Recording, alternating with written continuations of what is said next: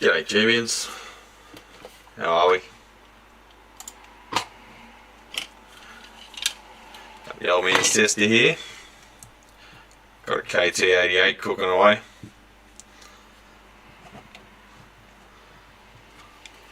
I don't even know how to work it, so I'm just going to leave it up to him. Good morning, everybody. Good morning, Mr. Man. We got a little task here. Brad's scored a whole heap of KT88s. Scored. Paid for. Paid for, yeah. I wish I'd scored them. Well, you got them at the right price, I guess. I got them. Yeah. So basically, they're all individual valves. We're going to run them through the tester and set the parameters at 250 volt plate, 250 volt screen, Match them up. minus 15 volt grid, and just see what the plate current ends up being. And we can also do a mutual conductance check, and we can get a comparison of how that relates to the plate current, because varying the plate current does alter the GM a bit, but not by a great deal. So when you see valves that you've purchased a matched pair, you'll find them at various plate currents, and the mutual conductance is a different figure at certain levels that they label them as. It becomes a bit deceiving because you can have a valve which is labelled as 5200 micromos, and you have and that might be at a particular plate current. Another one will be maybe 65 at a high plate current. So explain to them what Mo means. Good question. So Mo is ohm backwards. Yeah, it's the transconductance of the tube. It's like the opposite of resistance. It is, yeah. But it's that's why they put it backwards, because engineers have such a good sense of humour, right? Yeah. But I've always had a understanding of what the term is, but never Put it into words. Put into words, yeah. Basically means if you vary the grid voltage by a volt, you'll get a corresponding change in plate current. Mm.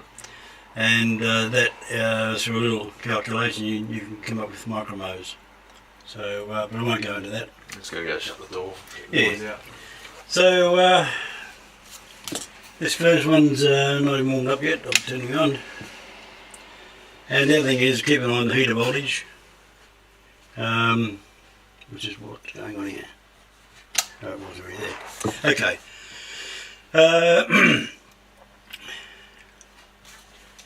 So basically there's 16 of these for a start, so it's going to get a bit boring.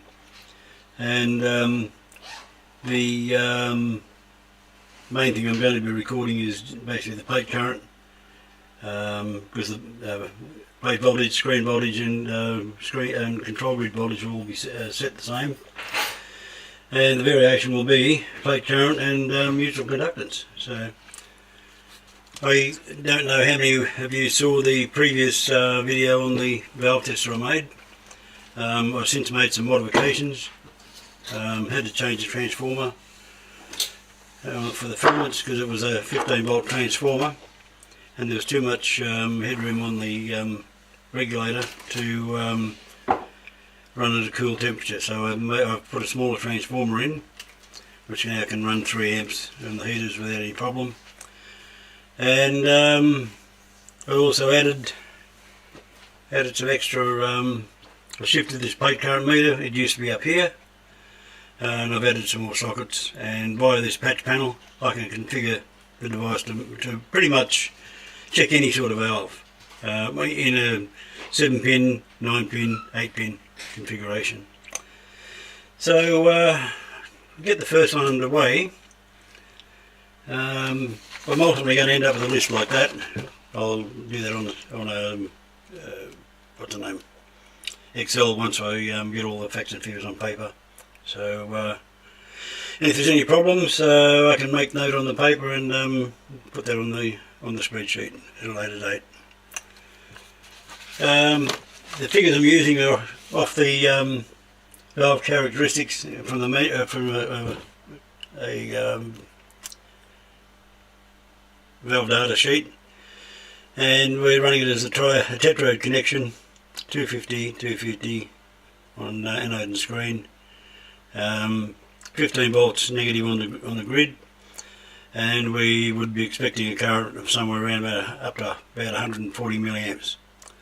So that will vary. Some valves will probably be within probably 10%, 5%, and but we'll see where we go with that. So we get the first one underway, and let's better check my.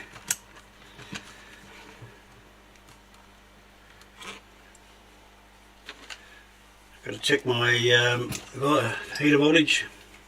Cheat by doing that there on pin 2 to fraction low, so I'll bring it up. There we got 6.32 basically, and keep a good check on the control grid, and we've got 15 volts, 15.04 volts. I think we'll worry about the 0.04, and we'll hit it with some juice. And we're just under 250 on the plate. I can't get that a bit higher because I've got it on the Variac, and that's the best I can get over it at the moment. And we're running it to what, 130 milliamps for the first valve. Now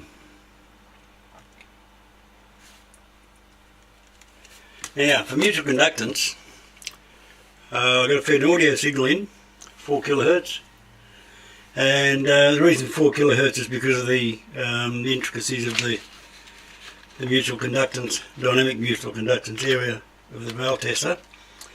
And 4K is just, well, the people who designed it, it wasn't me, I've just made my adaptation of it, is due to the fact that the filtering required to place the B plus at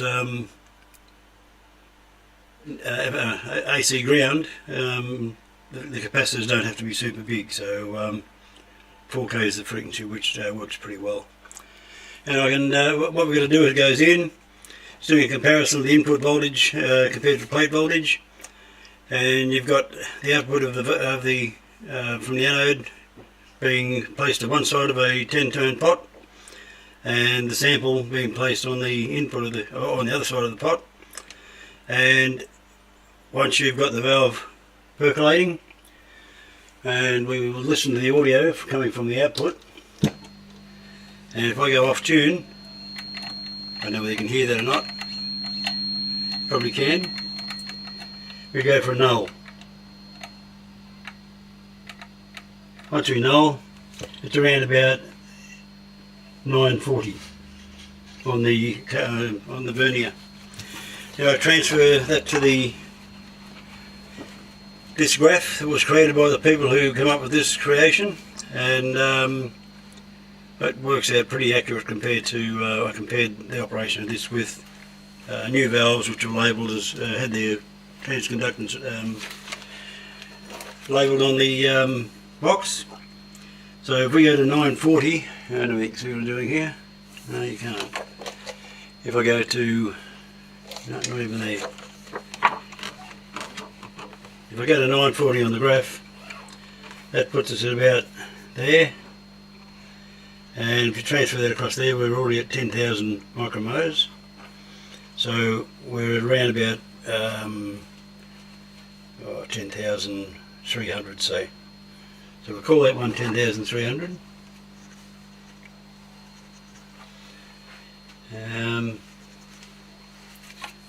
The specification sheet specifies a figure of around about 11.5, which is 11,500. So it's a bit low. It could be the valve, just we'll see how they compare as we go on. And that plate current is at 130, which I've already recorded that. So that one we can take out, turn off the plate, and better grab a bit of rag because it'll be hot.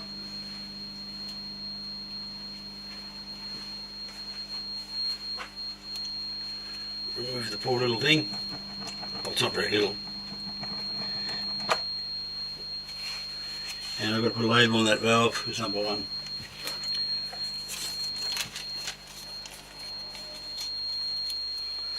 can keep track of it. And there we have it. I'll put that over in the cool down area and grab number 2.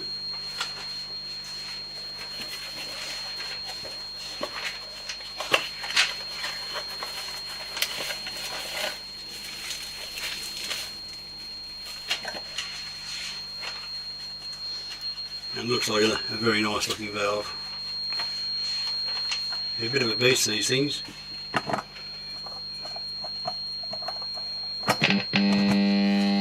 that's not good. Oh, that's normal. Warming up. Yeah, that's just stressing the poor old heater supply. Ah. They run a DC. Yeah, Right. yeah. Yeah, DC heaters. That comes into a little bit of a problem with testing rectifier tubes. The problem with that is the heaters are running DC, and that's referenced to ground. So on the cathode, which is your heaters in some of your 5-volt valves, you can't have that elevated at the plate voltage. So the approach to take with testing a rectifier is you go to the characteristic graph from the specs, the data sheet, and you look at well, you get some current on the, well, you've got to be careful and not turn on with full plate voltage, and you then wind up the plate once you've got it turned on, and you go for a current of around about 50 milliamps depending on which tube you're testing. And then you go to the graph and you can see that for 50 milliamps the voltage across the valve should be, say, 20 volts, 30 volts, 10 volts or something like that, depending on the impedance of the internal resistance of the valve. So that proves to be a pretty reasonable method of doing it. It's just you've got the extra step of going to the graph and then transferring the current across to the voltage and then seeing what voltage we've got to get that current. So what have we got there?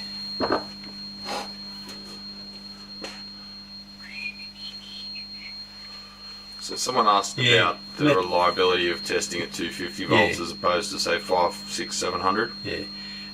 From what I've read and what I haven't actually tested one at 500 or 600, but what I've done is tested a pair of valves at 250. Confirmed their balance and paired, put those into a working amplifier. I've got a 120 watt 2203 basically power amp section, and then just check the settings in actual operation in the amplifier, and they're spot on. You end up with exactly the same bias voltage, and you end up with the same dissipation in each valve. So I mean, there is a possibility that a valve may arc at a higher voltage, but could be. I'm not selling these valves. No. I'm using them here. So if I install them in an amp, I obviously monitor them as I bring them up. If there's any issues, I put that valve aside and mark it, and use it as a wind chime. Yeah. But basically, I've from what I've been testing so far, lots of EL34s, 6L6s, EL84s, 6V6s, and if a valve's going to arc or break down, it'll do it at 250 or even 100. So usually from damage during shipping or whatever. Yeah. So I think it's fairly safe to do it at 250 and be confident you're not going to have a failure in the valve, unless there's a loose element that's floating around and vibration may cause it to break over. So no, that's pretty good.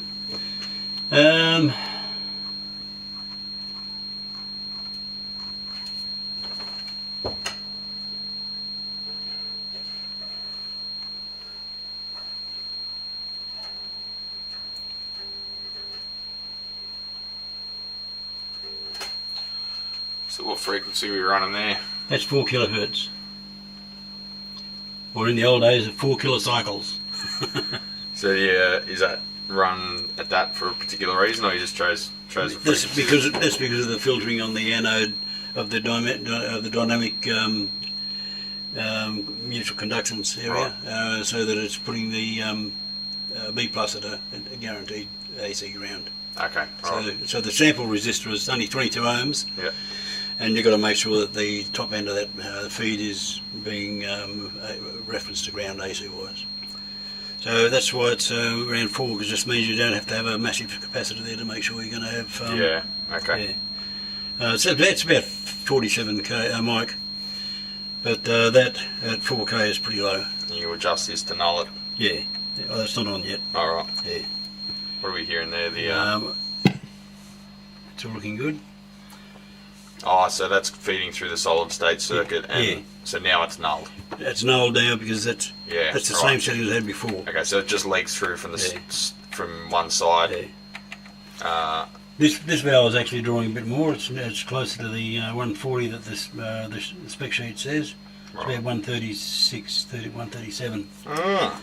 So that one, even 137, the mutual conductance is nulling at exactly the same place as the previous valve, which is at 130. So we don't, like the fact that I'm getting a reading of 10,300 is not really all that important. What the important thing is well, for comparison of one valve to another, this is proving that even with a slight difference in the plate current, the mutual conductance is still the same. But if you drop the plate voltage too far, which will mean you'll have less of plate current, it will change the mutual conductance fairly significantly. But if you're going to put them into an amplifier, each valve in a push-pull pair is going to be running at the same voltage, so you can end up being a fairly safe assumption that the mutual conductance will be pretty accurate as far as balance goes. And besides, if you're 500 micromos off one way or the other, no one's going to hear that, I guarantee it. So it's not like matching in general. If we're in the ballpark, it's good enough for rock and roll. I think what I've read on some of these valves, hi-fi is different, but no, some of these sites where they I can't think of them, but the one I looked up, but sites where they actually just do bulk runs of matching valves, they go within about 10%. So 10% is pretty safe figure, and I think we're probably within that anyway. All right. Let's put that on the clean channel, still on drive channel. Yeah. Okay, what else have we got here? Who's been talking? Wiz 75 YBA. I don't know you guys, but you never know. If all the regulars. Yeah, I watch Red's live streams, and I can see there a lot of his regulars, so that's good to see. And you never know, I might end up doing some live streams myself, if I get some gear. Some of my junk I've got at home, so yeah.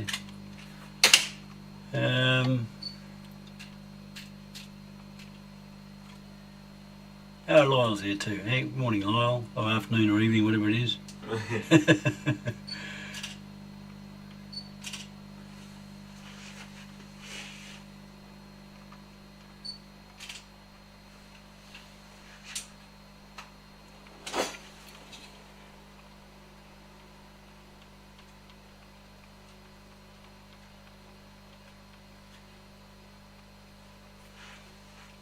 Yeah, I'm not too sure about that one, but anyhow.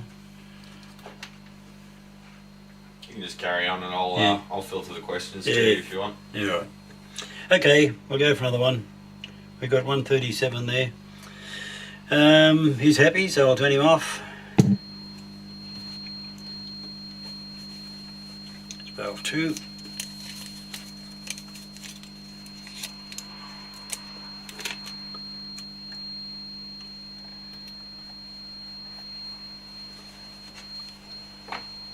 Victor's talking about whiskey.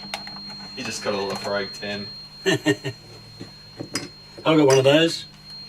Lafroig's good stuff, mate. Oh no, not a Lafroig. I've got You've had it before. Yeah, I had one, but I've got what I was thinking of was the Ardbeg 10. Can't go wrong with the Ardbeg. Oh no.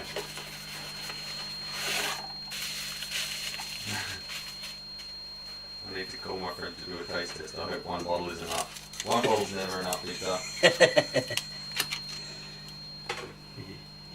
If one's odd enough, you'll know it next morning. Oh, for variety, you're not going to drink the whole thing. Yeah.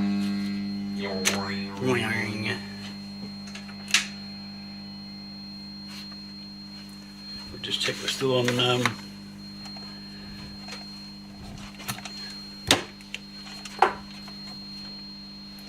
Yeah, it's pretty good.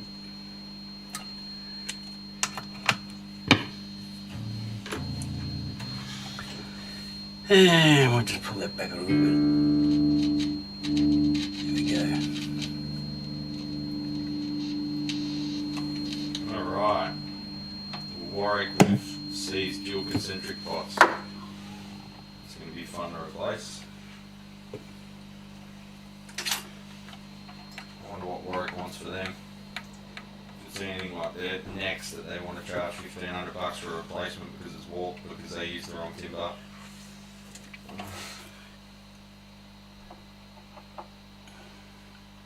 Just waiting for this one to warm up a bit and settle down.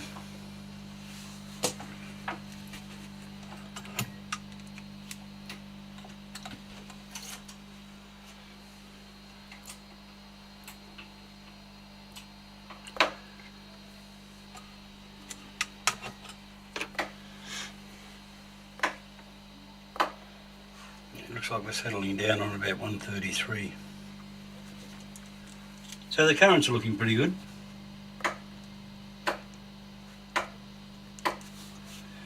And pretty much the same as mutual conductance, we're same reading as we had before.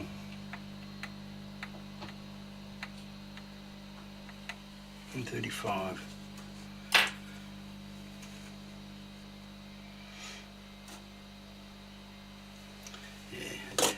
Call that the same.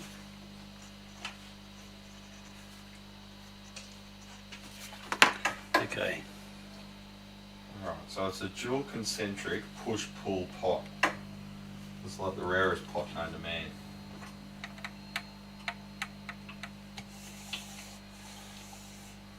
Awesome. Alright, we're going to the next.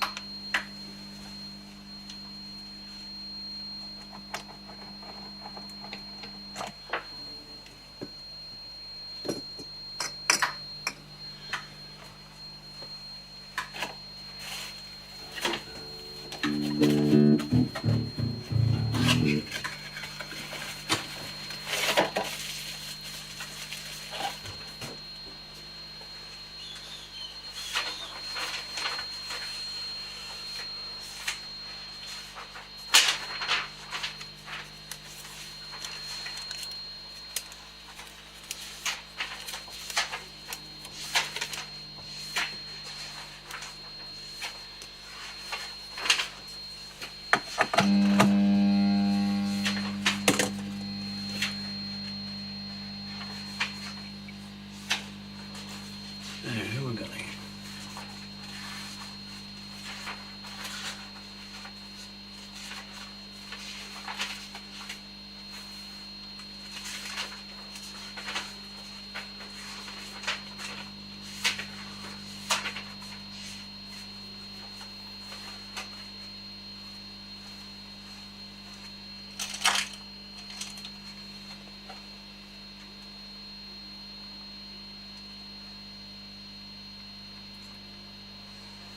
Do you know what brand tubes these are, Brad? Yeah, just reading that. So it's Audio Precision, is it? I'm not sure. They're rebadges. They look like Softex to me. Audio Research. Audio Research, right? Yeah. Yeah, I'm not sure who made them. Yeah. I think it was a rebrand. I think it was a rebrand for Softex. Okay. I believe they're Softex. Okay.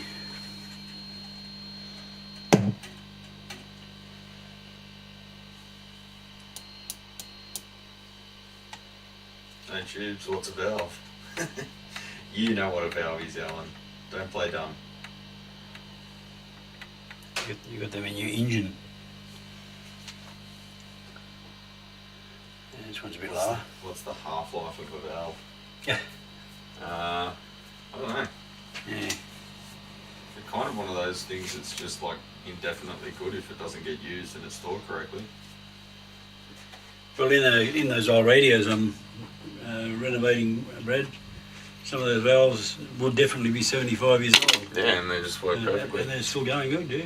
It's one of those things that's a little bit like vinyl. If you take care of it, it's just indefinitely good forever. That's right. I mean, eventually, you know, the heat death of the universe and whatnot, but pretty sure we won't have to worry about that. G'day, Brendan. How you going? 30 milliamp, same deal. Mutual conductance, spot on. That's a game joke. Oh, Half-Life, the game. Right, got ya.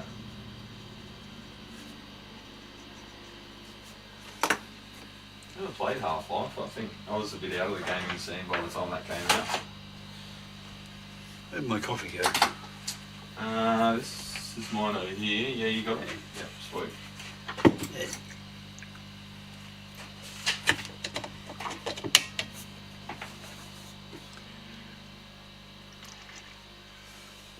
That's good. That's good coffee from Melbourne. Alright, well that's pretty much settled down. And once again, 130 milliamps, so they're looking like it's pretty easy to match these up. You plug any one of these with any other one, you'll be pretty close.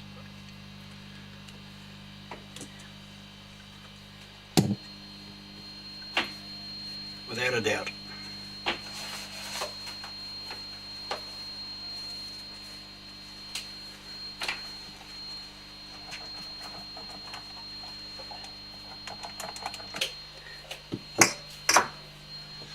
Yesterday,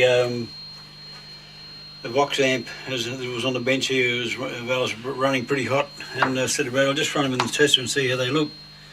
And they end up being on the plate current with 250 and 7.3 volts on the grid. They should have been putting out up to about 48 milliamps, and they're actually, I think it was 48? Doesn't really matter, but the figure was actually about 17% down on dissipation on the plate current. And once we ran the amp, the power it was producing was about 13.5 watts or something, nearly 14, which is approximately 17% down on the output power. There you go. So there's a direct relationship between that. And so it's proved to be a fairly handy little device. I was beginning to think it was a bit of a waste of time building it, but definitely not. So John Williamson, not the artist, the commenter, has just mentioned Audio Research is a Mike Marks group tube, so Sovtek and a bunch of Russian tubes rebranded. Okay. So there you go. Very good.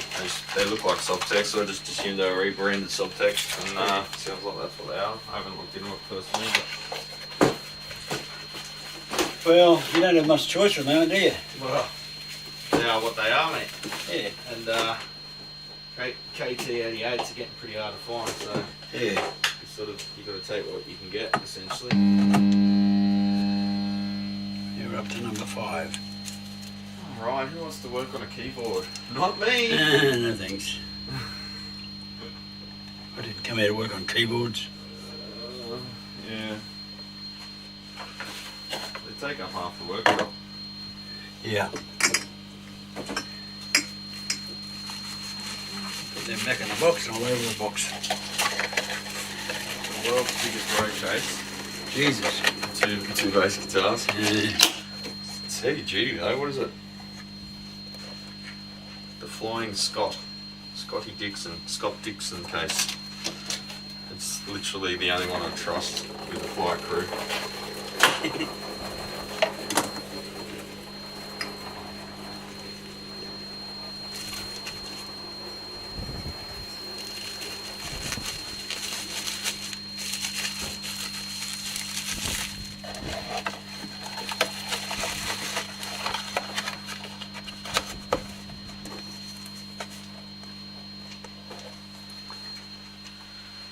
Anthony finally made it to a live stream. Welcome, champion.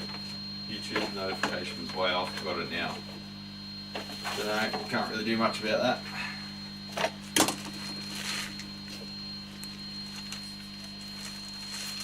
Pretty boring live stream, sorry guys. Yeah, we're just chatting away, but yeah, feel free to turn it into a Q&A, champions. If you want to ask anything, go for it.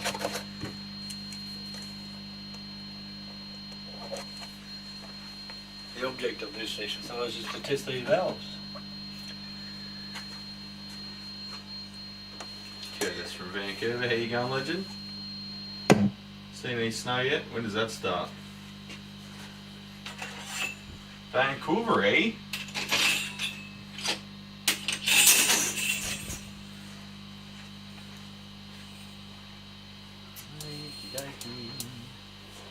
I've got a Sigma with a crack top. Sorry, I'm just working away on guitars in the background, legends. I'm liking that one. It's actually 140.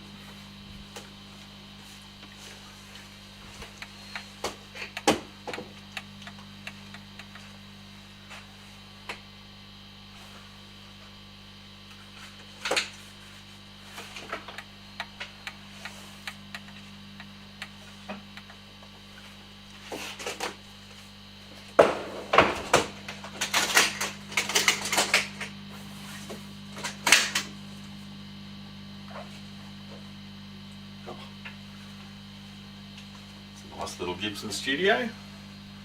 Don't often see the white ones. Wow. Got the typical lacquer burn. Someone's filled it in with more lacquer. Doesn't really work that way.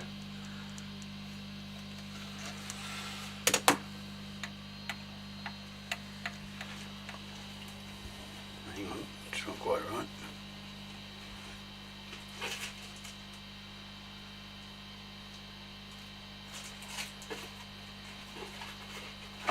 Gotta put some E&Gs in it.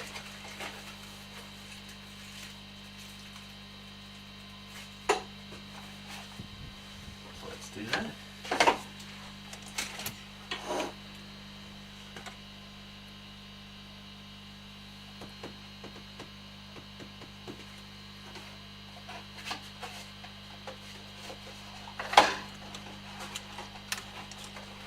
While designing a t-shirt for the channel. I've already got my designer, just got to send it off, and I've got enough money to order them. I like to see orders of, 100 or whatever t-shirts. Should get them for Christmas though.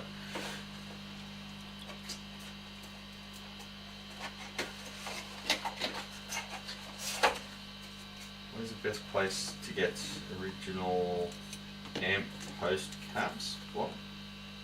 Post caps. Hot caps? I think you had a typo there, Brendan. Can you just clarify? Alright, so we're getting the EMG 81 in bridge. And the 85 in the neck. Classic configuration.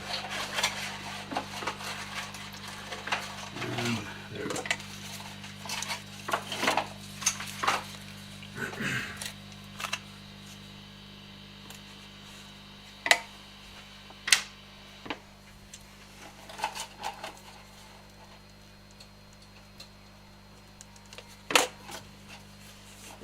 There you go, Kenny.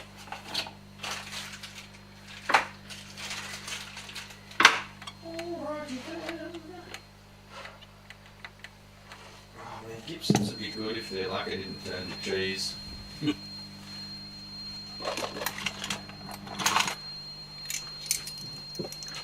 Matt says that's a sweet homebrew tester. Thank you. You can't test homebrew. If you pour a homebrew on it, it'll probably spark. Yeah, depends where you pour it, right?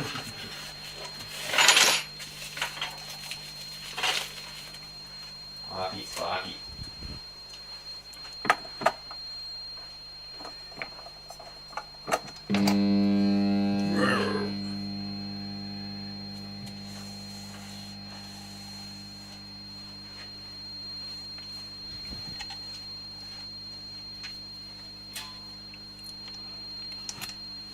Yeah, Think about the t-shirts. Should I go through somewhere like Teespring where they just produce them locally to wherever they're ordered?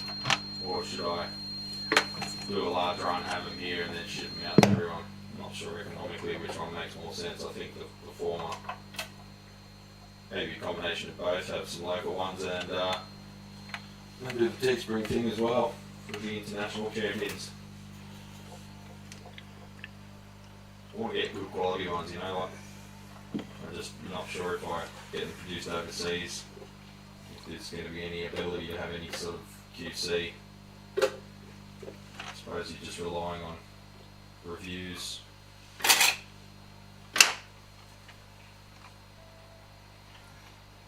Alright, we're ripping this one down to the guts, this Gibbo, so I'll just rip all the electronics out, except for the switch.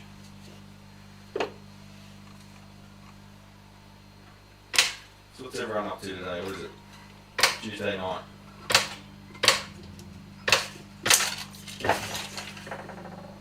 You're probably procrastinating doing something more important if you're watching my channel. Typically the way it works. Yeah.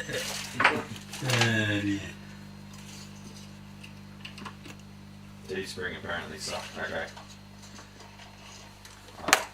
I haven't heard that, but I haven't really looked into it, but yeah. Rest easy that before I go ahead I'll do some research.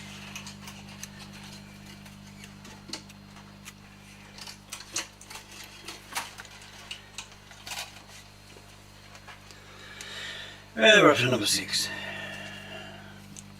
10 to go. 10 to go? Yeah. See, oh yeah, because I had 2 dead ones. Two those, yeah. 2 broken ones. Yeah. Which goes straight to the wind chime fund. So I've got a nice, well not nice because it's fucked, but I've got a Al-Nico blue here, which is blown. I've been trying to get in touch with the Speaker Hospital to get it reconed. They're in Concord, Sydney. But every time I ring, he's like, "Oh, you were the guy that wanted the recone on the Al-Nico blue. Oh, let me get back to you. I'm in the middle of something, but I'll call you back." And that's happened literally 6 times now. So I'm just like, dude, do you not want to do it? Like, it's fine if you don't. I'll just stop bothering you if that's the case. Just let me know. He's like, no, I'll ring you back. And he never rings me back.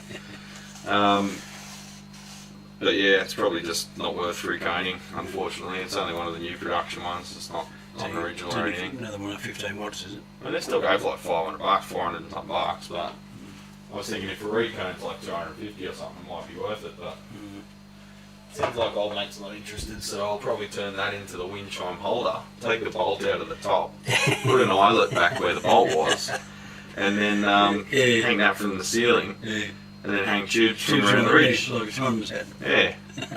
That'd be good, wouldn't it? Yeah. Hang out in the rain. There is a place in Melbourne you can buy kits. Kits, recone kits, yeah, but you see what they're worth? No, well, it depends what speaker it is. They got a whole shitload of...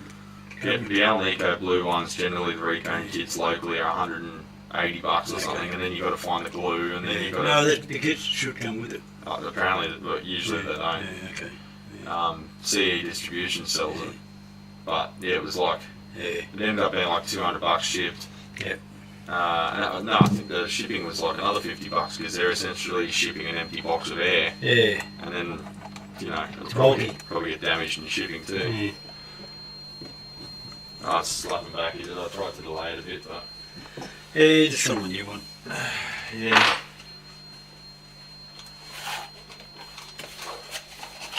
Yeah, I've got to double a chorus to my voice because I'm moving to and from the mic. I've got a headset mic on over here. His dad doesn't like the headset, so I'll just put him on the overhead mic. Oh, that was one of you did. Did you separate those? Thought I did. Maybe they ended up mixed back in, or is that another dead one? I don't know. Don't tell me they're all losing vacuum. No. Oh yeah, that was up the back, was it? Yeah, right. Yeah, it was in the right in the box. No, it wasn't there. I'll just put an egg. Lost back. Is it in the cardboard box? Yeah. The crate? Yeah. We've got a third dead one, maybe they're losing vacuum. Yeah, shit.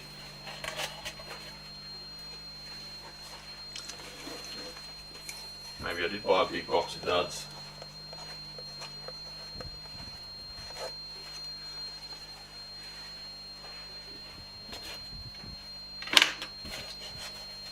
bum deal. Well, you know, I never get good deals, so. Yeah. Yeah, they ain't got that many, much in the way of good deals, are they? Never get a good deal. There's always some bullshit or work or some critical part that's unavailable. Yeah, these are the two dead ones over there, so that one's lost its vacuum since. Okay. Because I went through all of them. Yeah. Yay. Where's the dead one? In that cross pack. Oh.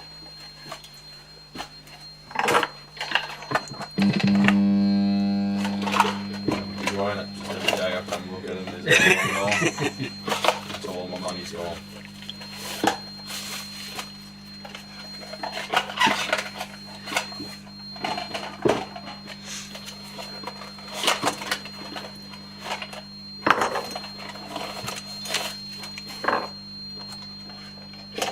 I don't know how they've been treated physically, but Yeah. so we're testing.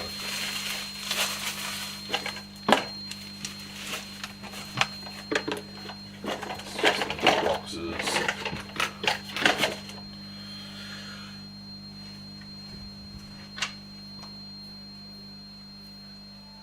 Do I have any experience with tube Dr. EF86? No, never bought one. Never even used an EF86 before, to be honest. I got some at home. EF86, is that it? Yeah. I got 4 of them Nice one. in that wideband tuner and preamp. Oh, yeah. That Mallard.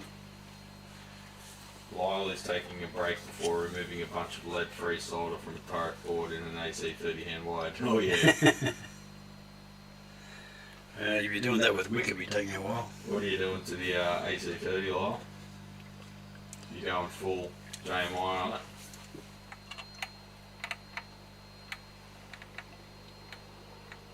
Richard Morgan is drinking too much whiskey after a day messing with amps. Cool. Who's Richard Morgan? He's a commenter, follower. Oh, okay. Serious amplification. How you going, Alex? I enjoyed your episode with Jace the other day. No echo cancellation. Well, I did a test recording before streaming, and it sounded more or less right. But as I move further away, I guess it's going to change too. And wow, recones in the States are typically under $100. That's one pricey cone assembly, 115 without glue. Yeah, well that's about $200 Australian. So yeah, not really worth it. Yeah, what's wrong with 4 kilohertz? Don't be a frequency racist, Lyle. It's part of the design, mate. Yeah. Making it into an AC30. Right. So the AC30 is pretty far off the market. The AC15s aren't too bad. That 15 I had yesterday was awesome. Pretty good. It was a limited edition one, which black. We have the traditional black Rolex. Real filtering, real tone stack caps, real pots, hand wiring, got better hands. Yeah, I wasn't too disappointed by the AC15 though. The soldering was pretty good. Yeah, lead-free solder, but you're always gonna. Yeah, it was easy to hit. You're always gonna get that. But it wasn't the crusty shit that Fender used. Well, put that oil in it first. Get some tin. Had some tin. Yeah. Reflow it with some 60/40. Yeah. And then suck the guts out of it. As they say. Well, it cleared the turret nicely. Yeah. Without doing that, you'd never clear the turret. Yeah. Lead-free's just, I don't know, it just tends to, like, better. It tends to better. Also can depend on the fluxes in it too.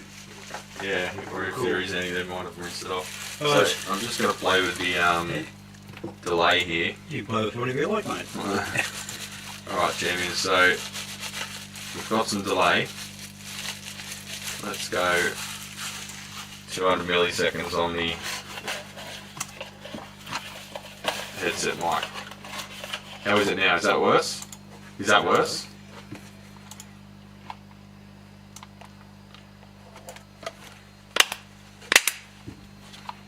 How's the delay there?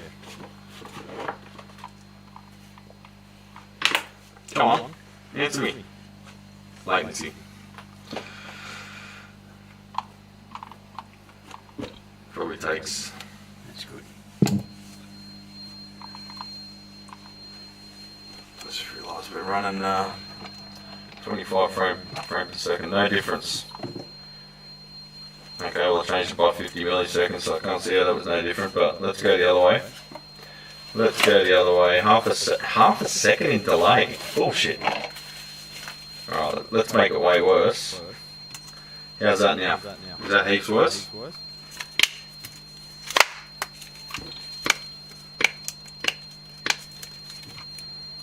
Yo. How is that? Worse? I'll just do a bit of recording, okay. Recording. Test. So that sounds like.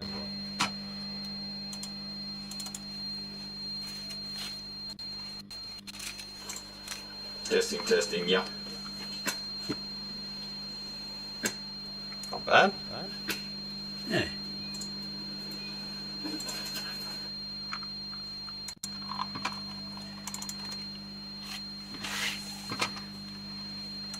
Oh, that was the wrong one. Okay. Recording. Test. Okay, so there's two delays. I think I know what's going on now. We've got 3 mics live. Yeah, we do. Turn that one off. USB video device, so it's picking up from this one as well. Okay, turn you off. Alright. Okay. Test. Test.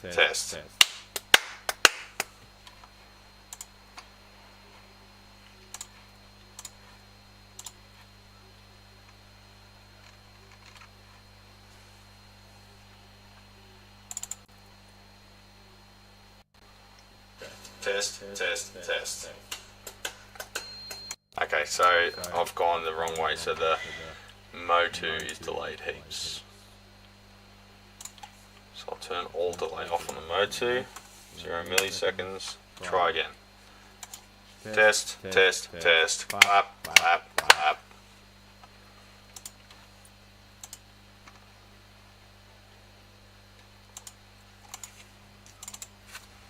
Sorry, I'm in your way. That's all right. Test, clap. Alright, now that's before.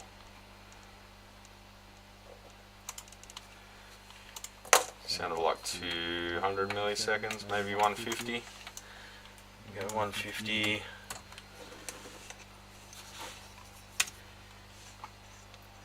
Start recording. Test. Clap. Blah. You funny guy.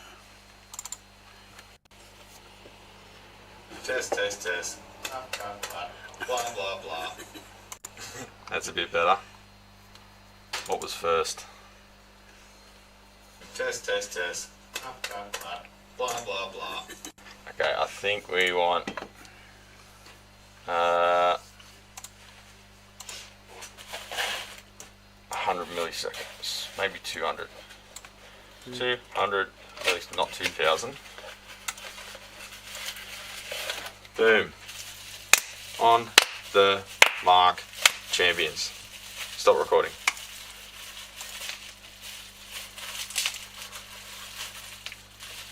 Boom. On the mark, champions. Alright, that's less than 20 milliseconds now by the sounds of it. That's good enough for you legends. There we go. Bingo. Is it better? Yeah. Fantastic.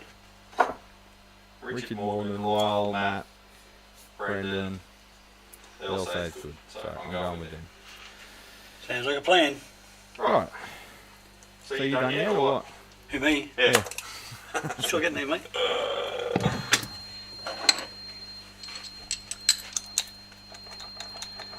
I reckon they're all pretty bloody good, actually. Pretty good. The ones that have gas still. Yeah. No, they don't have gas. Yeah. That's what I meant.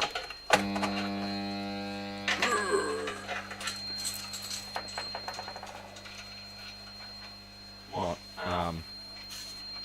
See what voltage that massive monster transformer kicks out. Which one? This thing. Oh, yeah. And run some KT88s? Yeah. You run 4 of them with that bastard. Yeah. Secondary 800 volts, center tap. 485 milliamps. Wow. It's an angry transformer. He doesn't want a dedicated mic, Curtis. Me? Yeah, you. Yeah. I'm shy. Curtis is asking why I don't give you the headset. Because he doesn't like things hanging onto his head. No. Can't blame him.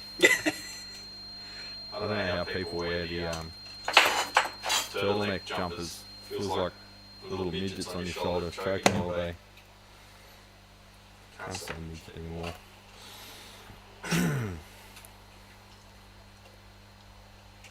Before anyone says anything, it's now because Brad moved farther from the overhead.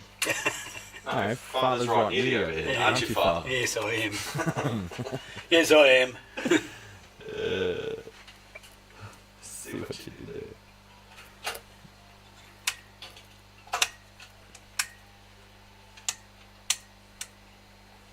That is a Tonka power transformer. It's a Hammond 378CX. For anyone playing at home, I'll give you the data sheet.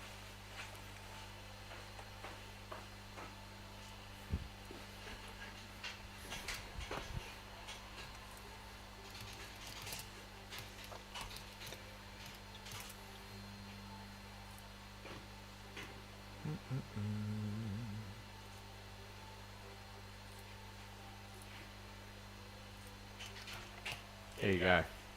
PDF attached. The only thing I need to get is a chassis made of 3mm steel to hold it. And a ridiculously large output transformer. I've got a 193M choke as well, which is 10 Henry at 300 milliamp.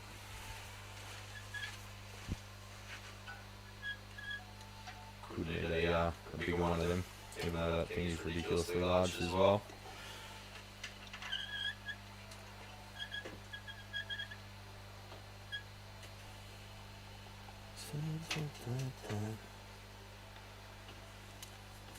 So the guitar amp repairs have slowed down a little, I guess. Now I'm getting all random other stuff like keyboards and hi-fi stuff and effects processors and that kind of thing, which is a little bit time consuming. It doesn't really make for good videos because I've got to figure out what the hell I'm talking about before I can say anything, and that's not really good viewing. Alright.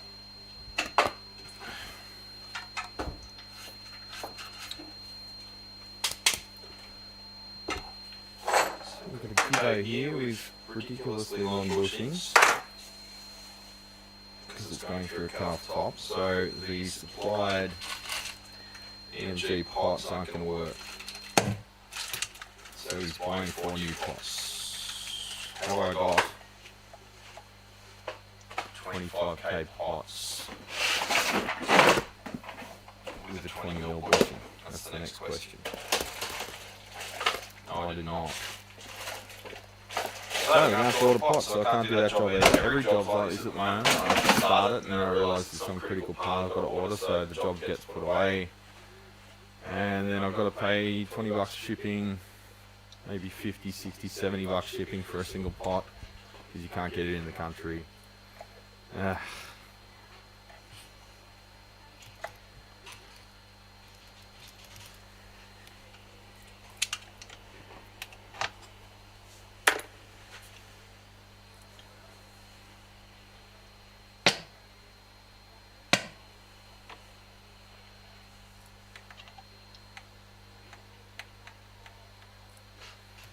25k. 25k CTS long shaft audio taper pot. $17 fucking dollars each. Great. $17 for a pot. I get them from CE distribution. How much will it be?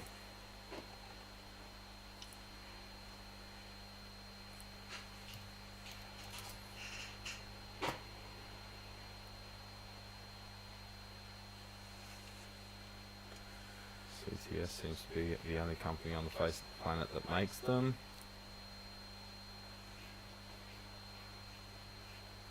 CE distribution don't even have them.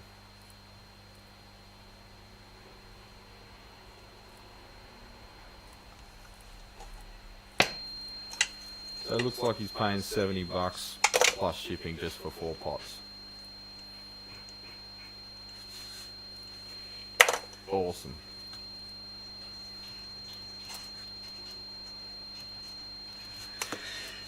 Okay, still going. It's a bit warm. What's it pulling from the wall? 41 watts. 41. Yeah, that's without a plate. Oh, without it powered up, yeah. 85 85. with plate on. Yes, I do hate you for living 20 minutes from Tube Depot. Depot. Gav, Coke Guitars, how are you, mate? It's good seeing you yesterday. Gav dropped into the shop. I didn't recognise him at first. He walked in, he's got short hair and a moustache. Last time I saw him, he had no moustache and long hair. He must be in witness protection or something.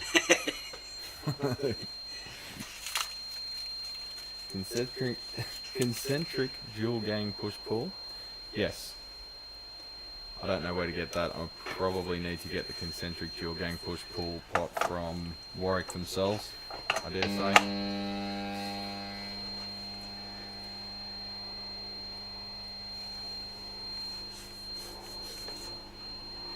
That's probably going to be like a $150 pot.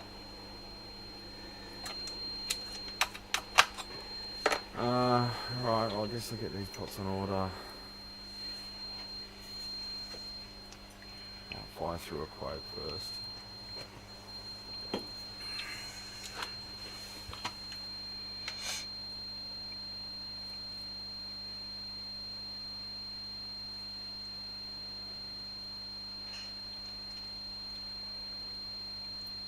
Yeah, I was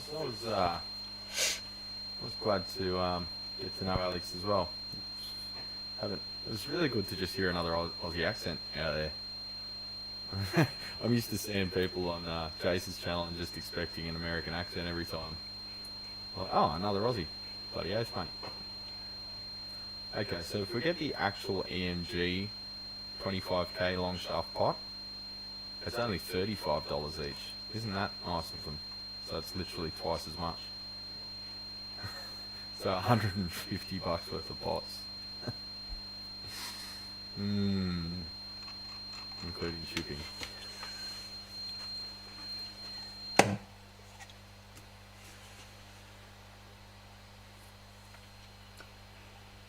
Well, fuck AMG then, because they look pussy as well. We get the CTS ones. Just surprised that CE don't have them.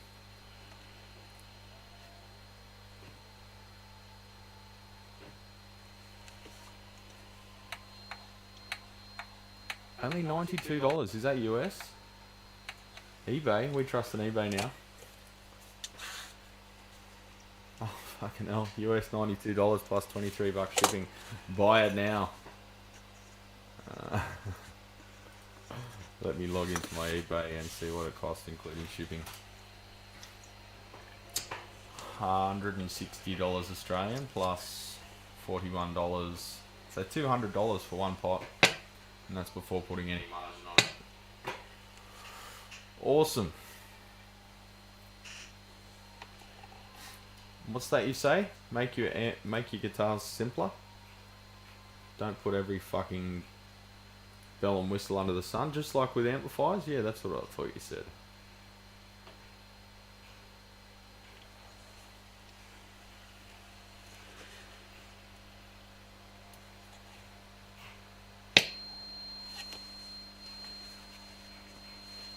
And he needs 2 pots, not just the volume and balance. He needs the EQ one as well. The other just plain dual concentric, which is probably only like 70, maybe 9, maybe 80 bucks Australian. Warwick volume. Warwick, let's go Warwick. I'll add that to watch list just to laugh about it later and maybe cry about it. Warwick dual concentric.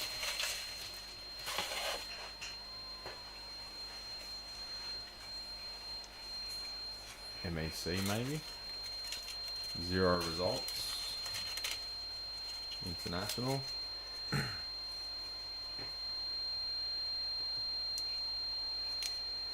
Why is it giving me tannoys? Okay, so that search that I just did should have shown up what I just had, and now it's not showing even that up. Well, maybe they don't ship to Australia. Hang on, I didn't even check that. This item may be subject to duties and taxes upon delivery too. So it'll probably cost me $200 to get it shipped, and then customs will ring me up and go, yeah, that'll be another $100, thanks. And I'll be like, why? And they'll be like, because we'll destroy it otherwise. We're just a protection racket and basically a organised crime syndicate. So do you want to pay it, or do you want us to smack it with a hammer? That's about as in depth as it gets. So I think Warwick are, I don't know, a little bit hard to deal with. I've tried to go through their local distributors and they don't seem to know who they are. I called one of them and they're like, oh, we used to distribute them but we don't anymore. And then I emailed them back and said, well, they said they're not the distributor anymore. And they go, oh, really? Oh, well, maybe try these guys. And I rang them and they're like, we're not the distributor, we never were, I've never even talked to them. So I don't know if I had a work experience kid that day or what. I'd rather not deal with them at all after that, to be honest. Because that was a bit painful. Give him a dark glass preamp. Yeah, true.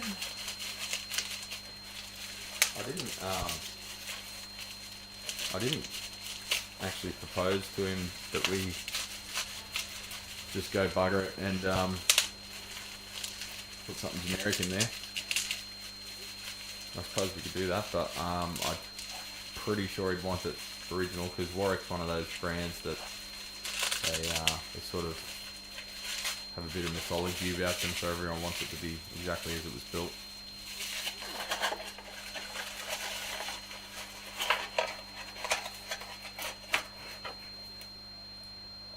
I love customs, and no one can tell you what you owe until it's already here, and then they hold you ransom because you've already paid it. It's so criminal.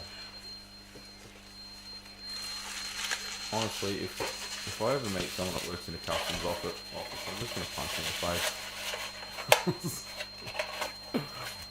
It's like if you meet a lawyer, you just punch them and walk away before they find out who you are. Warwick sounds like a wet log with passive electronics, yeah. I just used it in passive mode, and you're right, it does sound like a wet log.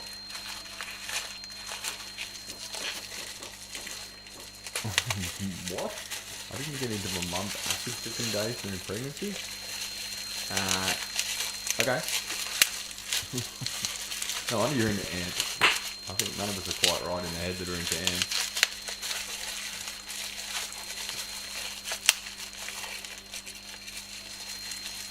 How you going? You done yet? Getting there, mate. Getting there.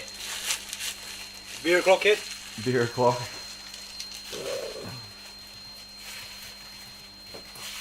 It's only Wednesday.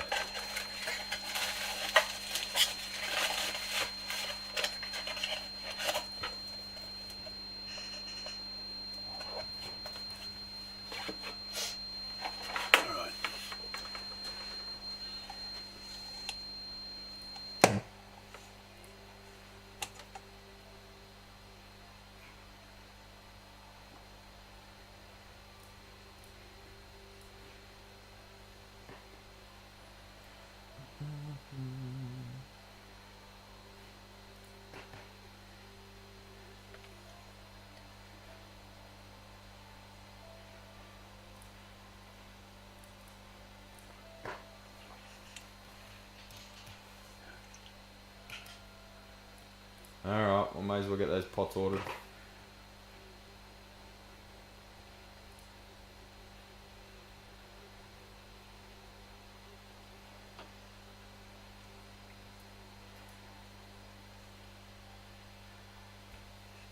Found any more duds? No, not yet.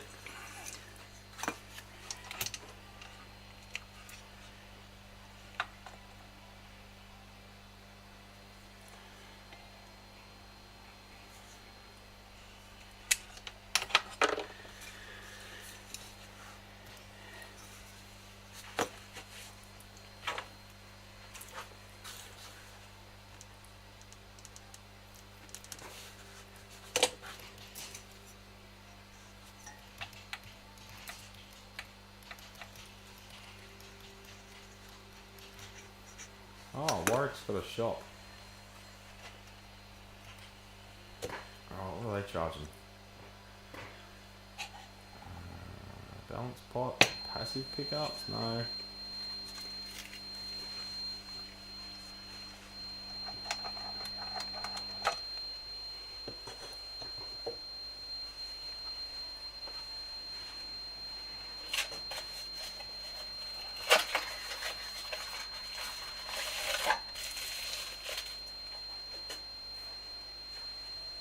Well, they sell the whole looms. Like a whole system for €182. That's only like double the cost of a single pot. So I know the system was €240. The big kid off charging that, eh? €240. 5 pots and a cheap little PCB.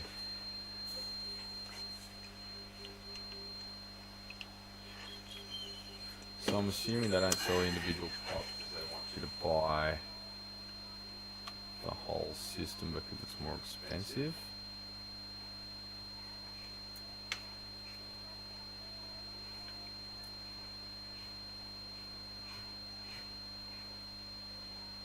Here's the pot. €45. Push pull pot for one for passive pickups. For active pickups. Okay, so the balance is 220k. I'm gonna have to take some measurements, but we're looking at €45 plus shipping if they send it. What often happens is in Australia you find these stores and you go to order stuff, you add it to cart, you go to check out and you select your shipping country, and every country's there except for Australia. And you email and say, why isn't Australia there? And then they go, oh, because you've got to go through your local distributor. So you ring your local distributor or you email them and they just don't ring you back.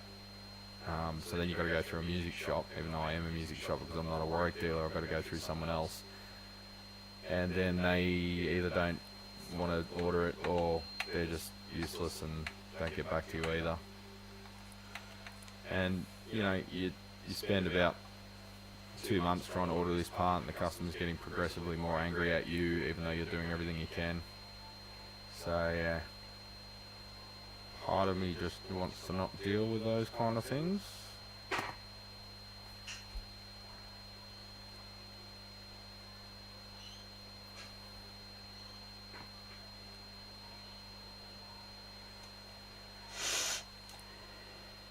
The worst was Rickenbacker. They are a bunch of fucking assholes. I literally never look at a Rickenbacker guitar the same way again because the people behind them are such fucking ghouls. I'll never suggest anyone buy a Rickenbacker. Literally anything, a Squire's better than a Rickenbacker, to be honest. They're designed so pathetically. The bridge is just inexplicably shit. It looks like it's made by a high school student in a metal shop. Like, they've just got chunks of aluminium flat bar and filed them into saddles, like there's still file marks on them. The tail pieces were made out of the worst quality pot metal ever, and this is on like $6,000, $7,000, $8,000 guitars. And the tail piece is cracked, and I sent the broken tail piece around the world twice because they wanted to see the old one before they sent me a new one. It ended up back in the country twice, and then they shipped it back over twice. and they just kept shipping it back and not sending us a new part. Trying to ask what's going on, no one knew anything. I ended up saying, well, fuck you guys, I'll just get one laser cut, and you know what, I'm going to sell it on Reverb. Because you guys are so pathetic, there's clearly a hole in the market here that can be exploited because you guys aren't worth dealing with. So yeah. So Rickenbacker are a bunch of cunts. Warwick, not sure yet. The jury's out on Warwick. I have dealt with them, and essentially manufacturing defects. They want you to spend $1,500 on a new neck and send the old one back before they send you the new one as well, to make sure you're not making fake Warwicks, because there's such a market for using an old neck and making a whole guitar around today.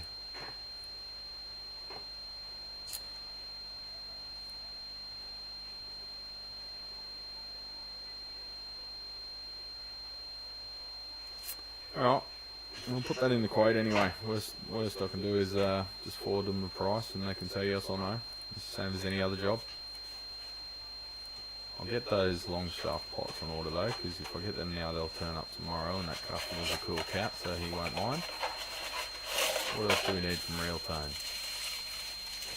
You want any pickups or anything, Dad? You right? No, thanks, mate.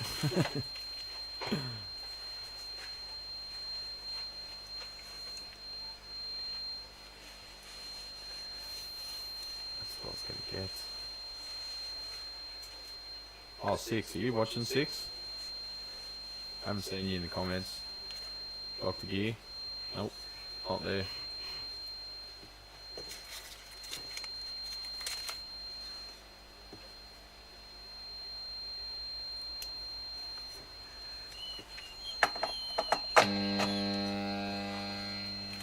Ablear sounds great, much better active systems than MEC, much lower pricing. Yeah, like Mesa, Alex. Just, it's easier to just not deal with them at all, find your own solutions. Fender's becoming more like that now too.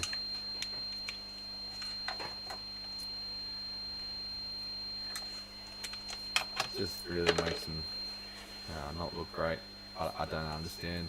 I guess not looking great isn't their priority anymore, because they're beyond that now. They're a mythical being. They're no longer a service or a product manufacturer.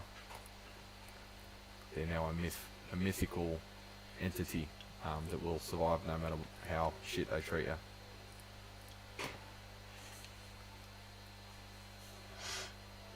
Buy instruments off companies that are thirsty, that want your business, that don't treat you like trash. That's all I got to say about that. Life is like a box of bales. Any electronically dead? No, Cool. you're very close. Yeah. The 130s, you could match up any of those with 133s. 133, 130s. So it's got to pick. We don't even need to make a whole spreadsheet, I don't think. Yeah, right.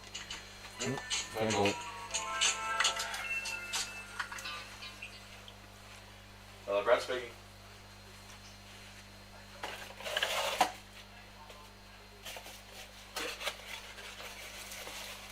Yes, actually I got to that this week.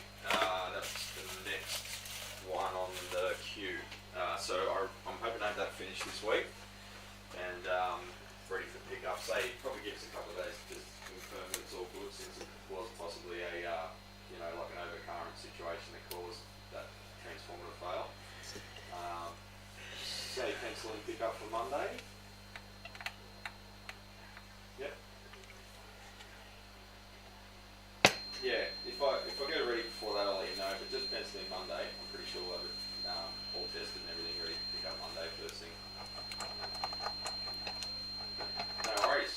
Keep an eye on your emails. I'll flick you the invoice as soon as she's ready anyway. No problem. Talk to you then. See ya.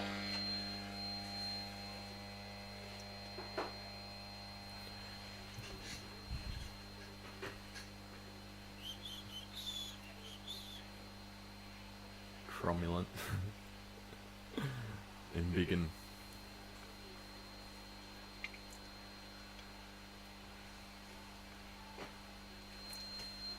Yeah, you might want to watch calling it that, Alex, because that could be like a bit of a DV reference. Call it a Bloody Mary. That'd be good, wouldn't it? Have it for breakfast. Oh, what, Jim Cox? What, you don't want my opinion? What are your overall thoughts on MOD electrolytic caps? I've got no idea, I don't use them. I've heard they're really good. I've heard of 2 failures across the board of pretty much everyone I know in the States and the UK using them, so I think they're pretty happy with that. I use AD because I just try to consolidate where I order stuff from. But yeah, MOD from what I've heard are great. They look suspiciously similar to the old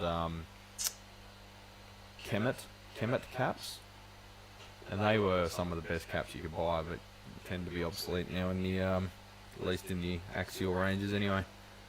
But the Kemet caps were like 10 or 15,000 hours, 125 degree rated Celsius, ridiculously great caps, and low tolerance too, like -5 plus 20%, which is pretty damn good for a electrolytic. Not that it's critical, but you know, it just goes to show that they're well built. Looks like my battery's about to go dead.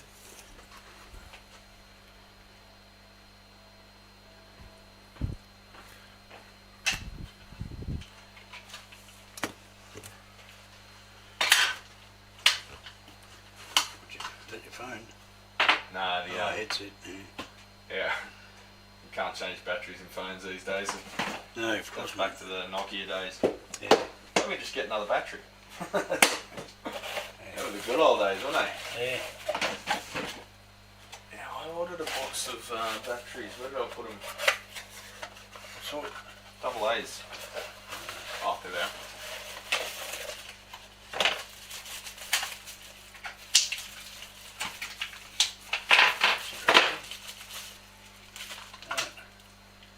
Oh yeah. Does that mean it's fucked? I don't know. Looks pretty new. Yeah. Looks pretty short and briny. It was still in the Bubble bubble wrap, wrap. mate. Yeah.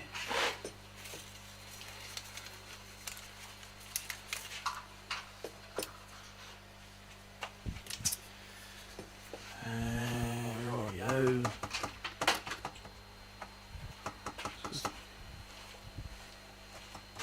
Phone over here. I'll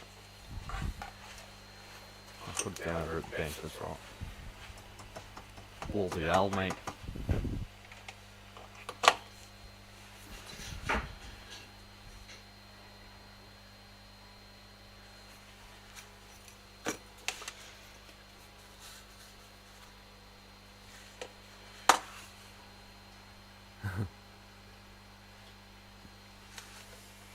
I got a tube amp Dr. Reverb tank to suit the what's your name?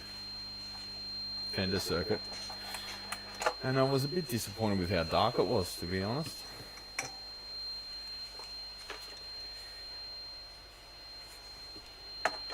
Yeah, serious, I don't know whether the black over, but I'd probably personally avoid it, to be honest.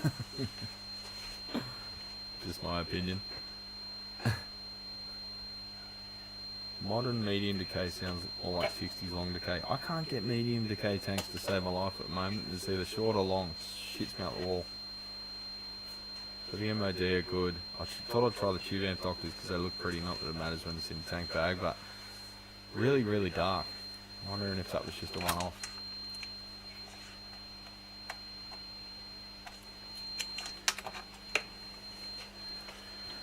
Oh, I'm just going to message him. Dr. Gear.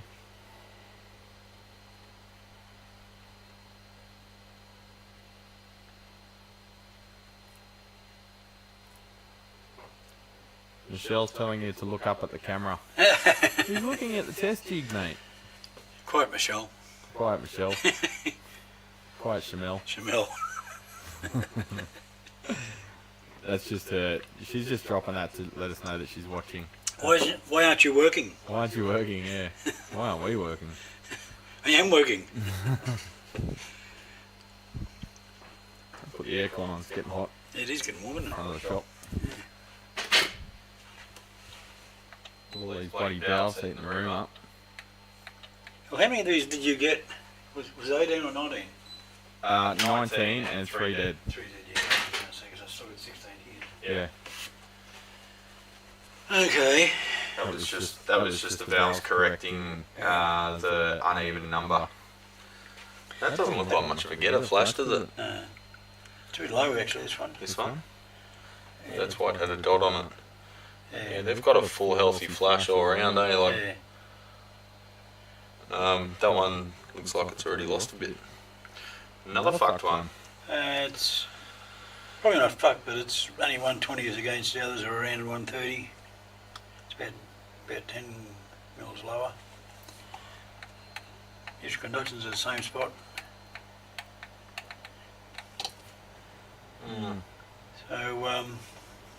So it's giving us a different reading. Yeah, 120. I'll just mark it and I'll keep an eye on that one.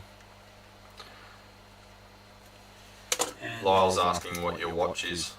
it's a Fitbit in a Chinese Chinese holder. holder because the bloody clip's broke. Is that an eBay holder? Yeah.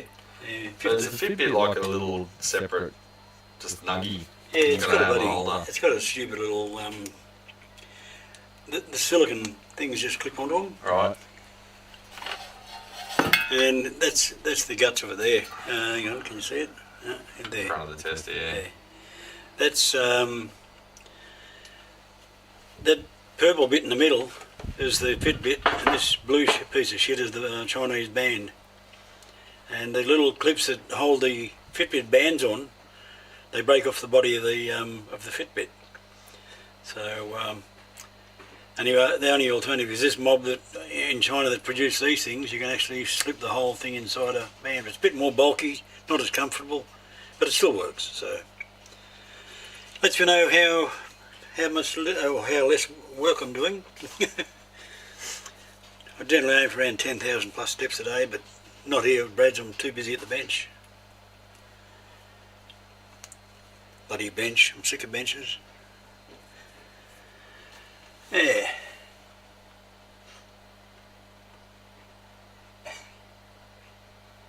Quiet, Kim Marie.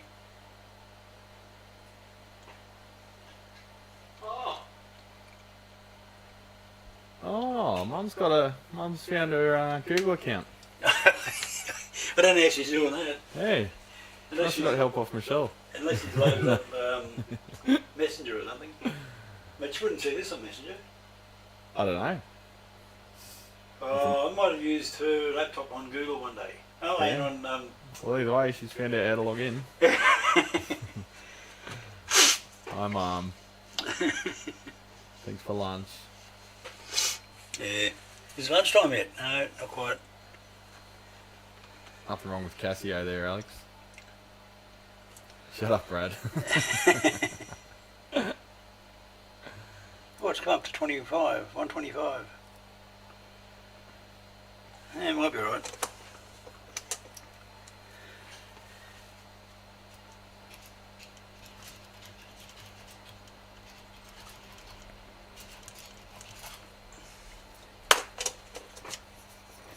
Wow. Alright. Everyone say hi to Mum. Hi, Mum.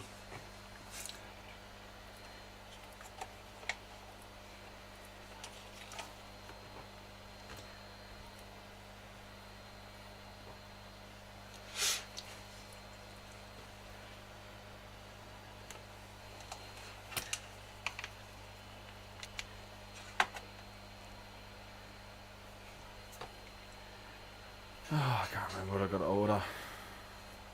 Let's save an order till the end of the day. I'll fire it off at the end of the day because I can't remember what else I've got to get. As soon as I order something, That one's actually finally crept up to about 132. Yeah, it's gone up. Yeah, hang on. Let's see what's happening here. Yeah, around 130. So it's settled down at 130. Oh, look out, Dad. Wes reckons Mum's cute. Good on you, mate.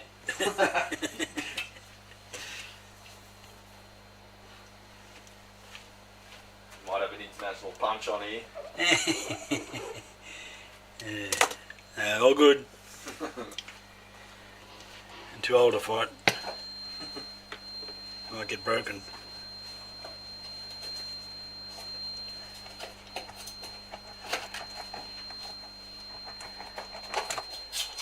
Fuck, they're taut. Yeah, they do that, eh? Yeah. The last one of these.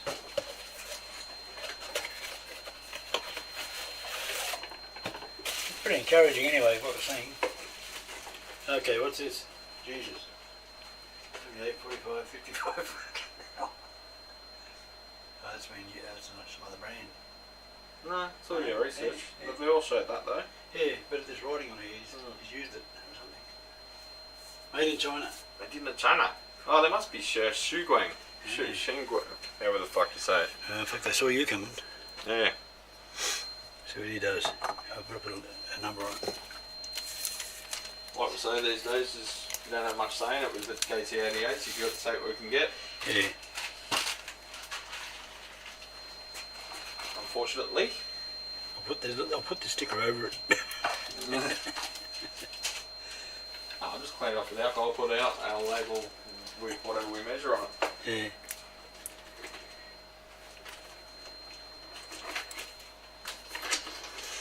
Let's see what it does.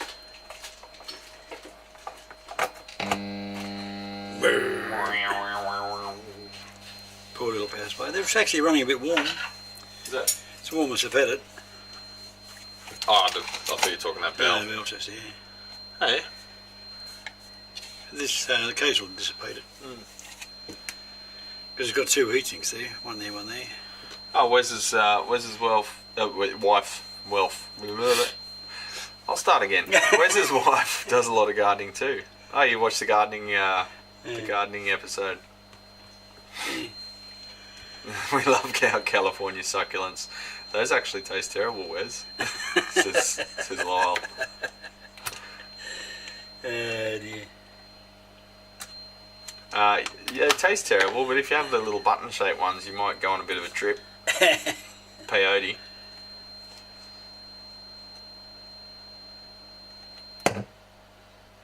So we've got a new accidental nickname for you, Lyle. Dad the other day accidentally said Lionel. Lionel, here you go, So Lionel. now you're either Kyle or you're Lionel. Kyle, Lionel.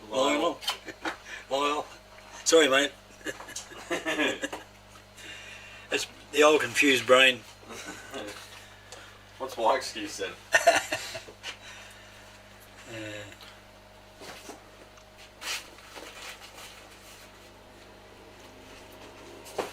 Totally addicted to bass.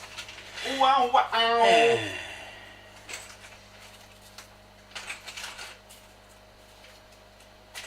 Alright, I'd like to put a guitar on my bench that I can actually do today, which would be nice, without having to order more parts.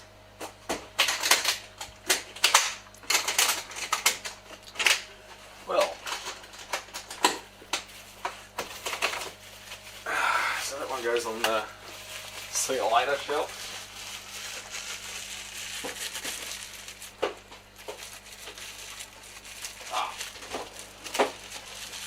Set up and service, what could possibly go wrong with this one? Don't tempt fate, mate.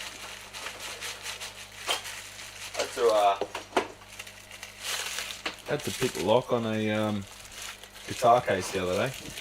Oh, that one with the two clip type things in it? No, it had a combination lock. Oh, yeah. So it was set to some random number and wouldn't open.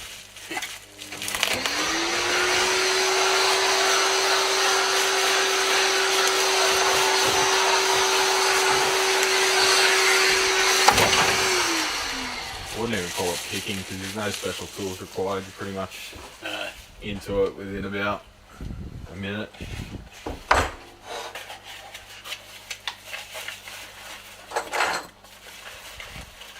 Alright, we've got tunings, standard tuning, Dario EXL 110s, dress nut face, dress fret ends, set up free trim service. Oh yeah, all the prep just sitting proud. I don't know if actually. Well, you need to set up. Yeah.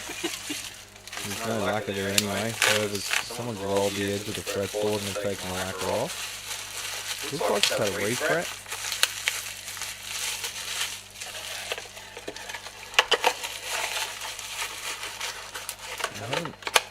Yeah, someone's refretted it because I can still see the sanding marks.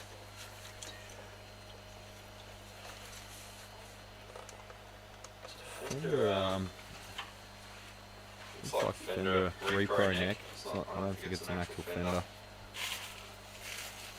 You can see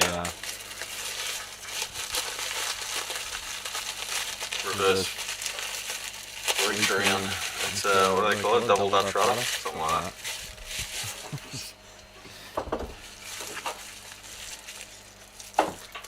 Check signal first.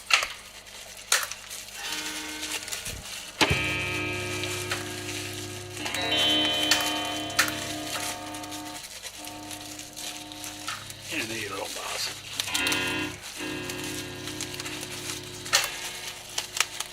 Alright, bit of a weird setup. Only two pickups, middle pickup missing, train control on the bridge, volume master, no train control for the neck.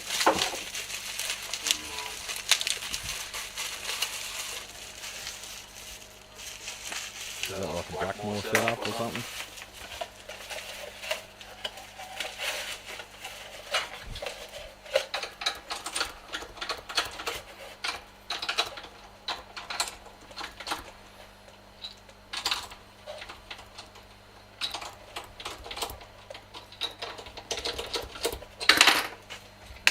Oh, Lyle sent me a link to a song yesterday. I haven't had time to check it out yet. I'll watch it after the stream. Listen to it. What is it? He sent us a link to a song. Get it stuck in his head.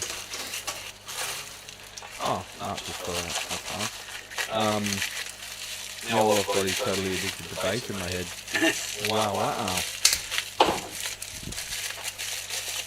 Look at that song came out. That was nice. Cool.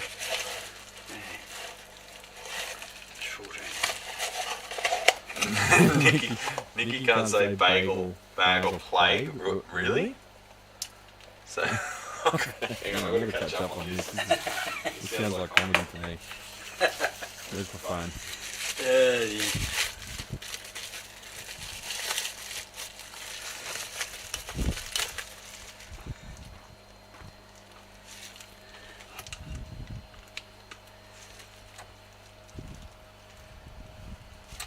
Alright, let's see.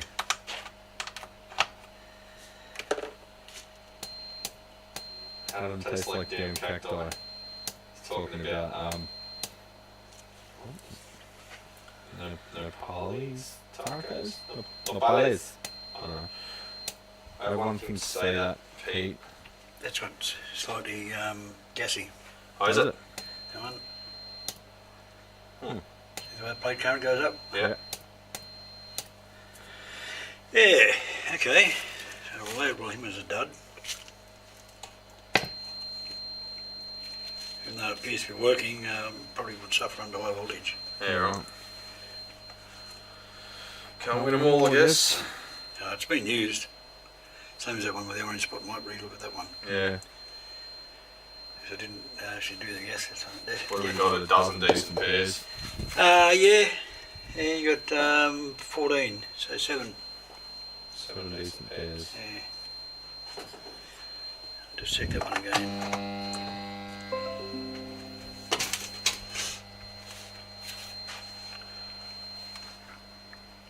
Notifications Windows giving me now.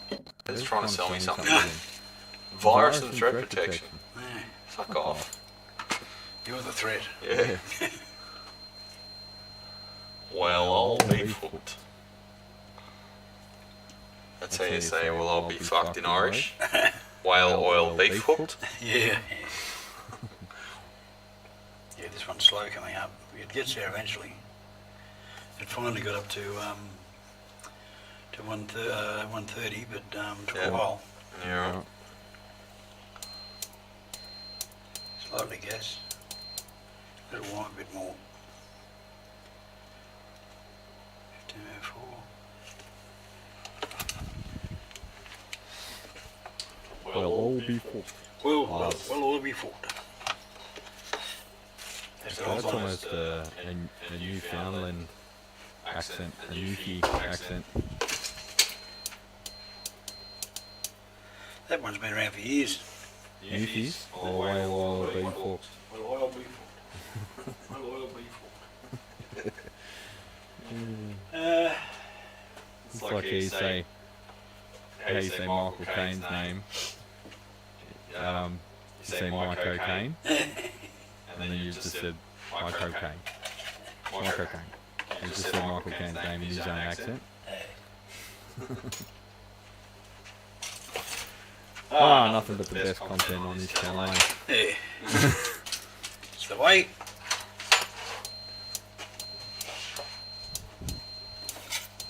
You guys are all going to have tinnitus after this. Listen to 4K. 4 kilohertz, yeah. Stop being a sook. At least it's not delayed. Oink. At least it's a best in sync. Watching your stream on Jason's channel, Alex. Everyone in the comments was like, oh, videos out of sync. I remember when I started on YouTube, no one gave a shit. They were just like happy to see video. You know, everyone's like, oh, the audio's not perfect, but the video's slightly out of sync. Like, yeah, but we're here. But yeah, improve, I guess. Improvement's the name of the game. Well, 16.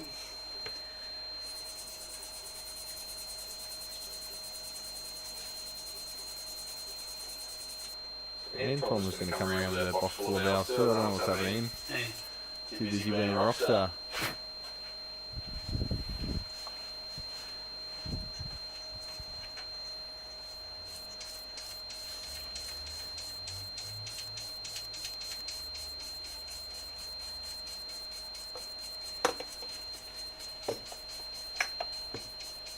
Yeah, I never saw that out of sync either. I think people just need to refresh their browser sometimes.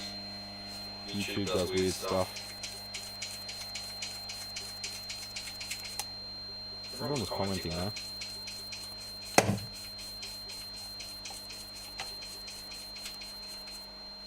Yeah, you mentioned your uncle had a fight with George Young because he was loopy.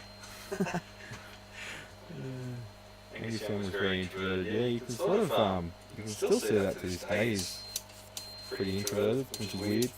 He's got a separate persona on stage in his real life. His on-stage persona was probably a bit of an escape, I guess.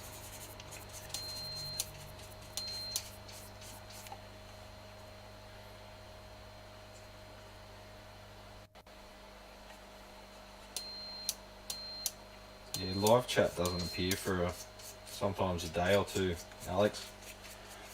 I think it depends how much saucy material's in it. The algorithm's got to figure out. Yeah, people say my stream does weird things, but it's only ever one guy.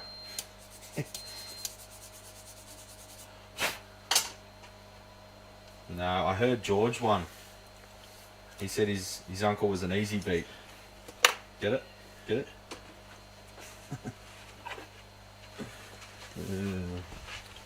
He named the band after bashing his uncle because he was an easy beat.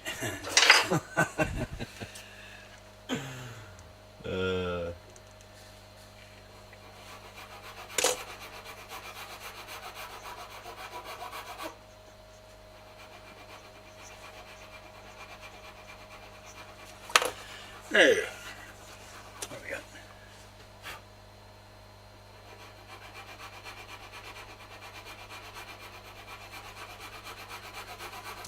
Oh, come on, Lyle, you love that joke. You wish you could come up with comedy gold like that.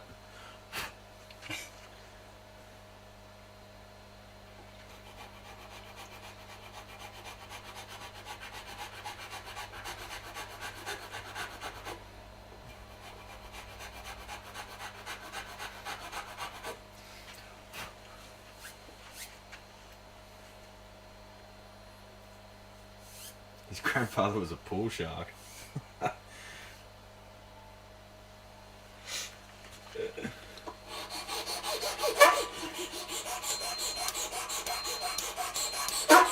Come on, cool your jets. Stick it in the bench for us. There you go, no more 4K. I love working on these relic guitars because you can drop a screwdriver on it, no one knows.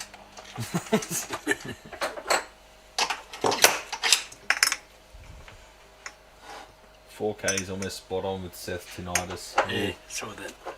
I've had it as long as I can remember. Everyone thought that I thought everyone could hear it shifting from 4K down to 2K. 2, 3, 4 years old. Wow.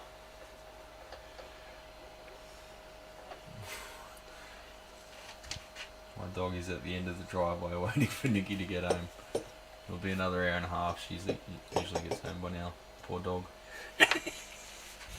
Dogs just have infinite patience for that stuff though.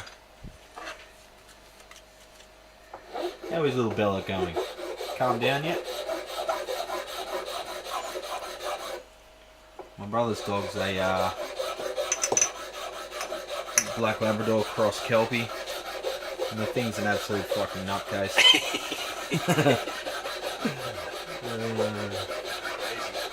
Just a total meth head dog. Just a tweaker dog. Well, I guess now we move on to some check some of these quads you got. Yeah, I don't know if they're matched or if they're just boxes of 4.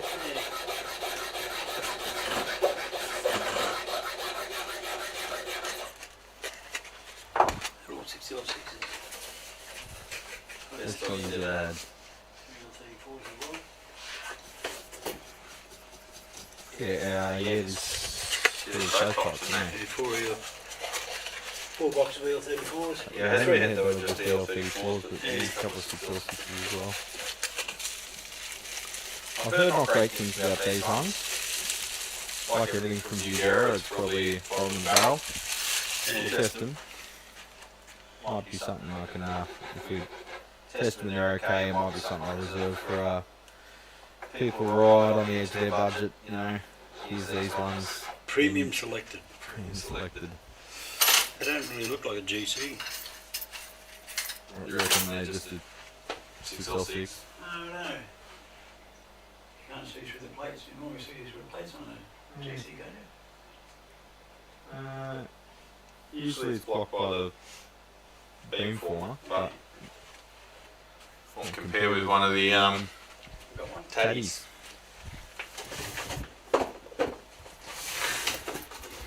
Shiny plates too. Here's some Tongue soles.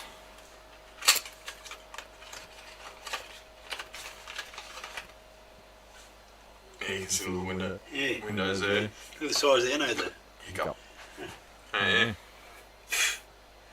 They're not even a fucking... Maybe that's why they... 5881. Yeah, maybe that's why they don't last long. Yeah. It's very small, isn't it? Yeah, that's the first thing that struck me. I thought, Jesus.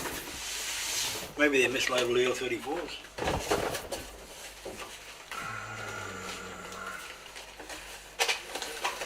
No, it's got a beamformer in it.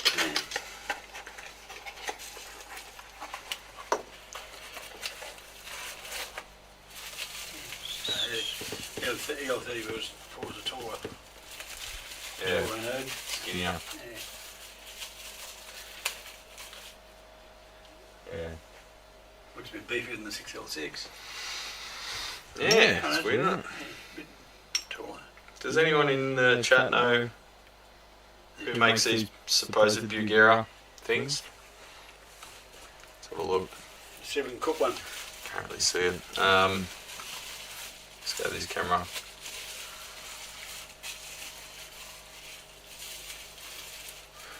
Alright, I'll have to take it off autofocus. Manual focus. Righto. Righto, you win, Penny Boy. So they've got a particularly small plate, black plate, no vent holes. Supposedly a 6L6 GC, but plate surface area looks like about at least 30% less than a bit doubtful on the 6L6. Then the ones we've got in stock would be Chinese. Yeah, all the Bulgaria stuff is, isn't it? You know, the beard provides a very good focusing point. You see the detail in the beard, and yep, I'm in focus. Yeah, made in China. Oh, All the best stuff's made in China, dog. I know that you can. we'll see what one does. What one?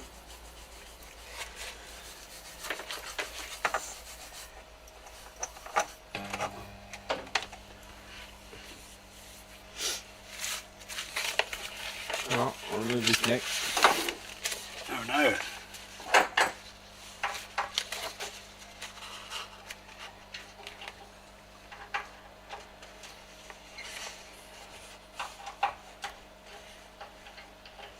Looks like someone slipped the screwdriver on his neck plate.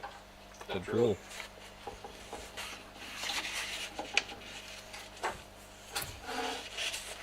Licensed by Fender.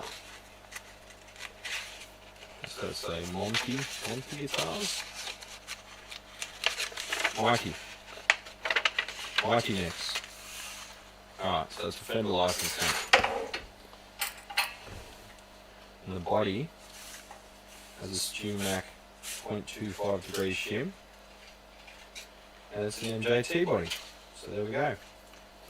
Mystery solved. Mystery solved. Does the base say TAD on the bottom? On the bottom? I don't think it says anything on the bottom, does it? What? Got another one of those 6L6s. Yeah, there's one there. Is that running? Oh, I can take it out. That's right, I'll just look at this one. It's fine. Take it out. Nope. Oh yeah, it does say TAD on the bottom. Okay. Jesus. TAD. Wow. Well, that's a bit of a... Who said that? That was Matt Fields. Check out the big brain on Matt. Bulgaria 6L6 was in, look like Shuguang. Is that how you say it? Bulgaria tubes are master tubes, which are boogie tubes, which are tubes, which are JJ tubes, which are made inside by MI5. Thanks for that input, Wes. Well done. Shuguang made the TAD base molds. Ah, if it says TAD on the bottom of the base, there you go. Shuguang. Lost audio, bro. Really? I don't know. It's still showing up on the meter. Have we lost overhead audio? No. Nope. Still there.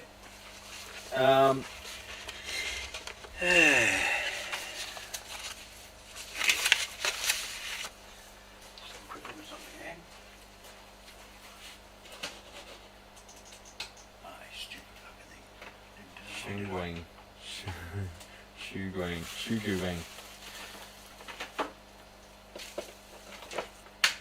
Ooh, Seth B suffering from food poisoning.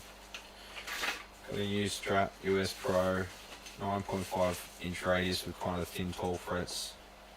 I like it more and more. I wish they were MI6. The ejector seat would be awesome. Check your headphones, Jim. Might run out of battery. Alright, diamond stone time.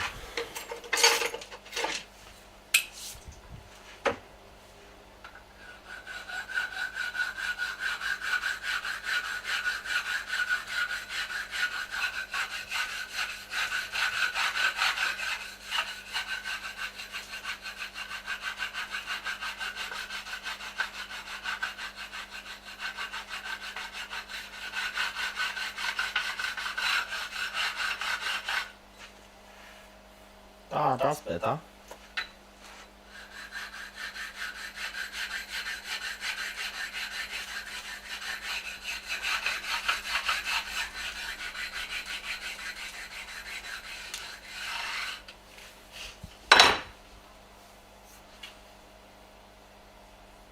Feels much nicer.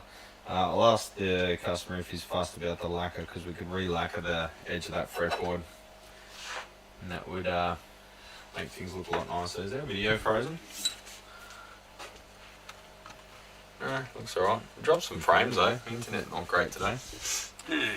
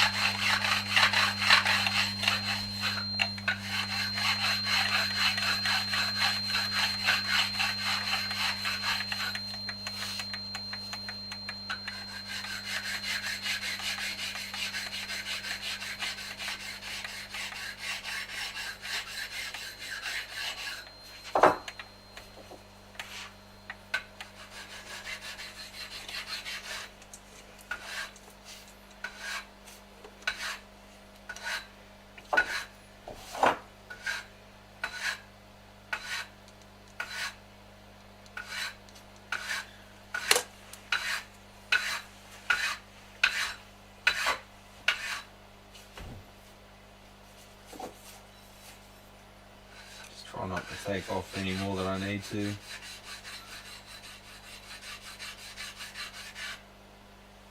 I think they're good. Alright.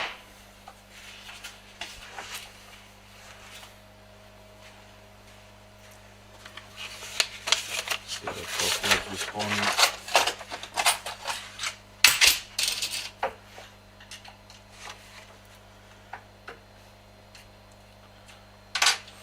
Metric truss rod, so made in China, and is responding, so that's good. It looks reasonably straight. More than we can say for the Warwick.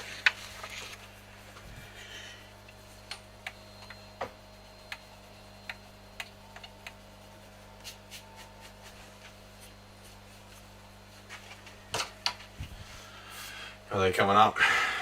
2, 3, 4, 5, 6. Yeah, it's coming close to the normal specs.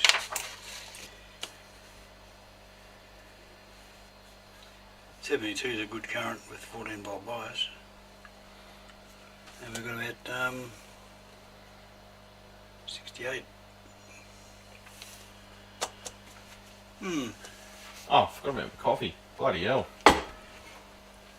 Oh, Jesus. You had your wheat bix this morning, didn't you? Why? No, I didn't Oh, have. fuck. Can't undo the lid. Didn't have wheat bix. That was Vegemite, mate. They're the multi-grips. Oh, I don't do that. Not that strong. Because it gets cooler and it sucks it in. Yeah. Well, I better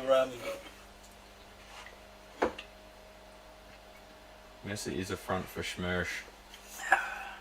amazingly hot, it's still hot. Yeah, these things are awesome. Yeah. The best product we own in this whole shop is these cups. Oh yeah.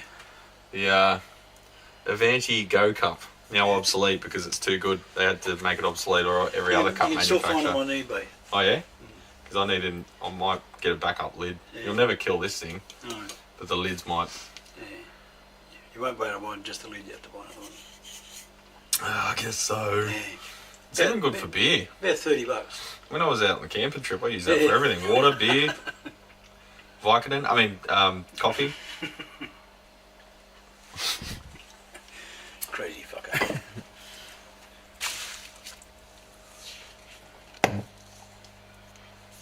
Have you seen the Goldie Demon Bee, Lyle? You'll be amused.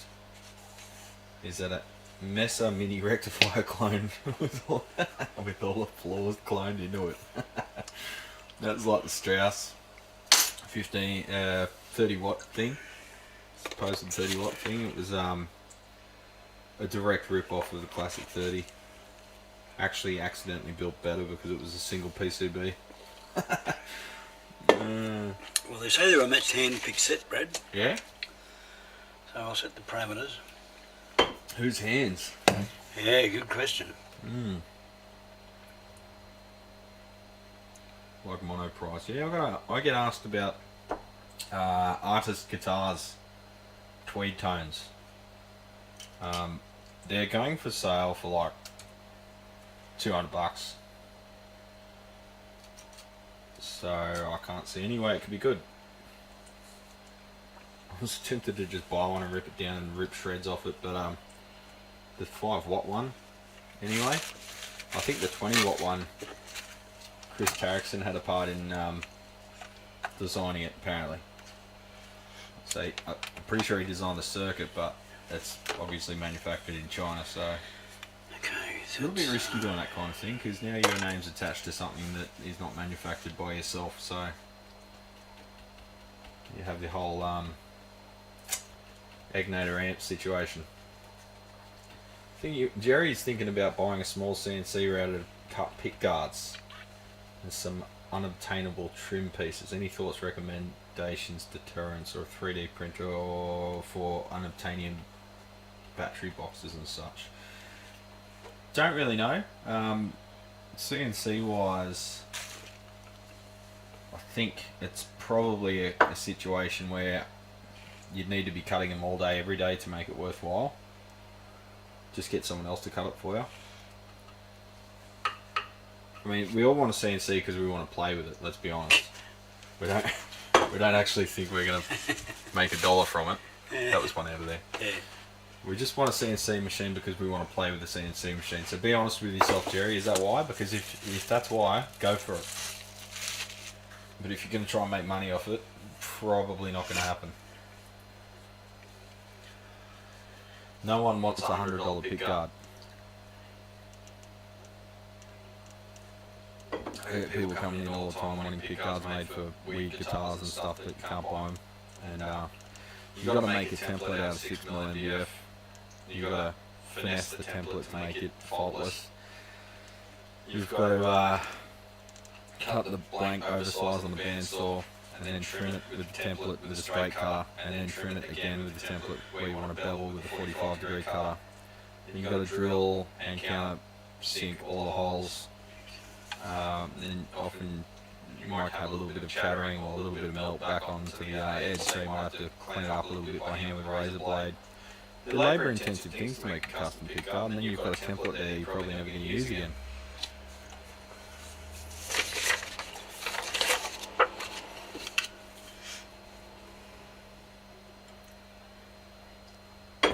Click the like button, that's right, Wes. You guys know the little hit like graphics I dropped in my streams. I'm going to do one that will pop up on the stream for 64 custom glass reverb questions. Is that because of how many people ask about that amp? Then you have to explain that it's not the best one to get, is that? No, that was the 67, wasn't it? The silver face monstrosity. Noisy thing.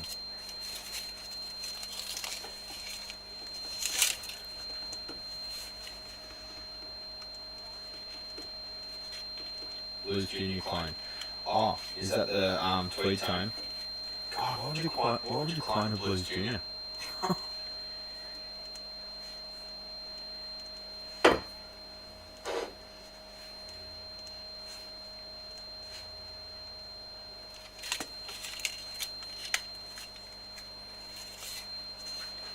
Oh, see ya, Alex. Get to work, mate.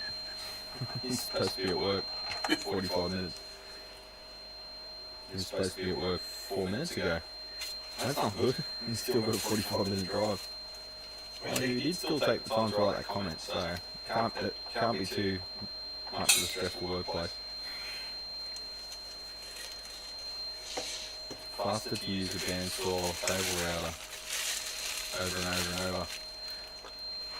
Yeah, well, it probably is faster to do a one-off with the bandsaw and table router, but if you were doing like 50 pick guards for a customer on a guitars, I'd just do a DXF and fire it off to a company that's got a vacuum dead CNC.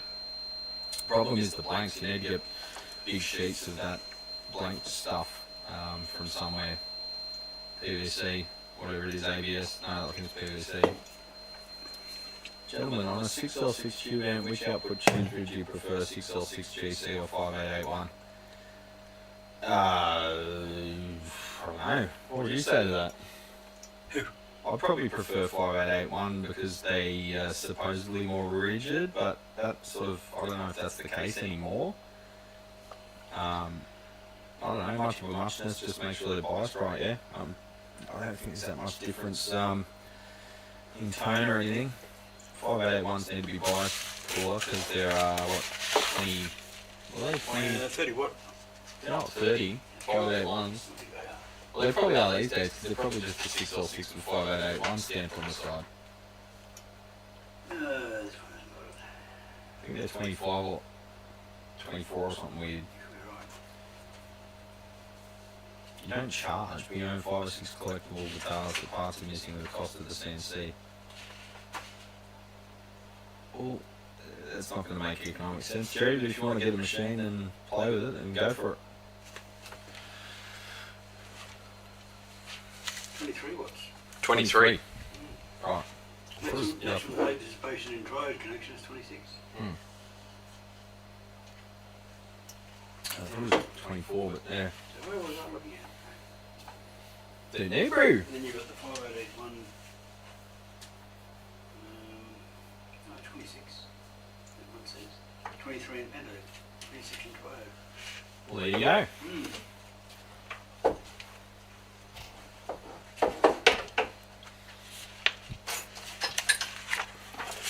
No, I was looking at these 6L6, they're supposed to be 30.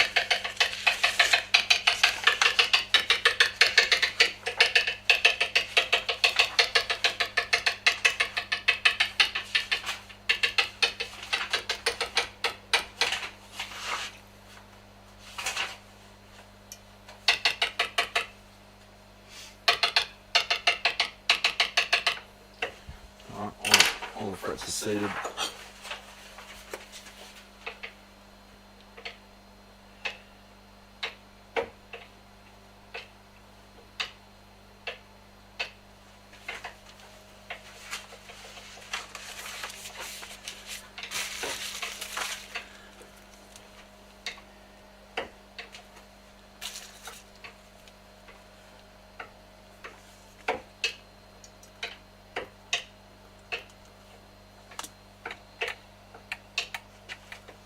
So far they're match, Brad.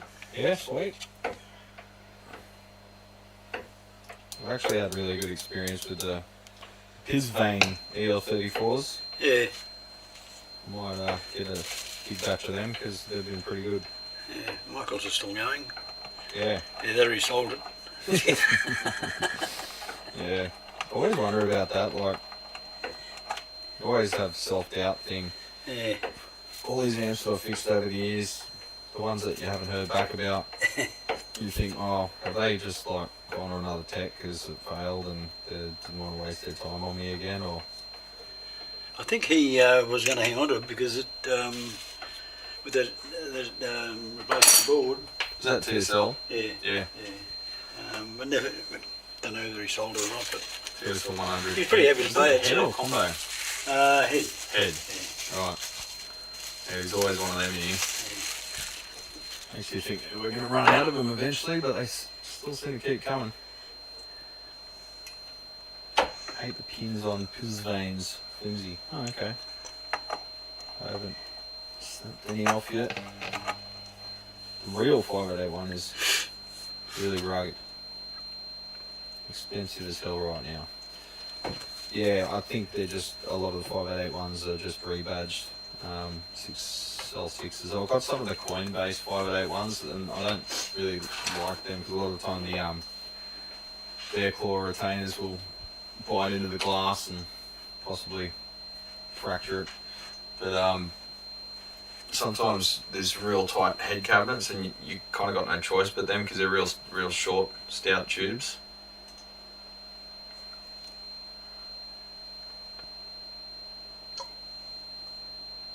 I've had a terrible experience with Pisvania 84s. 2 oranges I bought recently. Both had nearly half of the Pisvania, the microphonic or straight up broken glass. Yeah, I don't know how they get some valves so right and some valves so wrong. Their EL34s have been fantastic, amongst the best I've ever used. And then their 12AX7s are utter dog shit. Like literally 10 out of 10 with issues. I bought 10, I thought, alright, let's see what percentage. Nah, they're all fucked. Every single one of them was fucked. Couldn't believe it. Like, that's pretty rare. Even for, you know, JJ's electro-harmonics and stuff, usually you might get 1 or 2 out of 10 that are shit, but hard 10 out of 10 fucking shit.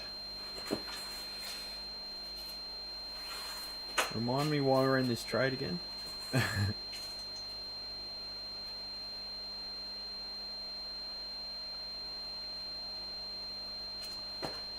Okay, I've got to order more Didarios. Damn.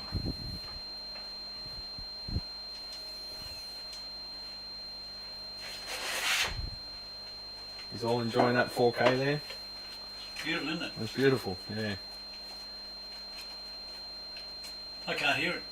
You can't hear it.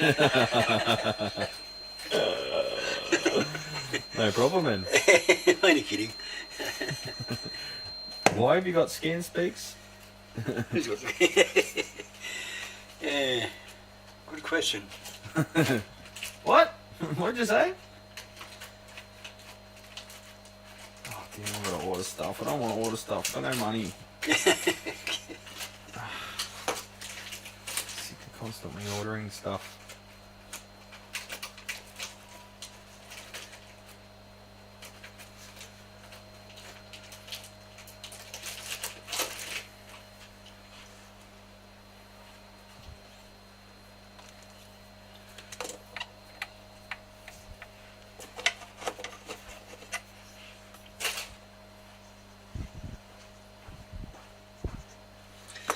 Yeah. No, the big gears mightn't be all that bad after all, Brad. What's that? The big gears mightn't be that bad after all. Yeah, nice. They seem to be working. Well, yeah, I mean, they don't make them, but No. I was just hoping wherever they got them from Yeah. wasn't a bunch of complete muppets. Well, they must be Chinese Muppets.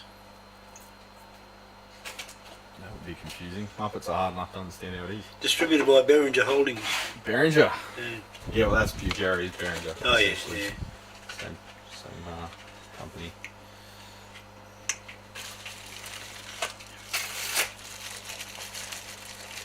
Not as much as the slapback delay.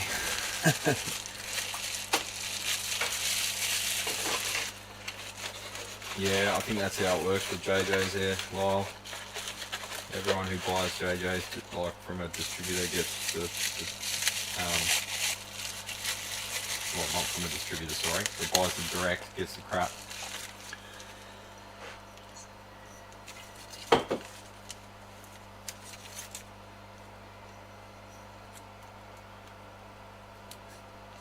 She'll bark, Bella barks and yells when an amp is oscillating, but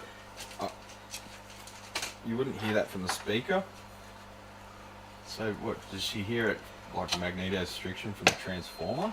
Yeah. 4K's gone. No.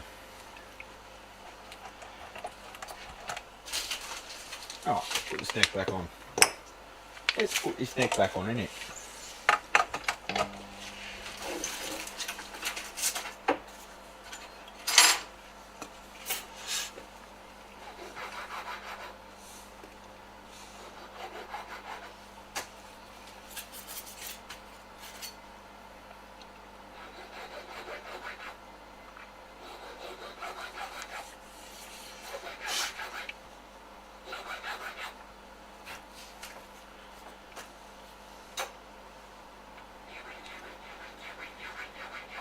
Cleaning up the nut slots. If you're wondering what I'm doing over here, probably not.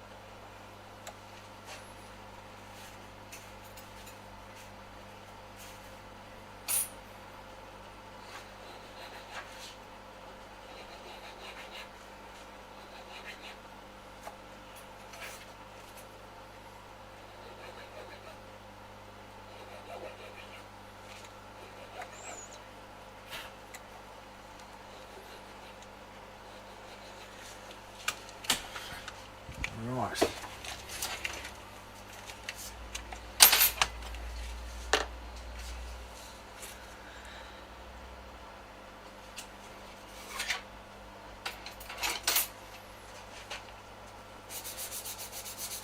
I think you got to show more scope stuff on your channel, Lyle, because everyone asks if you use a scope.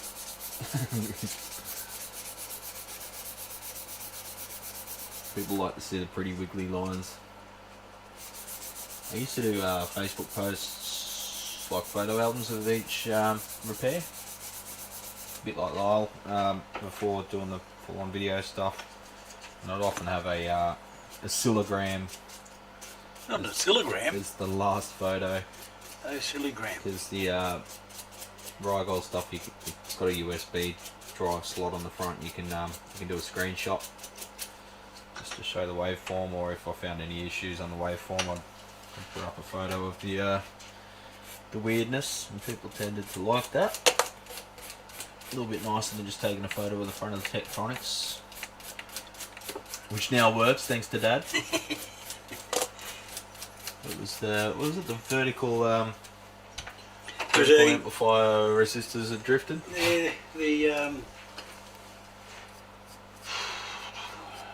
The voltage divider, they're 1% resistors, so they're Yeah. so voltage divider between from the plus and minus supply. Yeah. Honey, there's 6 150 ohm resistors. So they sort of balance the two sides of the amplifier, eh? Yeah. And one had gone up, it was actually about 2.2k or something. Yeah. So, yeah. That was supposed to be, what, 1k? 150 ohm. 150 ohm. Yeah. Yeah, well, that'll do it. Yeah. That's why she went That'll do it. off the screen. But of course, you look closely at the board, and Yeah. it was where the heat damage was already to the board, so Yeah. That was, that's not what I went on initially. yeah. I went on the circuit. Well, yeah, because you're smart. I'm not. I go, what smells like poo and looks like poo is poo. Yep. And you call that a match set. Sick. They'll go in my 50 watt heads I'm making. Yeah. Oh, Spoiler alert. So that's not bad. So they'll last fucking, who knows. You probably put them in someone's amp and get 4 months out of them without any problem. 3 months. oh yeah, they're probably fine.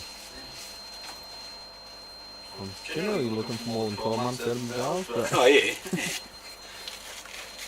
depends if they run at full torque into an attenuator or not, I guess. Yeah. As people have want to do. There we go, it's gone. I'm being kind to the ears.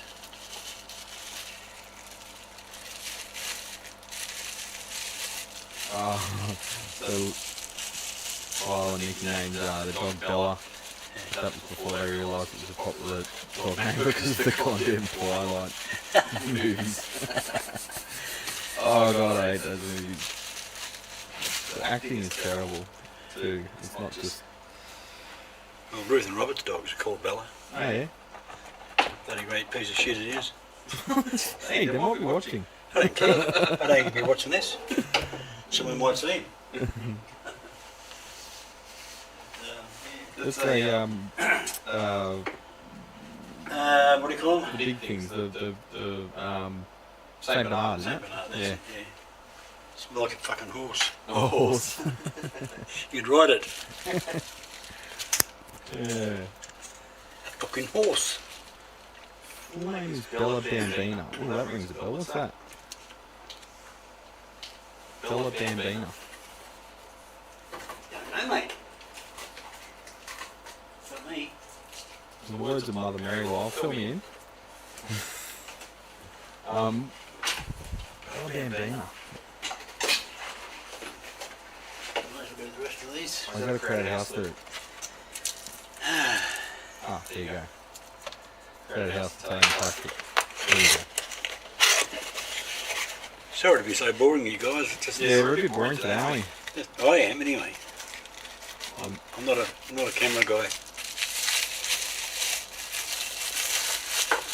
That's why he's got money. What? That's why he's still got money. Can help buying cameras and lenses.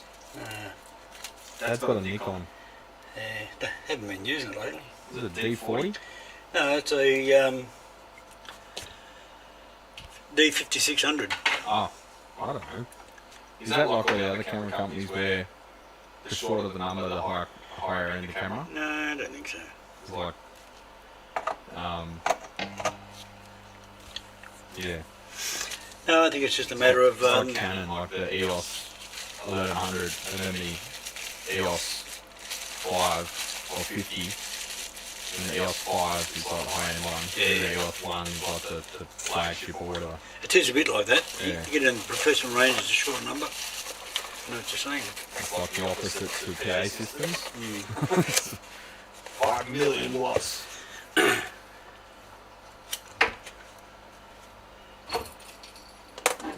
million. Want me to write in this box or just get a bit Yeah, stick a sticker on them. Yeah, where's your sticker? You've got those tags? Little ones. Yeah. Each of ours got one. So I'm just going to say tested. That'll do. Oh, I've got. Hang on. You can call it a match set. He's looking a bit more professional with a bit of masking tape. Yeah. Not that it matters.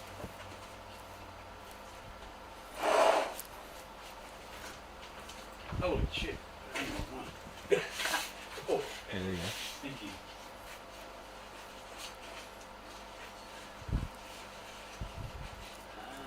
See. Yeah, man, yeah, man. Shipping label. I've got to get a shipping label printer. I don't think you want to do that. Why not? It costs a fortune. So? Right the pass. It's a thermal printer, you know? Yeah.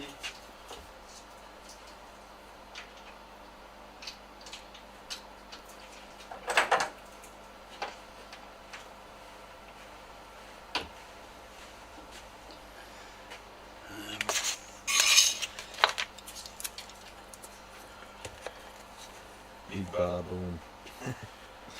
Yeah. Multipass.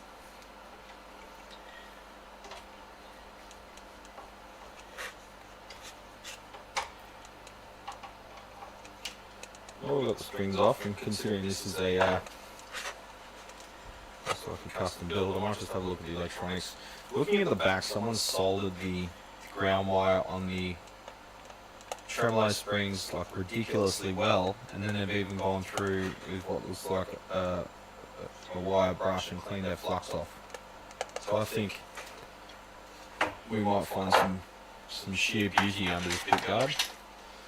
Looks like whoever did it knew what they were doing, and they were very proud of their work.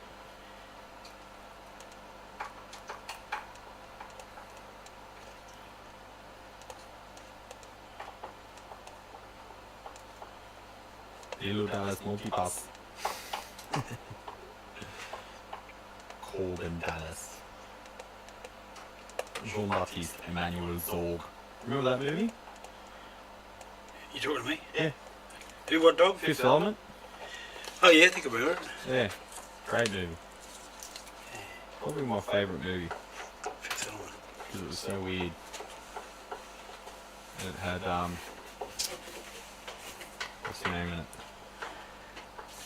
I don't know. Groot. Ah, the bad guy. What is his actor name? He's in Batman and D6.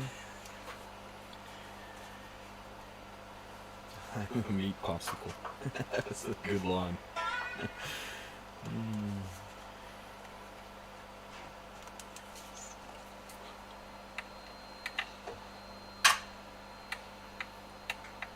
That works bloody well, that. Oh, yeah, good wiring, yep. No, I'm cool with that. On the 300k pots, they're the CTS dish backs, good. He's got an aluminium anodized pickguard, gold coloured. Gary Oldman, that's it, one of my favourite actors in the world. Oh yeah. Great actor. He did voiceover work for Call of Duty. Instead of Van Zandt pickups. He's got a reverse wound, reverse polarity in the bridge position, so he's got humbucking between the two. Yeah, whoever did this knew what they were doing.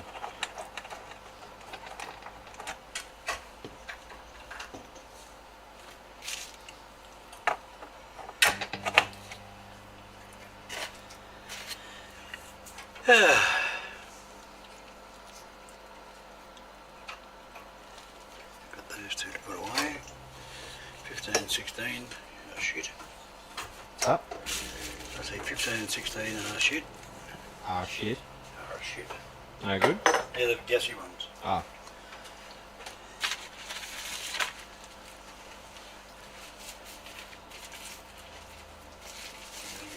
Make Christmas decoration out of them. Freddie got fingered deer soon.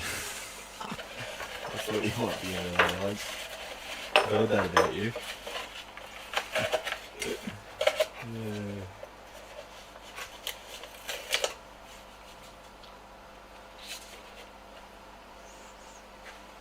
Yeah. Gary Parker's dad. Oh, hang on. No. He worked with his dad as a Sparky. He did his time in RAAF in signals, then later in radio repair. He's in Sydney post World War II.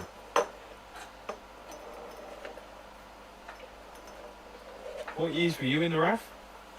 Got out in 1976. Got out in 76. Sounds like you're talking about jail. Yeah. It was. It was. And you wanted in 1966. 66. Did you know any Parkers? No. No. Not directly. Well, who's this you're talking about? Oh, just a bloke in Gary Parker in the comments was saying his dad was in the RAF, RAAF, in signals. Signals. I guess that means radio. It's probably going back before my time. Because nothing was called signals when I got in. You're right. Red Tech ground, Red Tech air, Comtex, Telecomtex. Telecom. That's when they had all the uni-selected bloody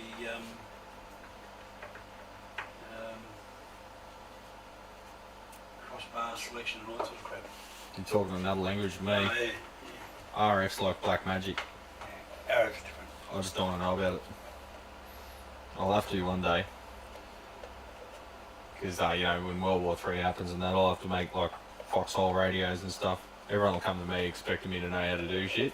Yeah. And I won't know. They'll be like, look, if you're into electronics, we need a radio to find safety. And I'm like, I don't know, I can make you a guitar amp, but is that going to be any good? And they'll just look at me like, no. I want to play Eruption. I want to eat food. Find water. Play Eruption first, and then we'll find water.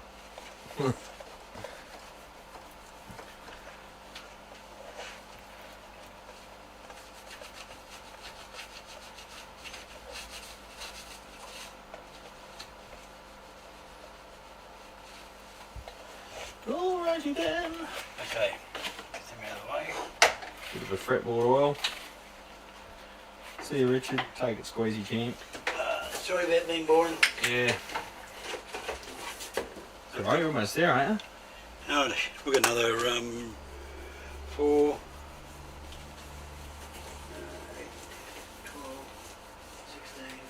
16, Bit of a process, isn't it? 24 valves there together. You want to know what they're like? I get a little bit of that fight or flight response every time you flick that on, because that's normally what a amp with shorter valve sounds like. Oh shit, turn it off. This one's a bit higher current, this one. Bit higher current. The professor could make a radio with coconuts. Are you talking about Gilligan's Island there? That was a good show. You just like the chick out of it. Oh yeah, fuck yeah. What was her name again? I can't remember. She probably can't either.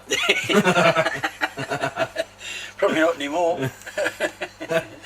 Oh, that's too soon? I don't know. Dear, oh dear, 69. That's the plate current. Plate current, 69.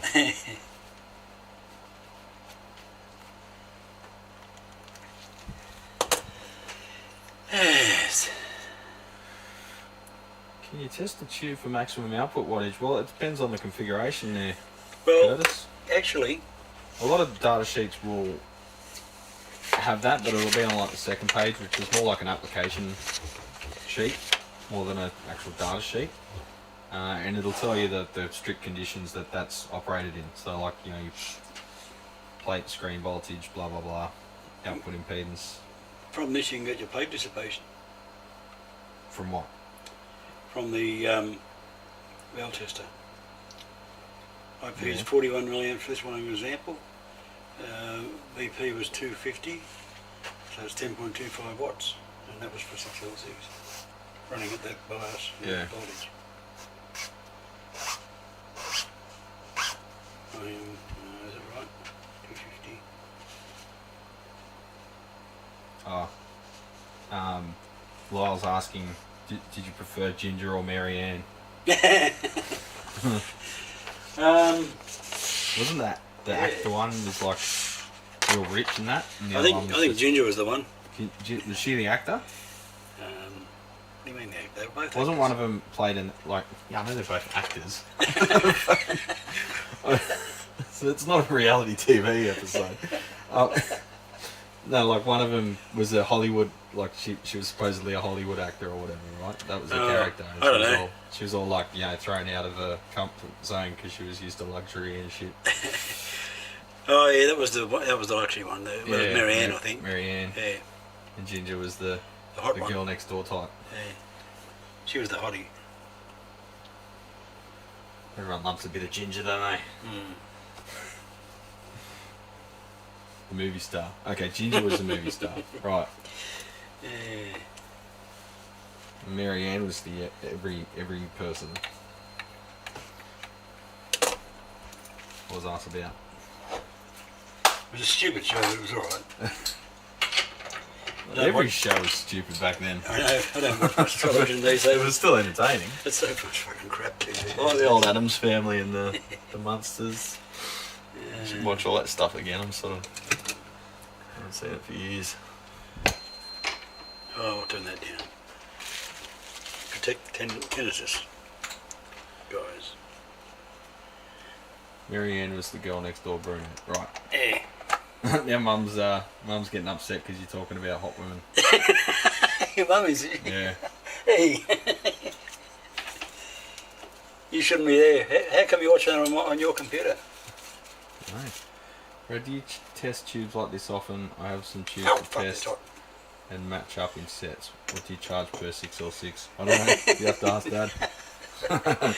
I don't normally test tubes at all, to be honest. Depends how many valves you got. As to how many cases it will cost you. Yeah, it's probably going to be a whiskey economy type deal. Yeah. No, or, 6-pack economy. I don't think we could charge a bottle of whiskey unless you got like 100 valves. Generally, I'd use the amp to test them, but because we've got this big batch of unknown valves, I get them burnt in and tested, like already matched by whoever I'm buying them from. Usually they're Apex matched or whatever. Yeah. And 9 times out of 10, that's fine. The Apex is one I looked at with their website, and it was they worked at 10%. 10. 10% Right. matching. And there's another one too, Apex, and there was... Mum's watching on a phone. Oh, that's why she's signed into Google. 'Cause she's on the phone, yeah. Sneaky. Yeah. Okay. Why aren't you doing something? It's a bit me. Time to get stuff, Mum. Did a video once where I was trying to find R54 on a board. I sang a little song and everything, no one commented on it. That was, I remembered that actually.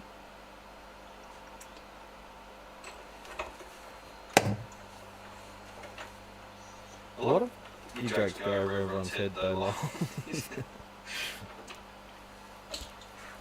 Noticed that you did it to me too. You catch people off guard on the live streams, and because of the delay, sometimes you don't hear the start of a sentence. And you said, like, when we were on the stream, you said, is it ready yet? And I thought you were talking about the previous sentence, and I was trying to figure out what you were talking about, and I realised you were just asking the question that I get asked 3 times a day. Is it ready yet? When will it be ready? Is it ready? Is it ready? Is it ready?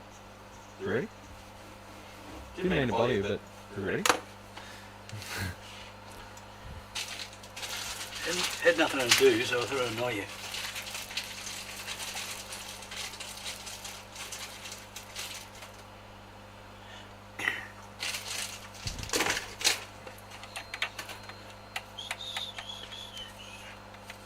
Bloody magic. Magic, these electrons, aren't Oh yeah, they're pretty tricky.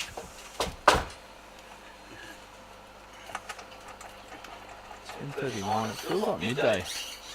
Yeah. So what happened when you get me up so early? So much work to do at home. Got everything ready to glue up at home for like 6 different jobs. I've prepped everything so I can mix one batch of glue and get into it, but I literally haven't had 5 minutes to get home and, you know, get into the zone. And you sort of can't do detailed glue for your repairs until you're in the mindset and planning 3 steps ahead, because once you mix the glue, it's got a certain working time. And you've got to move quick. You have all your coils and your clamping stuff and your baking paper set up ready to go so nothing sticks to your coils, and have all your clamps and have already dry run it to make sure nothing moves when you clamp it, and people think it's just you know, glue it, leave it. There's quite a bit of prep work. So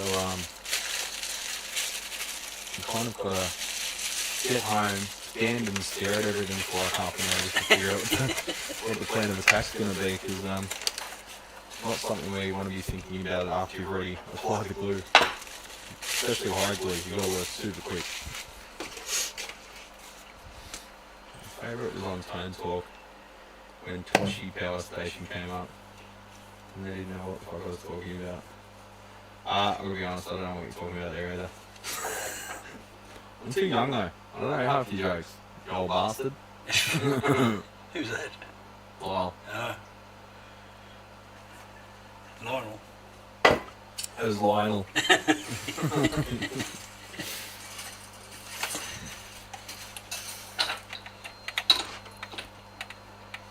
Better stop saying I hate me.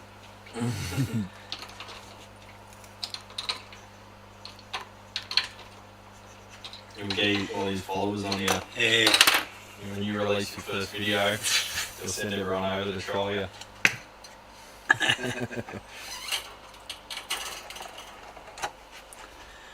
Well, you got 2 good sets there, Brad. Sweet. Have you got any to get on with? Didn't I give you a couple? Good. 6L6s.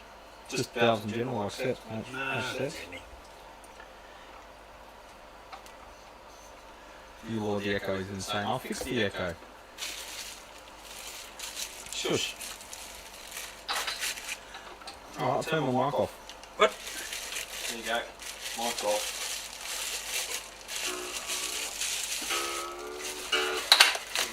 to it. I'm going to listen back.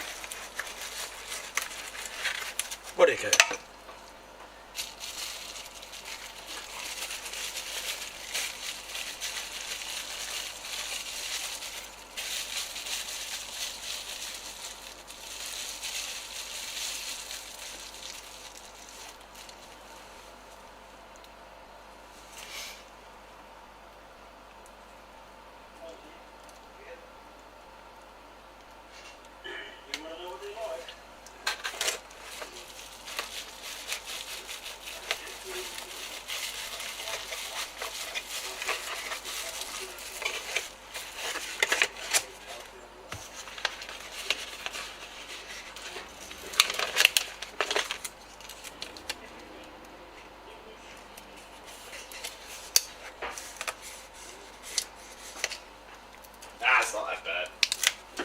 Can you try to have nothing?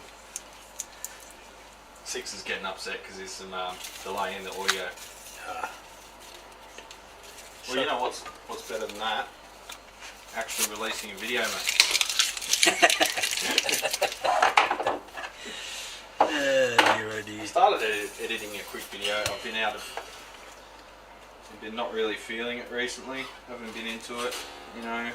Haven't really wanted to sit down and do a video, particularly when I've got about 1,000 lines of bookwork to reconcile and invoices to send and quotes to send and work to do at home and yard work and shit, because the garden was starting to go out of control.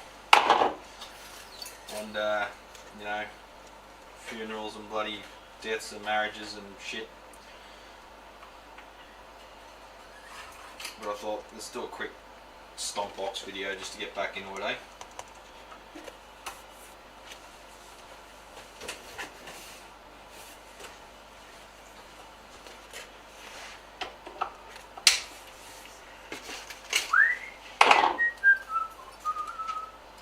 Can you guys hear me alright when I'm over here talking shit? Facing away from the mic, working on a guitar on the opposite bench. Not ideal.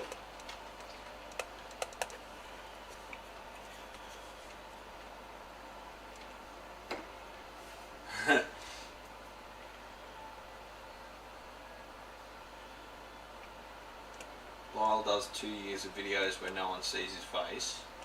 Then he decides to appear on camera, and he breaks his tooth at the height of COVID when he can't go to a dentist.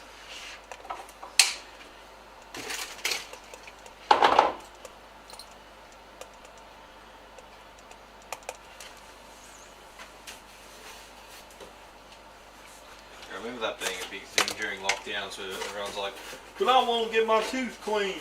It's like, dude, I can see your teeth. Clearly you're not that worried about whether they're clean or not. Why are you worried all of a sudden now?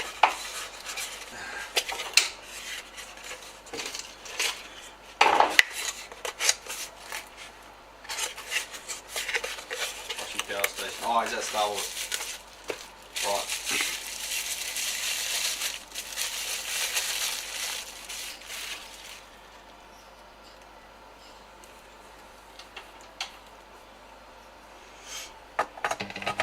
Bench is a mess.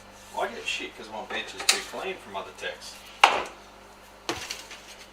That's no excuse.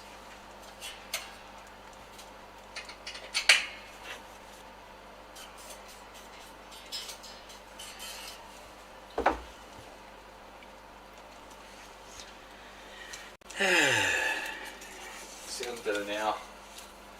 The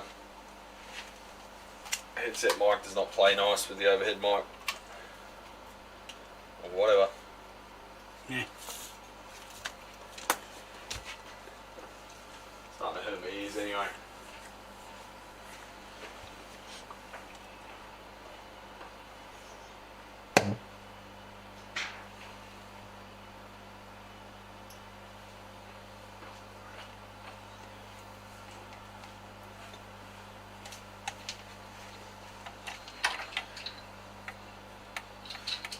Justin, how you going?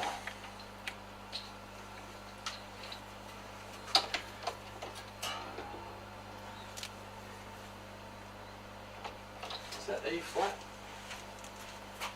Nope, standard tuning.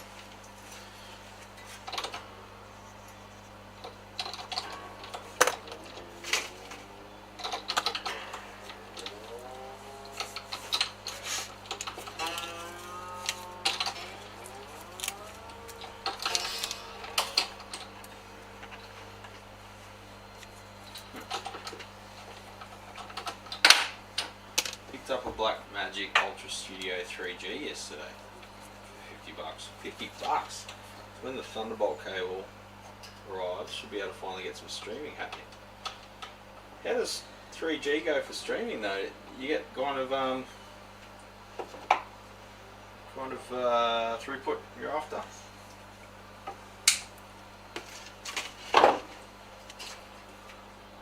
The sound is great now. Fuck.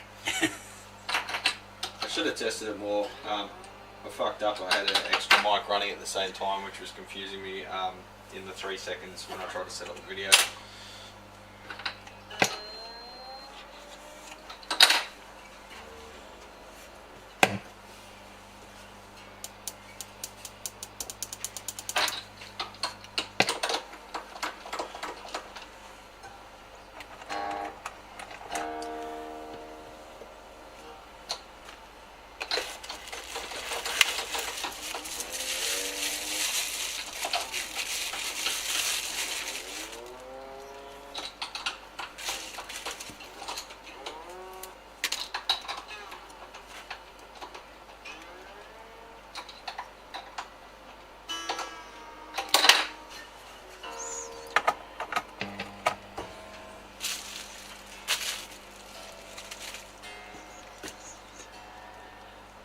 Still going.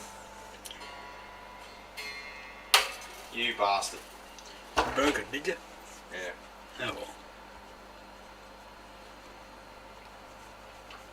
well. Must have over tightened the spurzle. A couple of bucks down the drain, nothing new. It's only a couple of bucks, don't worry.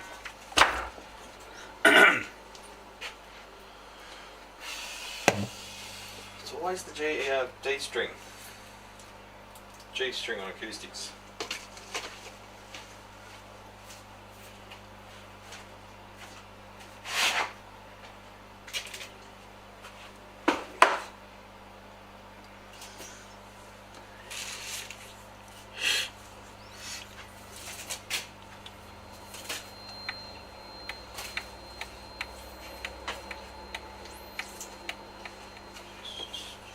Bloody spot on.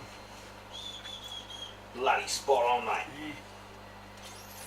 3G is just the 3rd gen off. So it's not 3G network. It's just a professional video capture devices. The cheap shitty ones don't have the higher bitrate output in my XA50 overhead.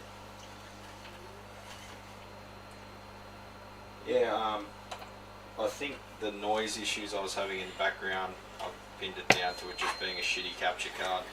Because I don't get it on the Magewell, but the Magewell's a $500 card, so you know.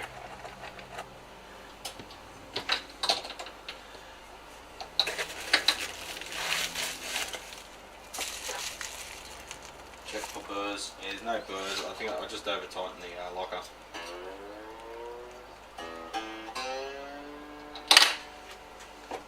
It makes me feel hungry. Sorry? Just watching Dustin's bloody comment there, life goods here. Oh, he's A couple of craft beers and some chicken wings. I'd like some of that. Thing is, it's dinner time over there, not breakfast. Good on you, Lyle. You say nothing, mate, you get in no trouble. Yeah.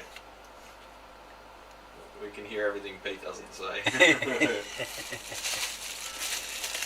I'm too busy working, mate. Can't stop or the whips will get cracking.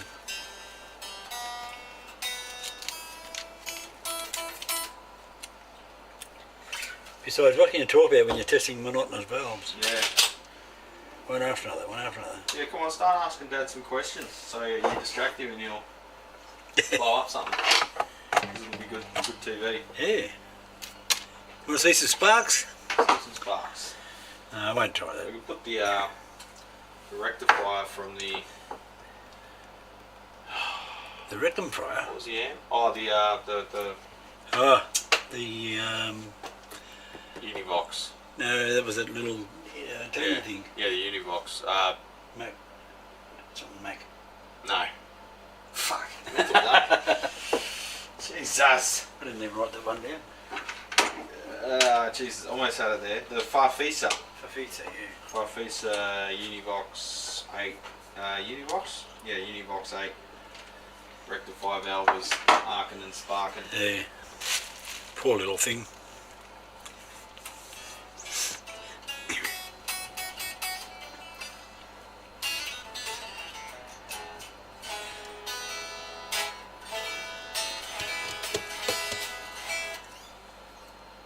Because I've got a Mac, Blackmagic stuff is ideal. It's cheap but pro.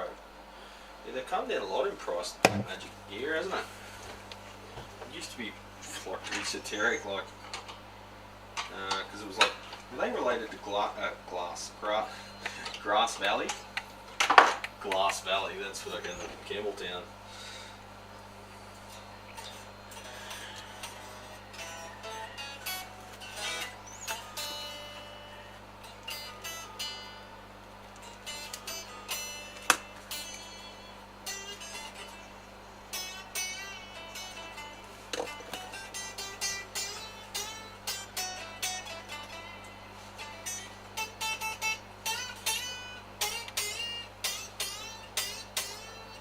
Shaking out a bit there. There we are. Make up that action a little bit. Below 1 mil. It's not ideal. It's up a little.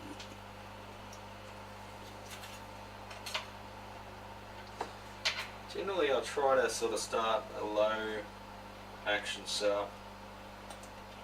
You know, if they ask for low action, I'll start at 1.5 mil on the bass side at the 12th fret, 1.25 on the treble side, and see how they react to that.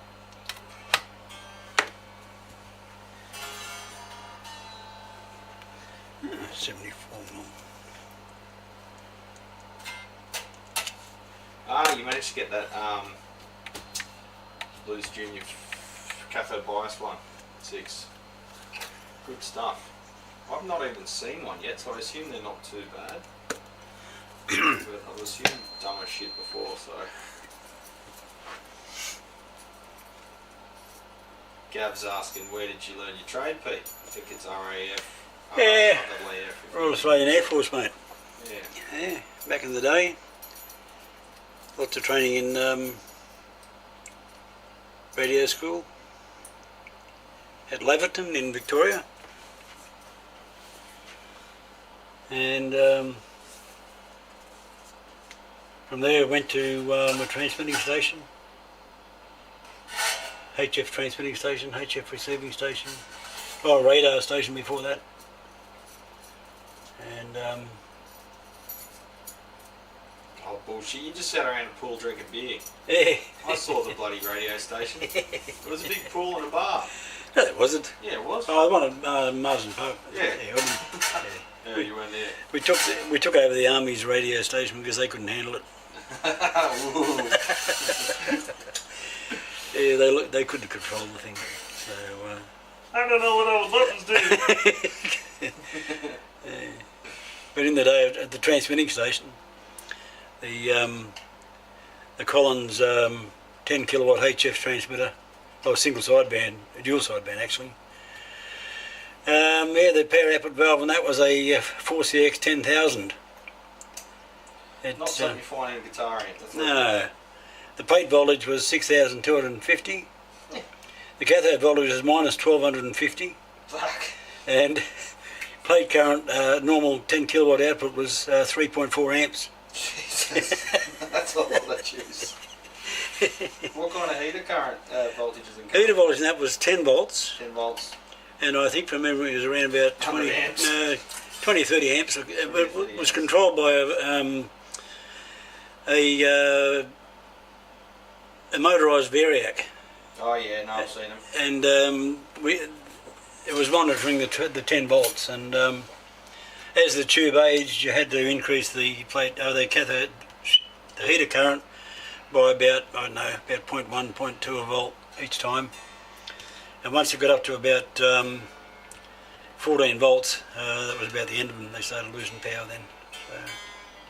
So, But they were big, bloody big valve. They just air cooled. Yeah. Had a huge copper anode about that round. They had the big fins on the outside. Probably yeah, about 8 inches across, 9 inches across. Like forced air cooled, or Yeah. right? Yeah. Did they ever have air conditioning units for them, or was it like? No, the hull was air conditioned, and the plenum at the back was air conditioned, but it was mainly just the forced air cooling. But So it was just ambient air, yeah, air forced. yeah. But the Collins gear was beautiful stuff, beautifully made, and Where do you reckon it ended up? They just scrapped it.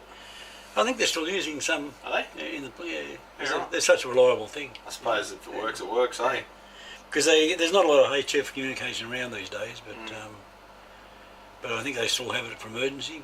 Yeah, right. They used to have a couple still running at Londonderry, but I think that's gone. Keep those valves running for if we get bombed. But Neutron blast. yeah, well, the preamp or the driver for the PA, you might call it, was a synthesised Collins box once again, called a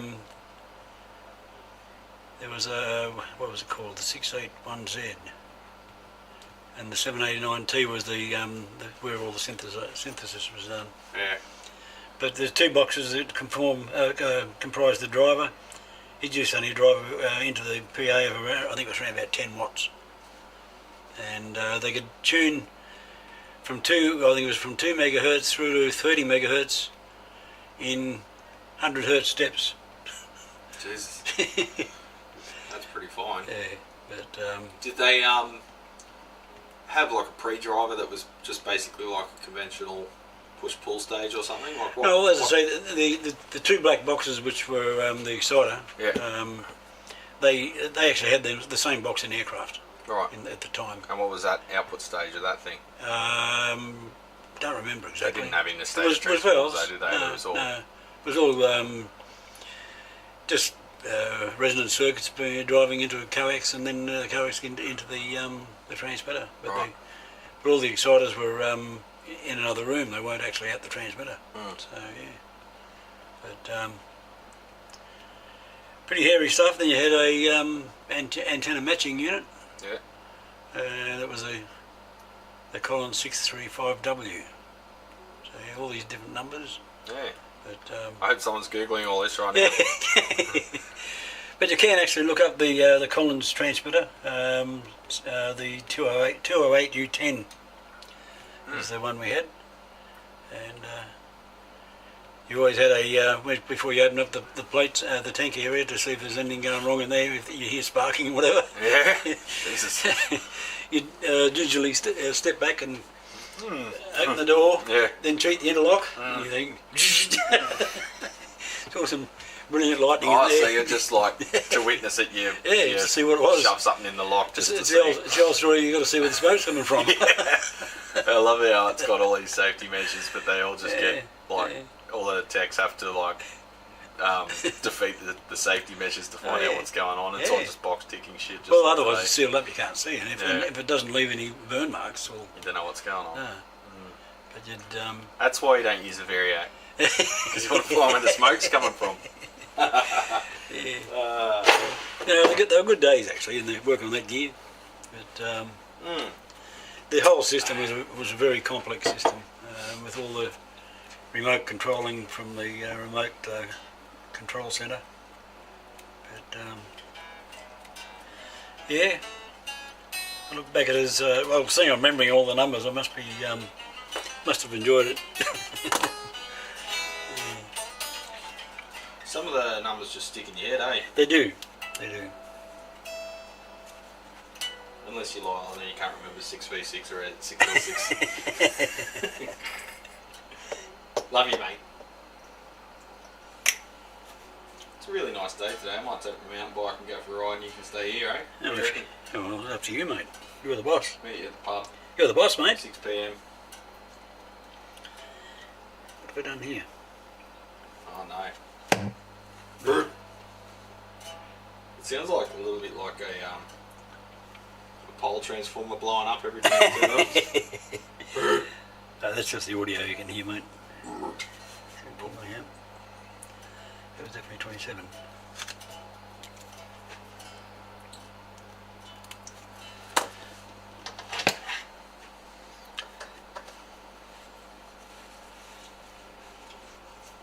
Gab says he had to draw by hand and memory the guts of a 618T Collins HF box for his basic exams. Oh, I think you're bullshitting there, mate. 618T. What? I don't know what that is. That's the exciter box. Yeah. Oh, that's the driver. You got the 789T was the bloody driver. Why, was it very complex or? Very, yeah. Yeah. Did you have to note all the values there, Gab? Good on you, mate.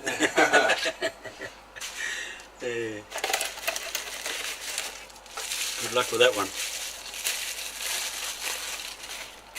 I think he's taking the piss on me.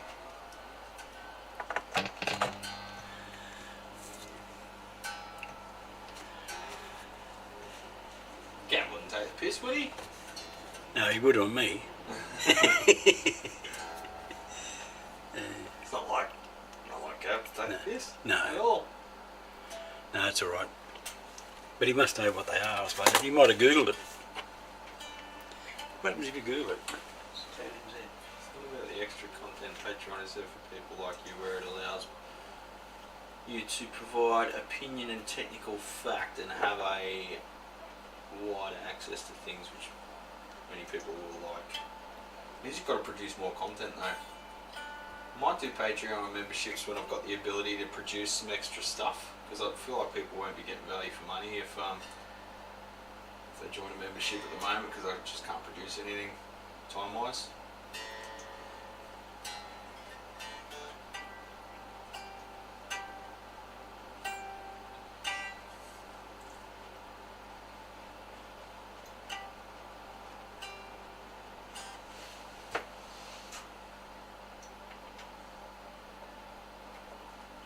Notice I'm setting intonation with the guitar upright, and it does affect it.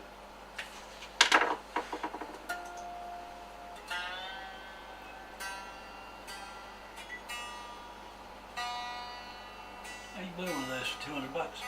What? 618Z. The 618Z was the box which you could use as a transmitter and receiver. Oh, what, just like ones that floating around on the Yeah, market? the 618T was dedicated purely for a transmitter.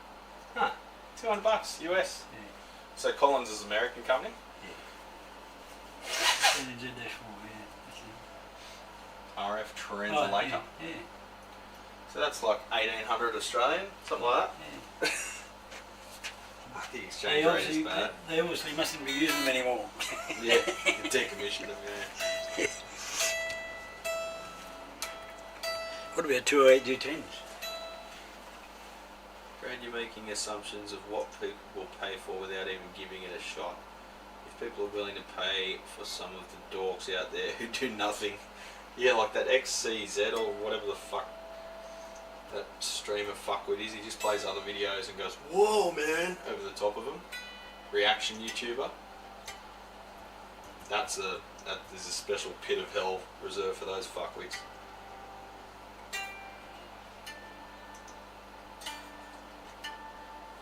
There it is, Brad. I think you should buy one just to hang on the wall.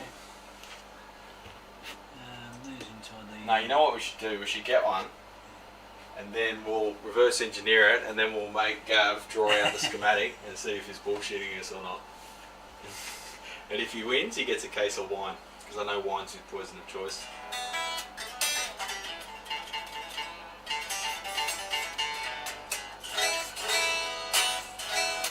Unfortunately, we live in a capitalist hellscape. Asking for cash isn't the worst thing in the world when you do good stuff. Let people make up their own mind. Well, I've already got the OnlyFans.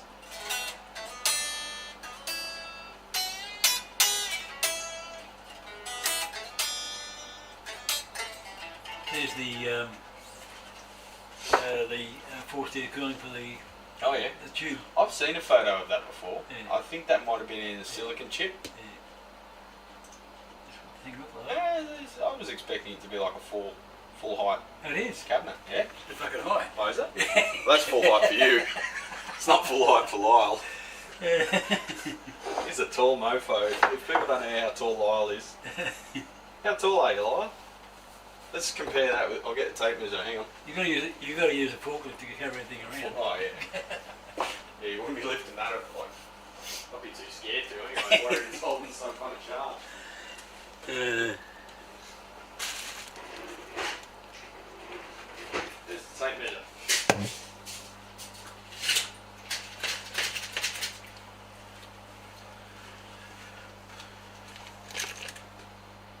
Reaction videos where people react to songs they've never heard. Yeah, that's a load of horse shit too.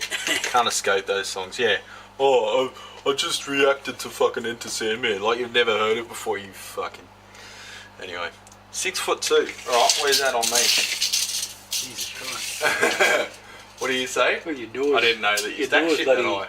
Your door's 6'8". Oh, it's, yeah, he's only there. Check the door. It's 6'8". Yeah, it's got. Is it? It's. Where am I? Yeah, 6'8". Yeah. Yeah. So our doorways in Australia are 6'8". Yeah. I think that's standard. 2050. Yep. Yeah. We're on the metric system, so I've got to go wide angle here.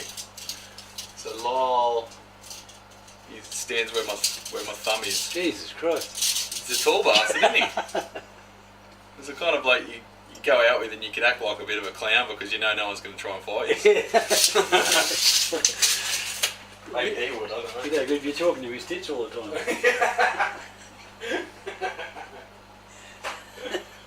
There's nothing wrong with talking to a boob. No offence intended. Jeez. No. Ah, he's a good one. He's a good egg. Over the top reaction videos hurt my head. Yeah. Have some 4K.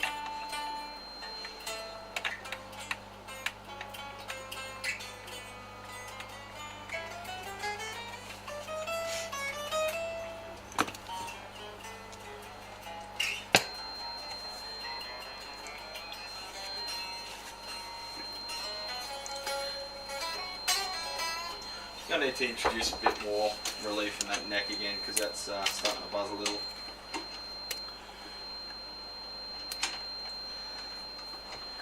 Catch you around, Curtis. Enjoy dinner, mate. It's not even lunchtime yet. Jesus.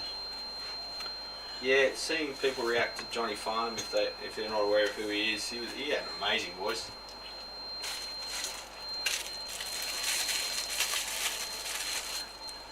Good bloke too. I'm not sure Johnny Farnham was one of the ones that broke overseas. Billy Thorpe was. Billy Thorpe, probably less so. Yeah. Do any of you Americans know who Billy Thorpe was? He's a legend.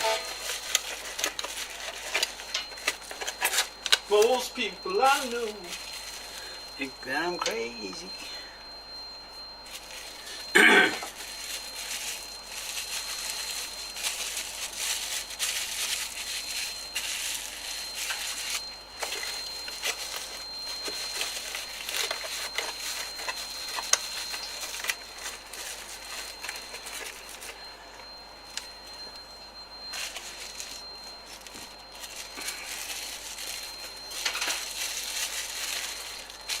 No, he doesn't look that tall on YouTube, eh? Probably because he's sitting down. It's those damn Sony lenses. They don't make you look as tall as they do on those lenses. You gotta get the tall lens.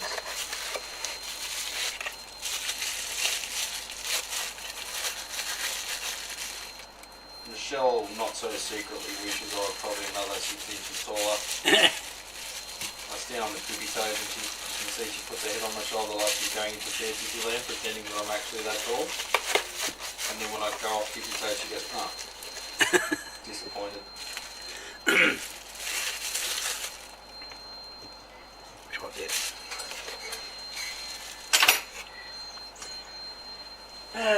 Last box of 6L6s. Now I'm about to turn 40, I'm going to just start shrinking from now on, aren't I? go in that Back to the Future hanging upside downy thing that George McFly was in.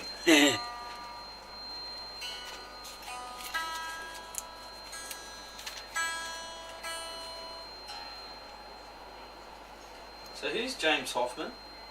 Is he a coffee man?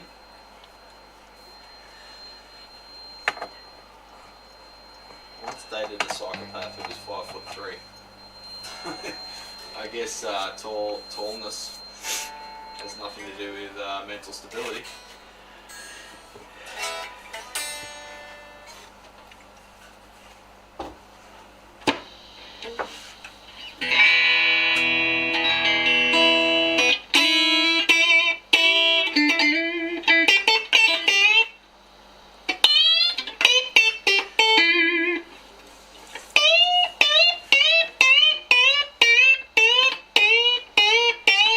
Trachea.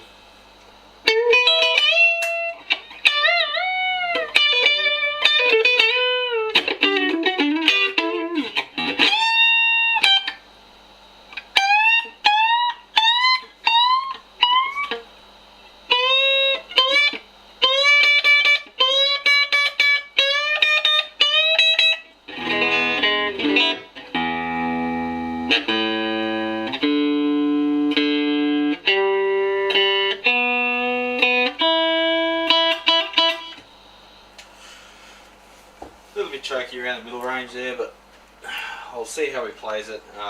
It's sort of, I sit everyone down and say, have a play, and we'll give it a tweak while you're here, because if he doesn't bend like crazy, you'll probably prefer a slightly lower action. Yeah, I'll leave that up to you.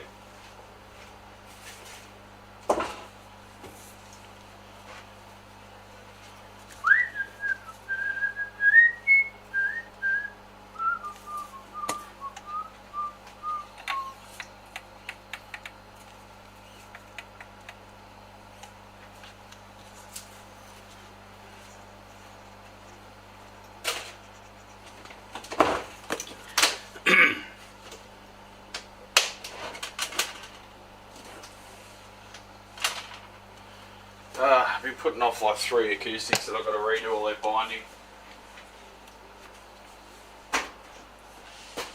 Suppose I should get into that.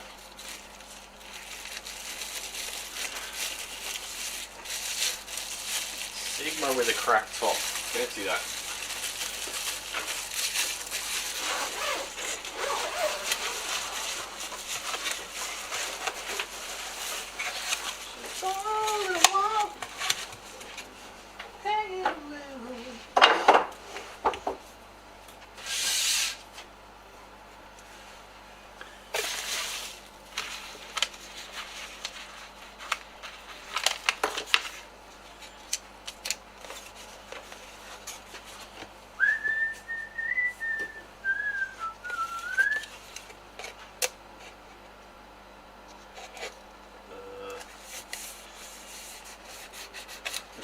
One of my least favourite frequencies in PA systems, 4K. Yeah.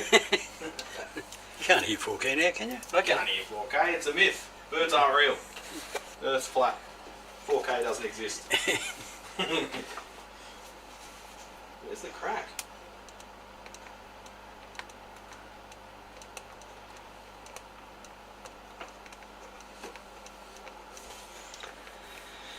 Top crack. Crack along rear of body. Why does it say top crack?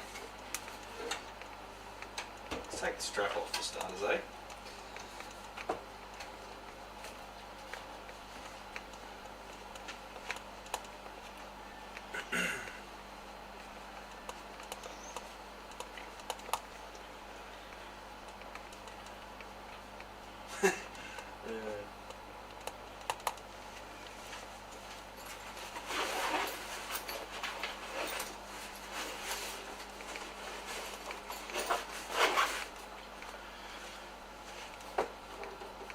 Yeah. Back separation. I might just fix that on the spot. What do we reckon? No, it's going to need some bracing. the joy of a plywood guitar.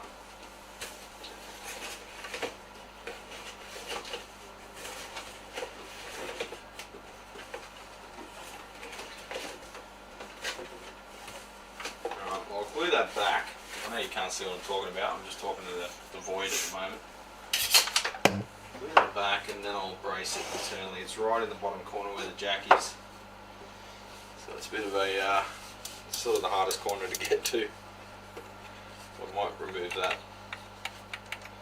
jack and battery holder and we can access it that way and put a little cleat inside. Cletus. The cletus. The slack jar yokel.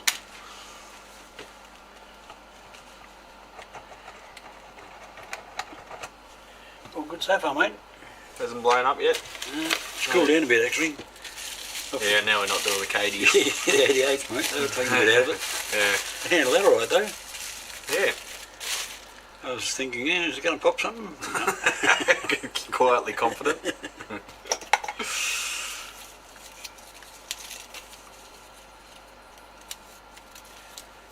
That's good to have a bit more of a stock of valves. Makes me a bit less nervous about future repairs. You just sell them normal price. If they fuck up, you just replace them. Yeah, that's pretty much all you got to do. I'd rather have a happy customer than argue about who blew up what. Yeah. That's why I don't sell them though. Because if I'm going to sell a valve, it's going to be in an amp that I've installed it in and made sure everything's okay. I keep explaining this to people, champions. People keep asking if I sell valves, or they just cold call me and ask for a set of valves to suit a blah amp, like 2203 or whatever. The first question is like, why? Why do you want to replace the valves? And then they'll be like, oh, because it's humming. I'm like, well, Can be. could be a valve, could be fucking literally anything else. Yeah. So basically, valves have a bad valve has the ability to damage an amplifier, and a damaged amplifier has the ability to damage more valves or whatever. So so yeah, that's a thing. I'd rather not sell them because their amplifier could be faulty. It could destroy the valve that I sold them or the set of valves. And then Then they could blame my valves for destroying their amplifier, and then they could try and get a warranty repair on the amplifier and then complain on Google and blah blah blah, and end up with me kicking their door down and bashing them with the soggy end of their own arm. And no one wants that, so it's better to just not sell valves, to be honest. That's a hot one. Don't forget my tubes. What tubes? You haven't paid me anything, Dr. Gear. They're all mine at the moment, champ. Or are you talking about 7189s? They're still wrapped up in cellophane, mate. I'm not opening them. Yeah, that's a hot one. Hot one? 80. Ah. 80. Spoke too soon. Oh, hang on. It's down a little bit. See you, Lyle. See you long. I've put off my own work too much. Get to work.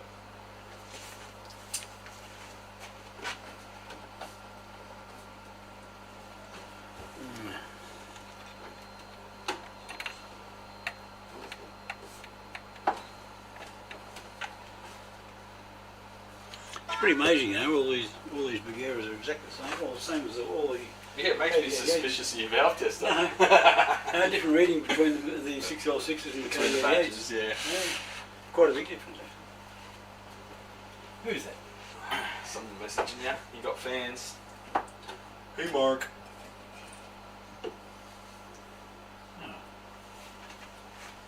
Hey, Gary. Gary goes over the road saying, "Are you guys okay? What do you want me to do at the house here?" Oh, because you're not home. Yeah. I think I'll head home tomorrow.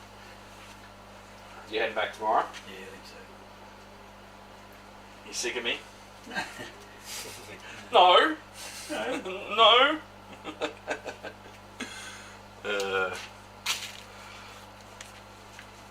Oh, I just mixed up the type bomb, champions.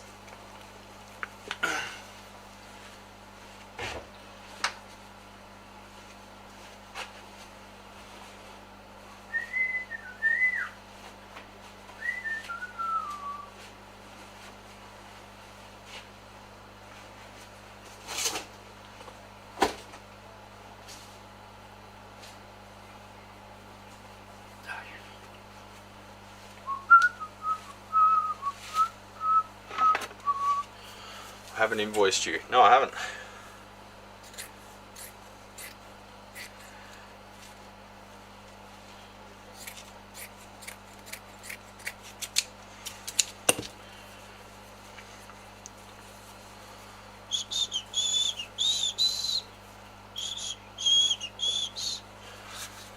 Do you want stock, or you just want to know that they're safe here and just order them as you need them? You talking? 6. Oh. It's a one-way conversation.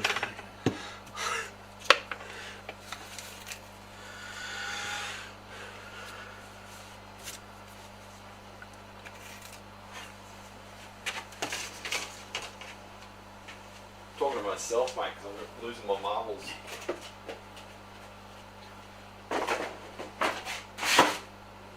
Ow! Fucking.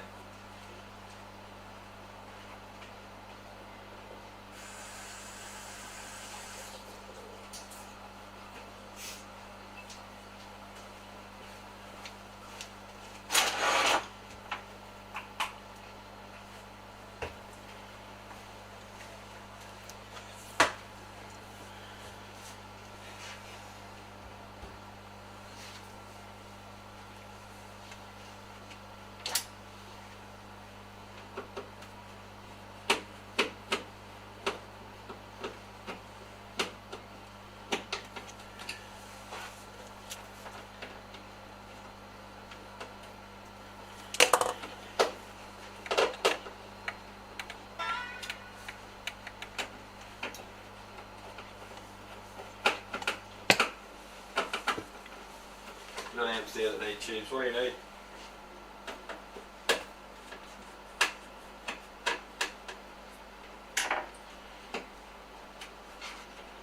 And they're not tubes, they're valves. Valves.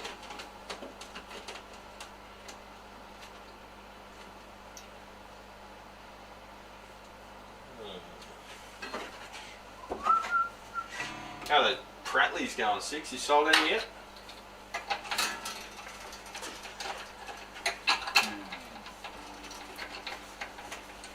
Had someone the other day asking for a mate, and I said I don't do a mate. Sorry, mate. I suggested getting a Prattley. Try to be as diplomatic as possible, but actually I probably wouldn't sell mate if I was able to. As much as everyone gets upset when I say that, I don't really care.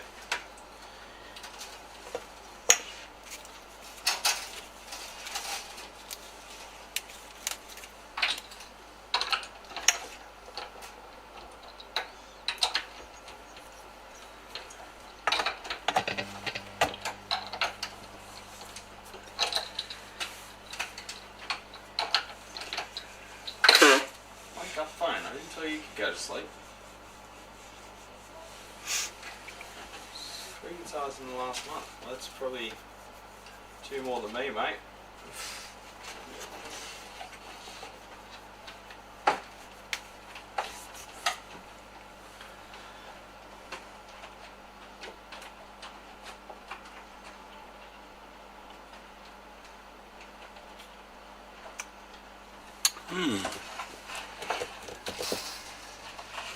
Got a bad one? No, this batch is a higher current lot.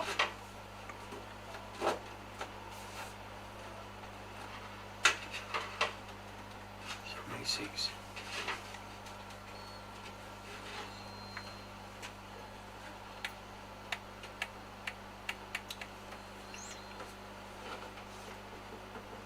$75 we'll call it. Jesus, that crack actually goes around further than I thought.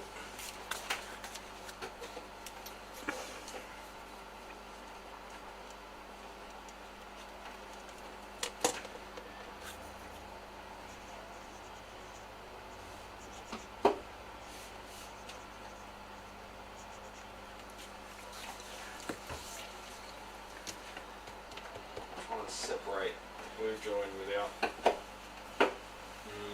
mangling the timber.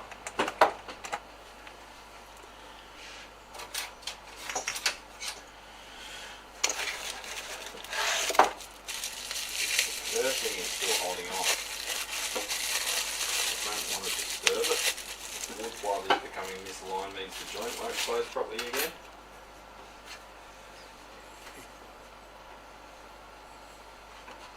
Okay, it's just me talking to no one again. Regional tricks down on that one. And mark all over Probably me. it. Probably not, because it looked like it hadn't been pulled out of the box before. It's all good. All clean. All clean.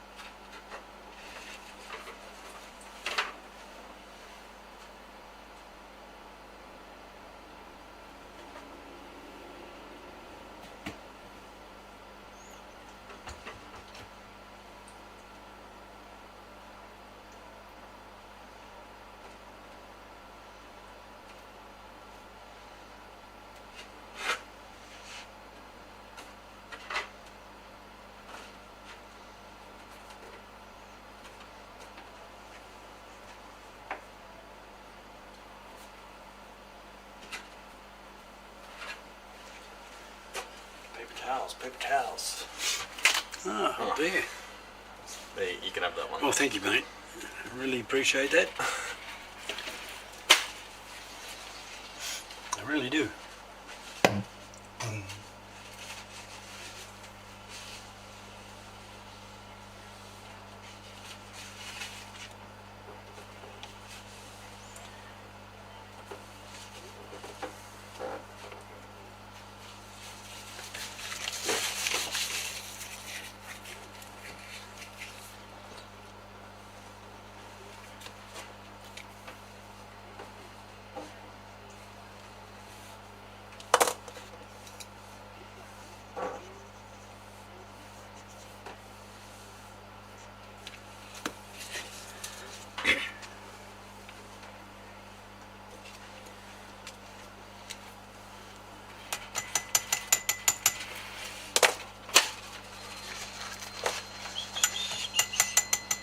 Our chat's gone pretty dead, so I think all the Americans have gone off to bed. Yeah. Might knock it off at, what, 12?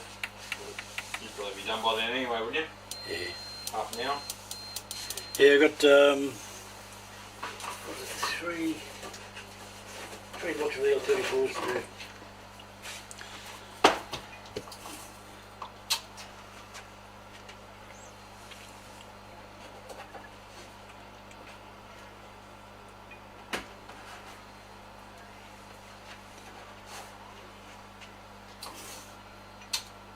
Still 26 watching, but everyone's gone a bit quiet. Yeah. Probably because there's not a lot of Yeah, not a lot to talk about. stimulating content right now. Not a lot to talk about. It's kind of a ASMR, isn't it? Yeah. Here's 4 kilohertz. Enjoy it. It's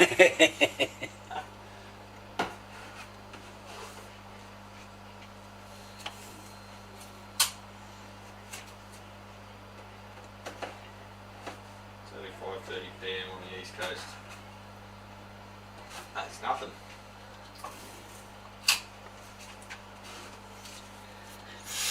Yeah.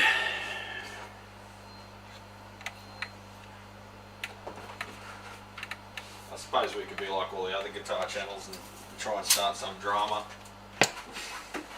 You've seen all the bullshit about that guitar that's supposed to teach you how to play or some shit? No.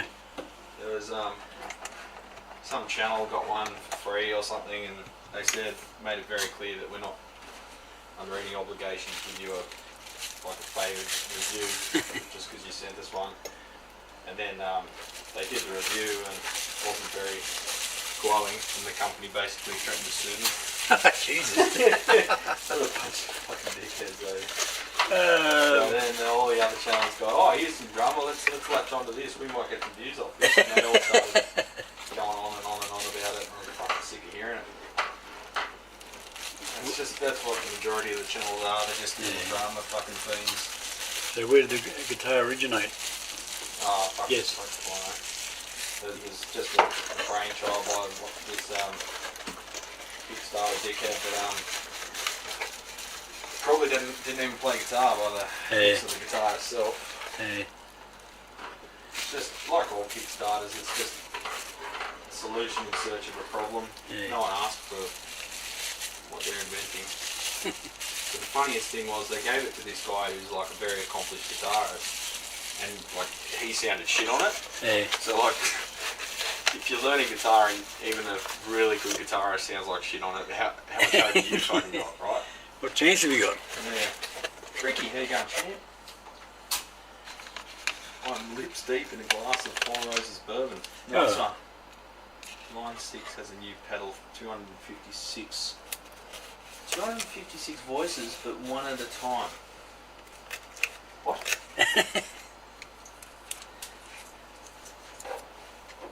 I don't know, I don't keep track of all the trends and Well, gimmicks. that's the only thing I got in Melbourne.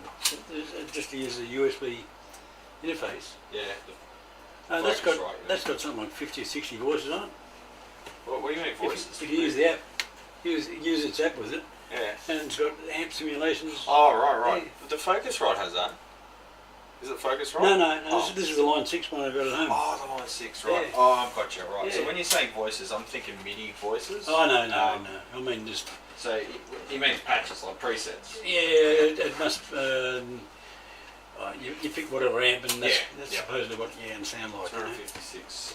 Yeah, not that many, only about 50 or 60, I think. Right. But that was $50. The ironic part is, with all that modelling stuff or whatever, I usually end up turning off pretty much everything and starting from scratch anyway. Like, they've got all these... The presets are made to sell the thing, Yeah, not to actually be usable. yeah. So, you know, It's a bit like that thing in here. it's meant to show off all the shit it's capable of rather than actually be usable patches. So you pretty much got to just delete them all and start from scratch if you want it to be usable, particularly for gigging or whatever. None of the above. Alrighty then. And we're glued. Set that aside. And the last horizontal surface in the whole workshop. Seriously, I've got shit everywhere at the moment. Everywhere I look there's something that needs doing.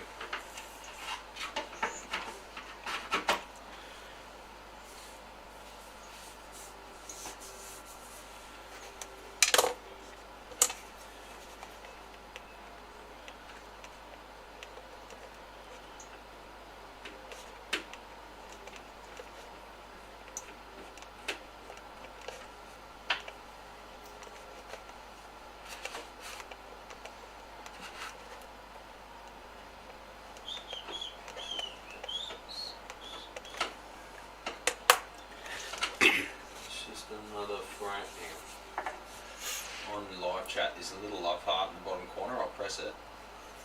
There we go, love heart. But it doesn't fuck off once you've pressed it. What does it do? It stays there, so it covers the latest comment. You can't Okay. read the latest comment because the app's built by a 12-year-old. So so you got to scroll and just see one line of text. You can see under the little heart in the corner. Yeah. That's just another frame size of the Helix thing, right?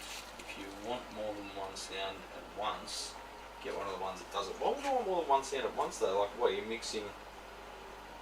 It's fucking splitting hairs, isn't it? You're mixing two different amps together and shit. Like, yeah, sure you can do it, but what's the point? Just play the bloody languages.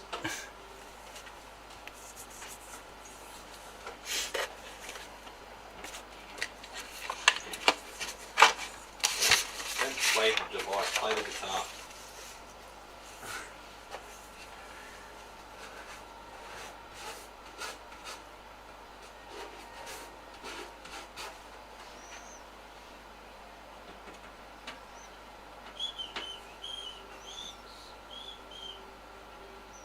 So 6, when's that bloody interview with the Sun guys coming out? Come on mate, it's been another 2 weeks. Your subscribers are thirsty.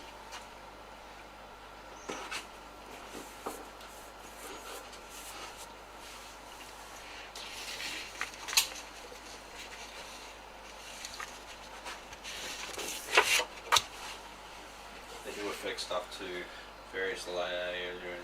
Oh, so you're talking about what you can't. You're saying that one of them doesn't allow you to have multiple effects at once, really? In 2023? You might be misunderstanding the whole conversation here, probably. Alright,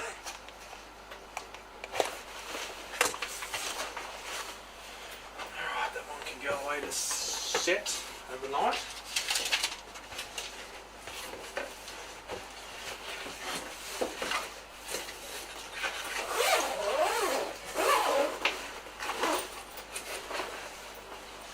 A new extreme gig bag with already a broken zipper.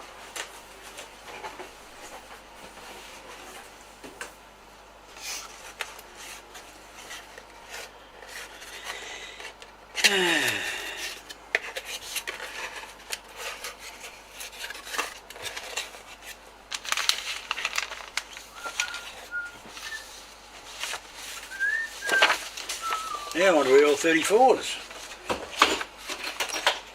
How many of them are there? 16. 12. Dozen.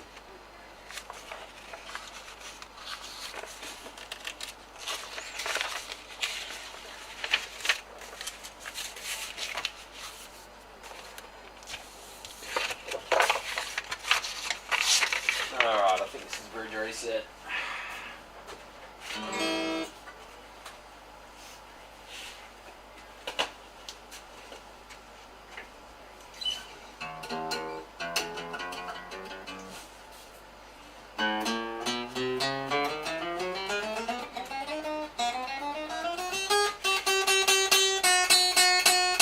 Bit tacky. Tack, tack, tack.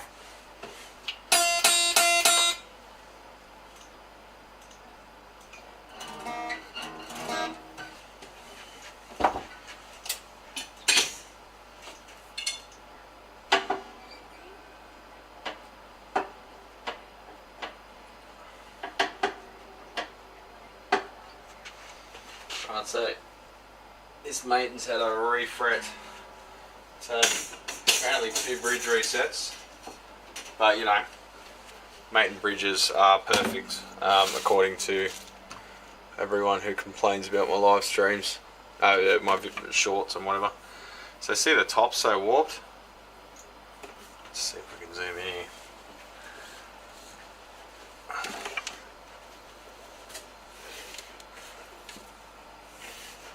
Penny boy. Penny boy. There we go. So see that angle that bridge is on? That's courtesy of that large area cut out under that saddle there. There's about 1mm of glue surface on the front edge of that bridge, as I've shown countless times, but people still think I don't know what I'm talking about and that maintenance are perfect and that I'm a dickhead and no one should listen to me, so whatever.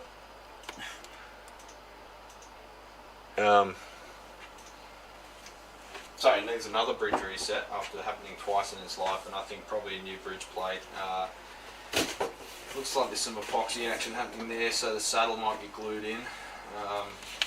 Probably easier to buy a new bridge, but the machining in these bridges is pretty out of control, so you have to get one from Maiden or get one CNC cut, and you'd have to approach it from the bottom and top if you're going to CNC cut one, so not a simple job. And mate probably don't like me very much, so I might have to use my burner account to order one. My boner account. Really high string action at the first fret, so that would be going heavily sharp.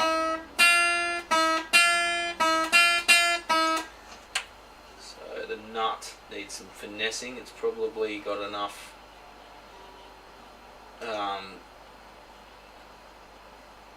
meat to it to be able to reuse, just carved properly. Fret ends are proud. It's probably been exposed to a bit of heat.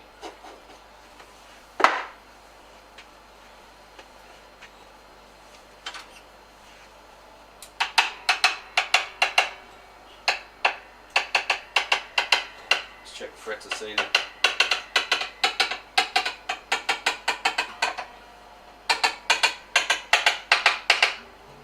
They're all seated.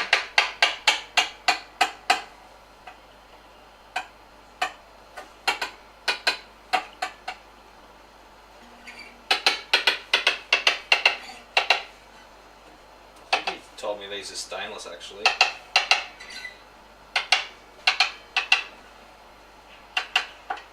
Now very shiny.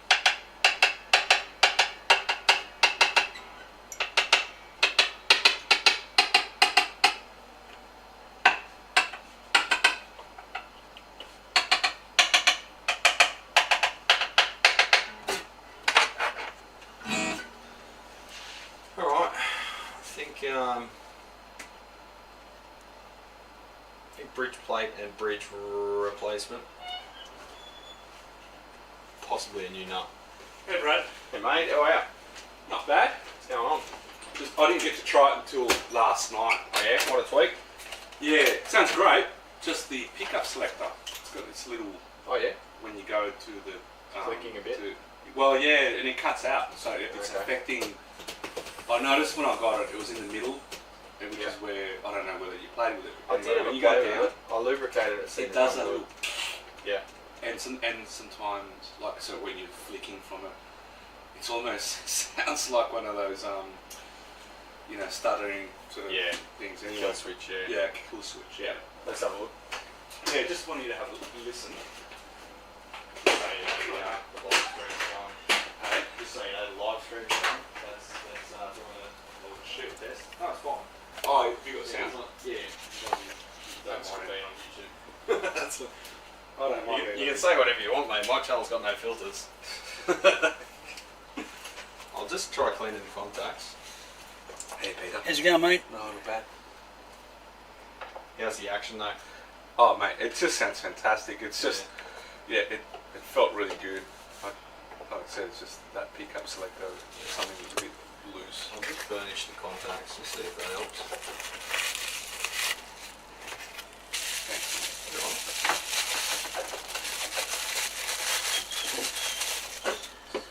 Oh, hang on. Just trying to rehydrate that thing. It's this top's really dried out. Just been sitting there for about a week with it. Wet sponge in it. It's barely moving, so might have to splint it. Not ideal. Yeah, wow. That's...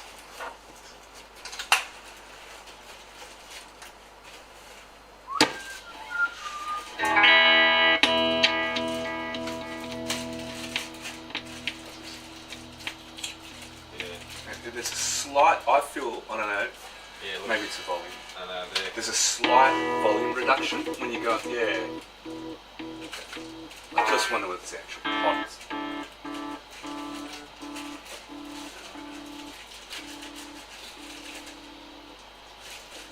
Oh yeah, the whole switch thing's flexing. Hang on.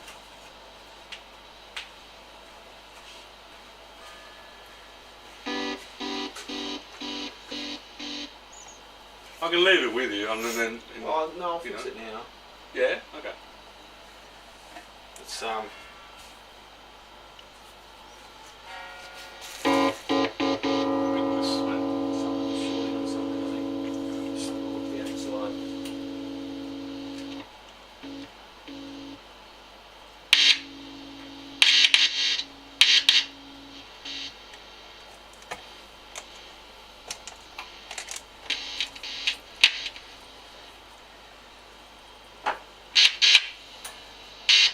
Oh yeah.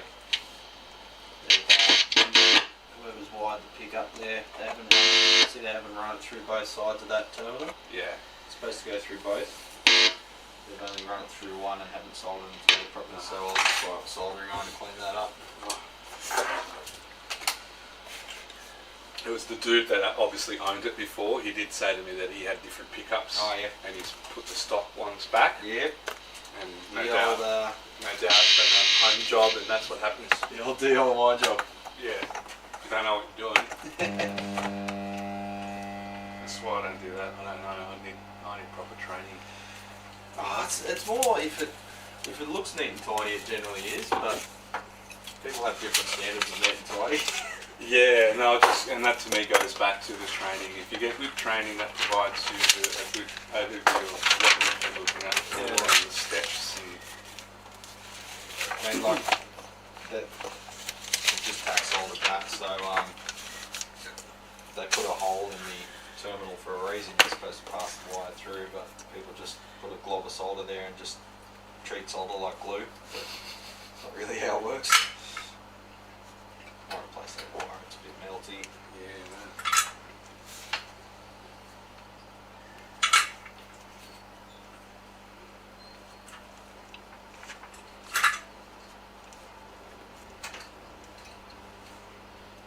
I do have one more project for next year, but I'll wait.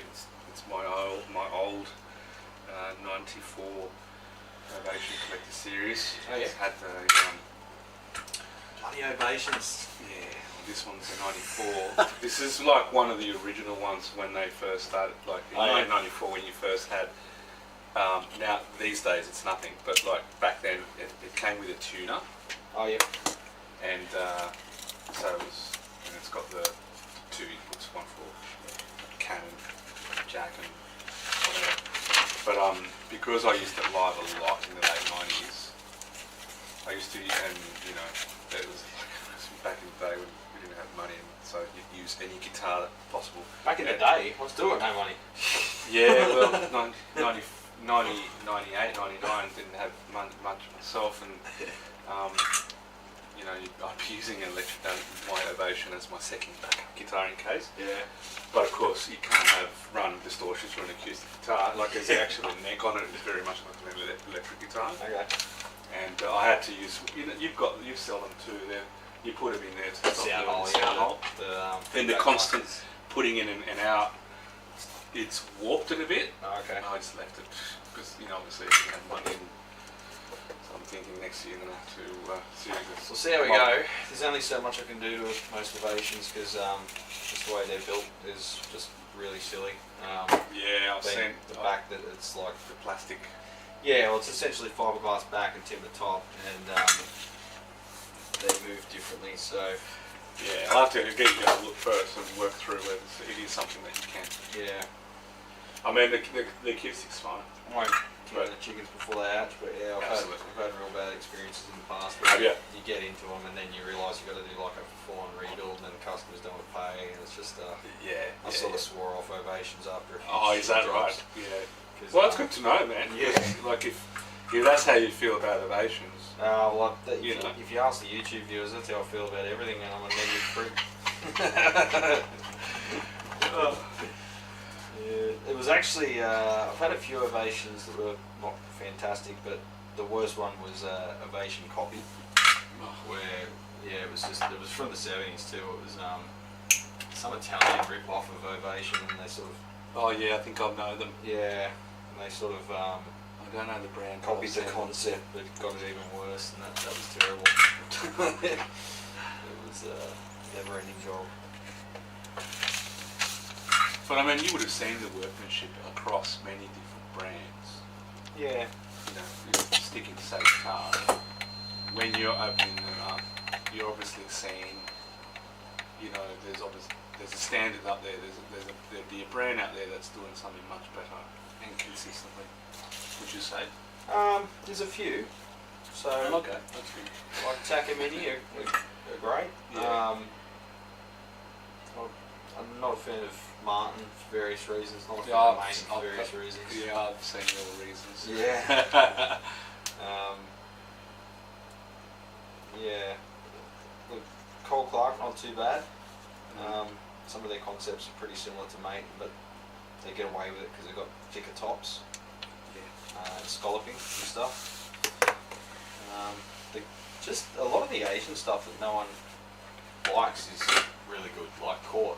Like no one goes, oh, I'll go and buy a cord for that. They're like, I want to buy a Maiden or this or that. Yeah. But yeah, those brands often get overlooked for that reason because they're not brands. Australian. But I really wish the Australian stuff was just better built. Unfortunately, it's. I mean, you know, for every time I bitch about them, there's another person who's had one for 30 years and never had a problem with it. So whatever. Yeah. But, Well, you're getting them because there's got a problem. That's needs right. maintenance. Hey. You've got to bear in mind that my sample set is all defective stuff Totally. because it's here for a reason. But yeah, it's easy to get negative after a while. As I say, just ask the viewership. I was going to say, I'll probably ask your wife. Yeah. You doing much walking though, Brad? Yeah, getting out there on a car. I've been riding the mountain bike a lot. Oh, Now good. Now the weather's like warming up a bit because you end up with a frozen face when you. Yeah, it depends how early you go, and obviously Yeah. winter time. Alright. Yeah, I tried wearing like goggles, like glasses, Yeah. when I was leaving before sunrise, but it's just your face ends up absolutely frozen by the time you get here. It takes you a while to defrost.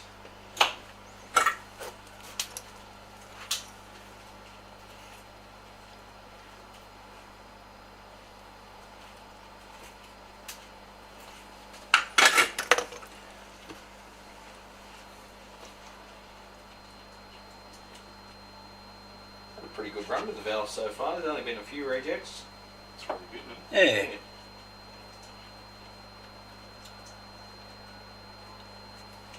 Yeah, I was just looking at the kitchen. 'Cause Oh, yeah. My wife just bought us a coffee machine. So I was buying, a coffee shop up the road. Yep. Euphoric. Yeah, Or- Euphoric, that's right, yeah.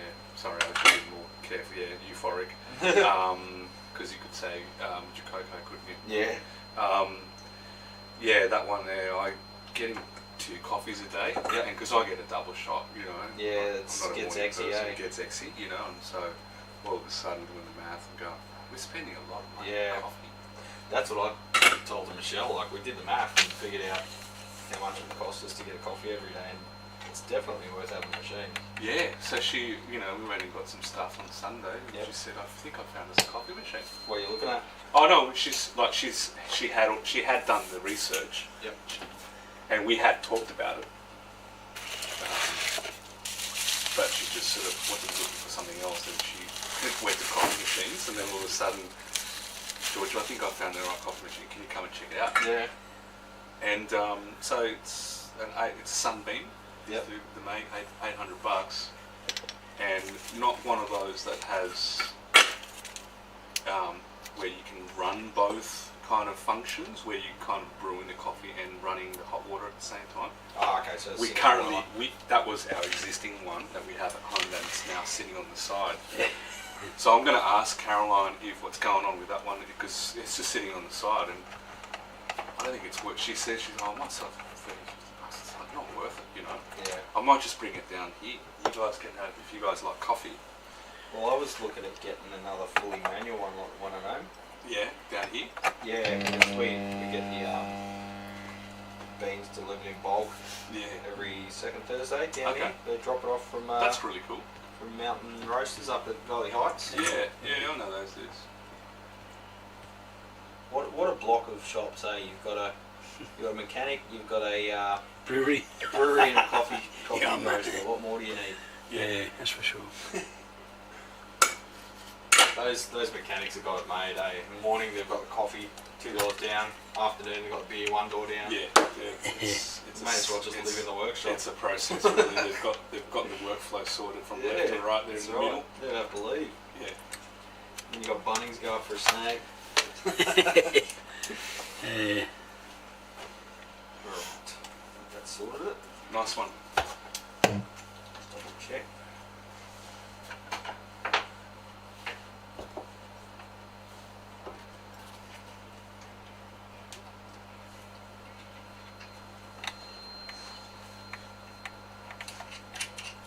Going away this weekend with a few friends. One of them's him and his wife had bought a place at Cessnock that they Airbnb, but it's not getting many hits. Oh yeah.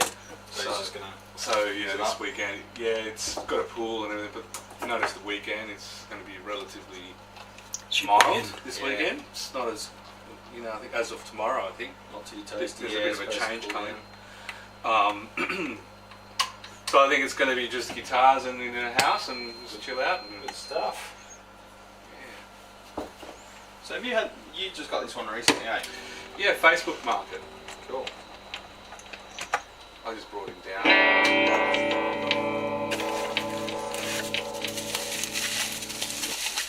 That's like, Yeah, you'll always have a little bit of a tick because it's a break before make switch. yeah. Um, Should I no, consider it's getting a make new before one? break, sorry. So I'll just burnish the contacts. I don't think that's an actual switch craft. It looks like he's replaced it with an import switch. Yeah. That's helped. That's a bit better. Yeah. I don't think I've got those switches from Switchcraft at the moment. I thought I'd release the double neck one for the you know, the 12 The piece. easiest 1275. Yeah, because the SG is so thin, they've got the right angle switch. Yeah, that's the double neck one with all the extra contacts, so that's like a friggin' $90 switch. Yeah, well, And then they're just import ones for cheap guitars. yeah, right. So the Switchcraft ones, I think they're about $60 or something like that. Hmm. I'll probably get some in actually. I haven't needed any for a while, so I haven't thought about it. All That's right. what I'll get. I'll be Well, fine. that's obviously got some Yeah, I think that's shelf life. That's heaps better. Like that stuff. I'll just give The it. clicking's fine. I know. I get it. But yeah, Doesn't it's run just, out, there's yeah. obviously something going on. That's Yeah. cool.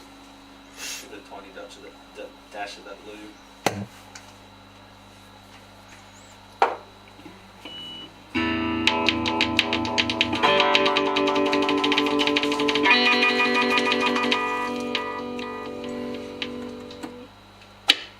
Sweet as bro.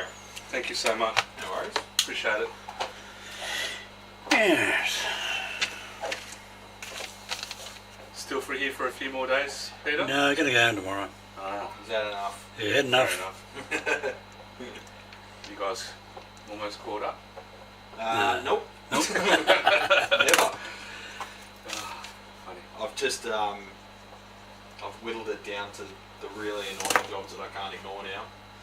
All that easy stuff's out of the way. The stuff that's going to take your time It's now. gonna be a fun week. But anyway, I've just got to sit down and order some parts too. But you know, I just want to get everything finalised before doing that because I'll forget stuff. Yeah, for sure. There you go, sir. Thanks, legend. No worries. Thank you, Peter. Good to see you. Take care. Easy. Yep. And safe driving, of course. You're driving, or? Yeah. Yeah, he's got his turbo ready to go. Oh, yeah. Good on you guys. Thank you. No worries, George. See you. Have a good day. Thank See you, you. mate.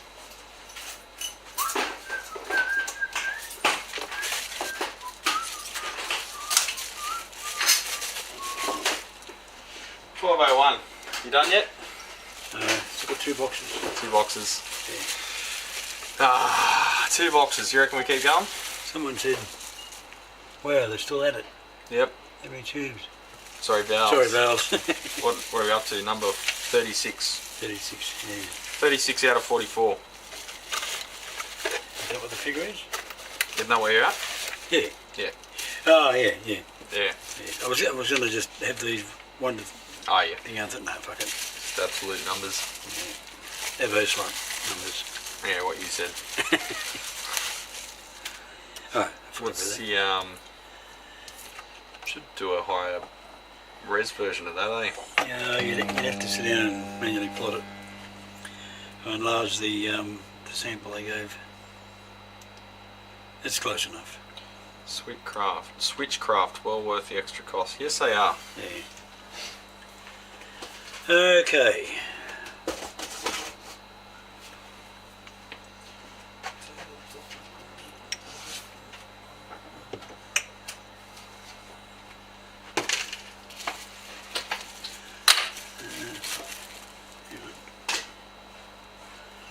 Alright, which box hasn't got a 6 cycle? 6.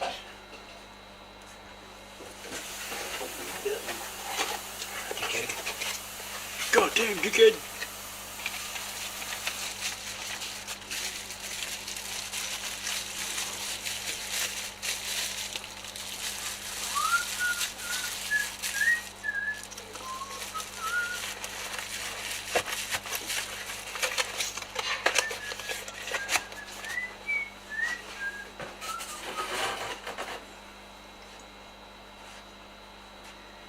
See, the other thing about matching valves, if you match on mutual conductance, just because they've got the same mutual conductance doesn't mean to say that if you set them up at a different current that's written on the boxes what they're matching them on.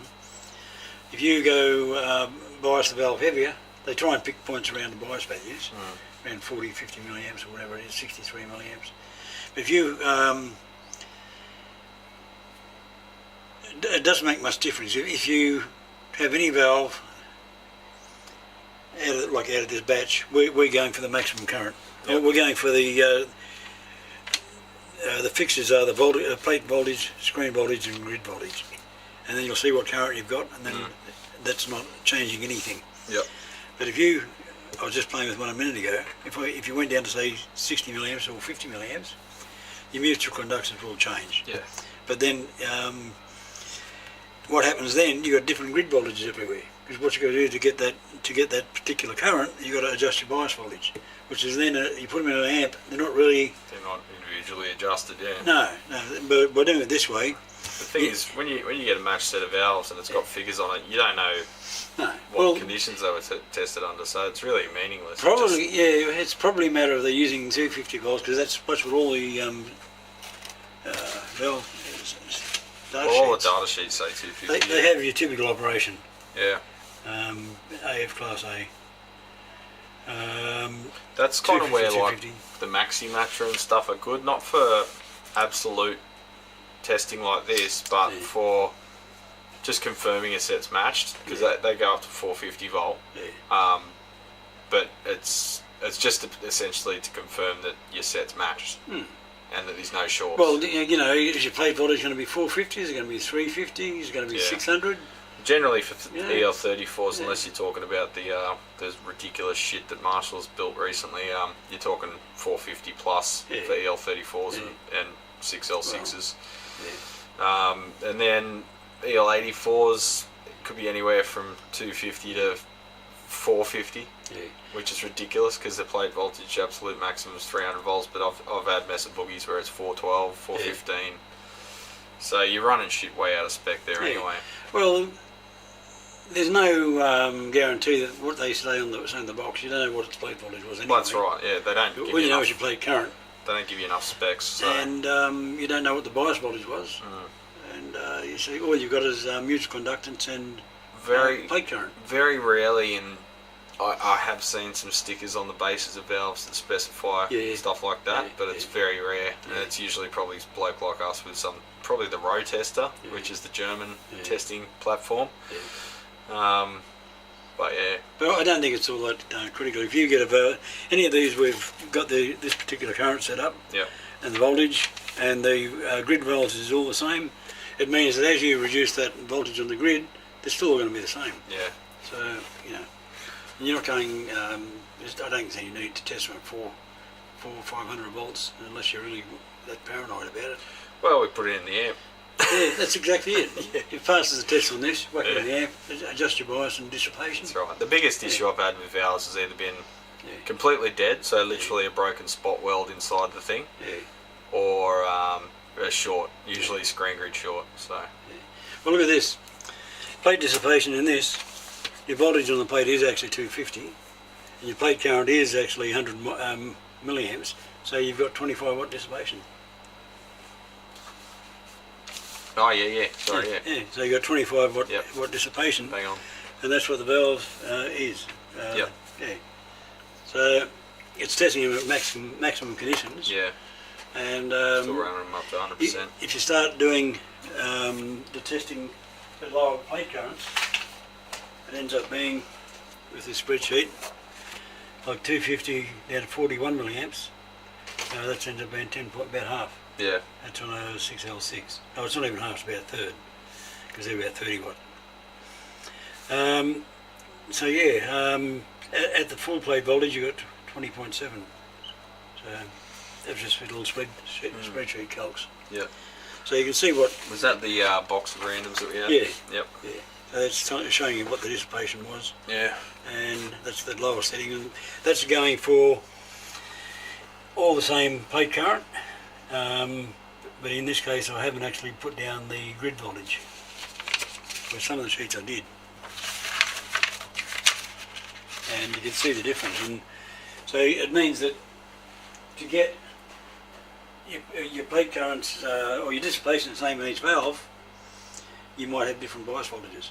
If that's where if you haven't got the ability to adjust each bias, you just got to come to a compromise. Well, that's where the testing, we try and get it as close as we can. Yeah. There it is here on this sheet. You got bloody these are all EL34s, and all setting up. This 41 milliamps was sitting on one of the boxes. I think I got those at home. So 250, 250, and 41. You end up the different mutual conductance than you have up here because that's the higher current, and you're running 41 mils there, and you get 70 mils there, and there you got a GM of 9,000. Here it's 7.2. And your dissipation there was 10.25, whereas it's 7.5 here. So, no, sorry, 7.5 there. But that was actually your grid voltages. So for two valves, the same configuration, you got a little bit different, 17.3, 17.1, 15 point whatever, you can see that one's lower. So, by the same token though, you've got valves here which are running at running at 14.75. That's at 59 milliamps. You've got 8,000s there. Your grid voltage is the same. The grid voltage over here is the same, 14. And to get this condition here, your grid voltages are actually that's watts here. This is the grid voltage to get these conditions here. Yep. So, as I say, you'll end up with a difference in grid voltages if you want to maintain that particular GM. So I think it's more accurate to do what we're doing here than to go by GM, even though that's how they match valves on GM. Riley O, I'm building EL84, looking for 310 on the anode. You should be right with that. Yeah. But yeah, 350, 375 for an 84 is getting pretty up there. A bit up there, yeah. So you want to probably aim for just check your well, it depends if you're cathode biased or fixed biased too. So if you've got a power supply, limiting value 300, but everyone ignores that. Yeah, I know. So if you've got a cathode biased amp, you're going to be drawing more current, so it's going to sag your supply more, and then if you decide to go fixed bias later, you might find that it's a bit too high. It'll drift higher because there's less load on the HT, and vice versa. And I could pretty safely say you can ignore most build forums. Oh. Was that shorted? At the first short champions. Top. Interesting. It's just been sitting there. Okay. Where the short is, I don't know and don't really care. It's not in your tester, is it? No. A little where the anodes is, the cathode sticking out the top. Yeah. Careful, it's hot. Show us that one. Yeah. There's no cathode showing. The cathode's below the mica. Yeah. Yeah, look. Too. So that's fallen down, and now the cathode's shorted to out, okay. to something. That's a dud. Yeah, just give us a look at the construction of that one. Bugera quality. Yeah. Yeah, literally the cathode's 4 mil lower in this one than that one, and it's fallen below the mica. Just make sure that didn't. So it's shorted out. That's the first one of those I've had it short. see if we can see it on the chucha. Penny boy, it's your time to shine. It's your time to shine, Penny boy. Come on. Come on, you can do it. Gotta hit the focus button, because apparently it doesn't want to focus until you hit the button. For some fucking reason, but yeah. Alright. So, I don't know if you can make that out, champions, but on That's fine. this one, where's my pointer? Right there, you can see the cathode, proud of the micro washer by about 2 mil. Yeah. And on this one, you can see the heater exposed, Yeah. but there's no sign of the cathode there, so the cathode's fallen down Yep. below that micro washer. Sure has. So now it's not aligned by that micro washer, so that's a dud. She sure is. Alright, 36 is dud.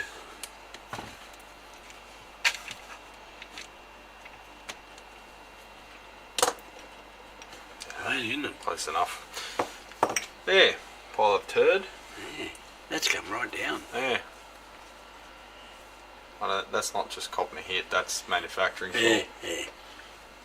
Well, they're in the same box. They all would have copped the same sort of hit, Yeah. I imagine.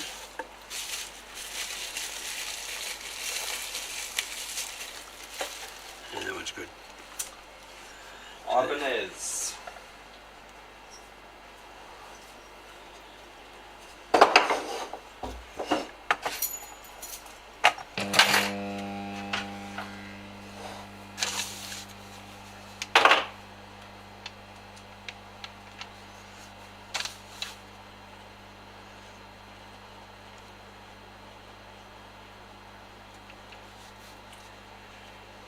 Yeah, they're on YouTube's, Jim.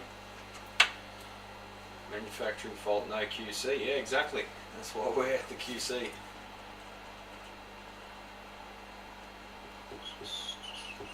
So, what output configuration are you running there, Riley? Cathode biased or fixed biased? Have you actually built this and measuring it, or are you just planning in the planning process?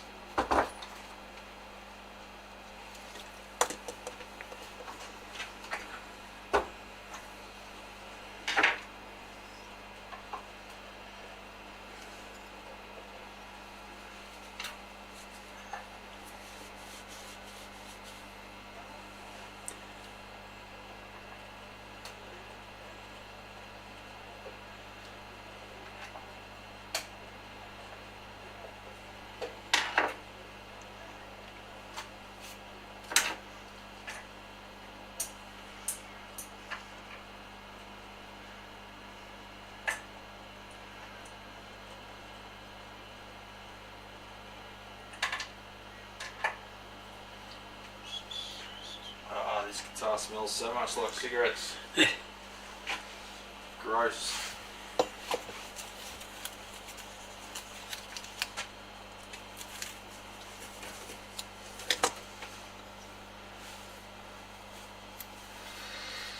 Well, I'm getting a bit over this video stuff. I want to eat some lunch. You hungry yet? Bloody earth, mate.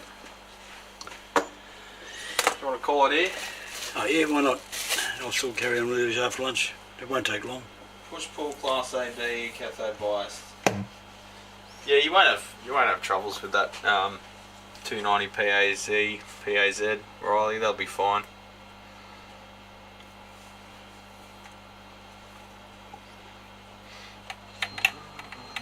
I use that in my 18 watt thing up there, and it's fine.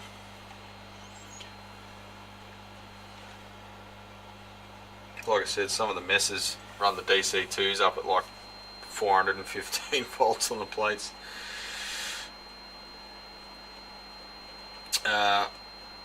John, I think you're talking about EL84 there. JJ gives 300 as limit for the EL34 as his old standard. 280 gives margin for BT rise.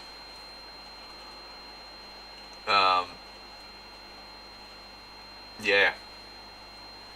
That's the data sheet, but I've got news for you, buddy. No manufacturer reads data sheets.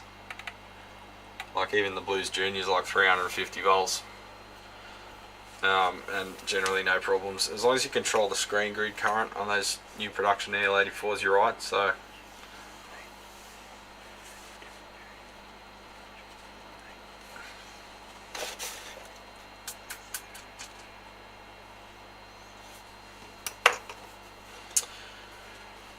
anyway, might call it there. I'm going to have some lunch. Yeah. So take it easy, legends. Thanks for viewing. Thanks for hanging around. It was a bit of a weird stream, this one. Yeah. But you know, thought you might enjoy the process. Talk crap with us. Yeah, hopefully I'll have a new video out for you on a pedal. And then maybe the latest Farfisa one as well. Finish that one off. It's already done and out the door, but I'll finish the video off.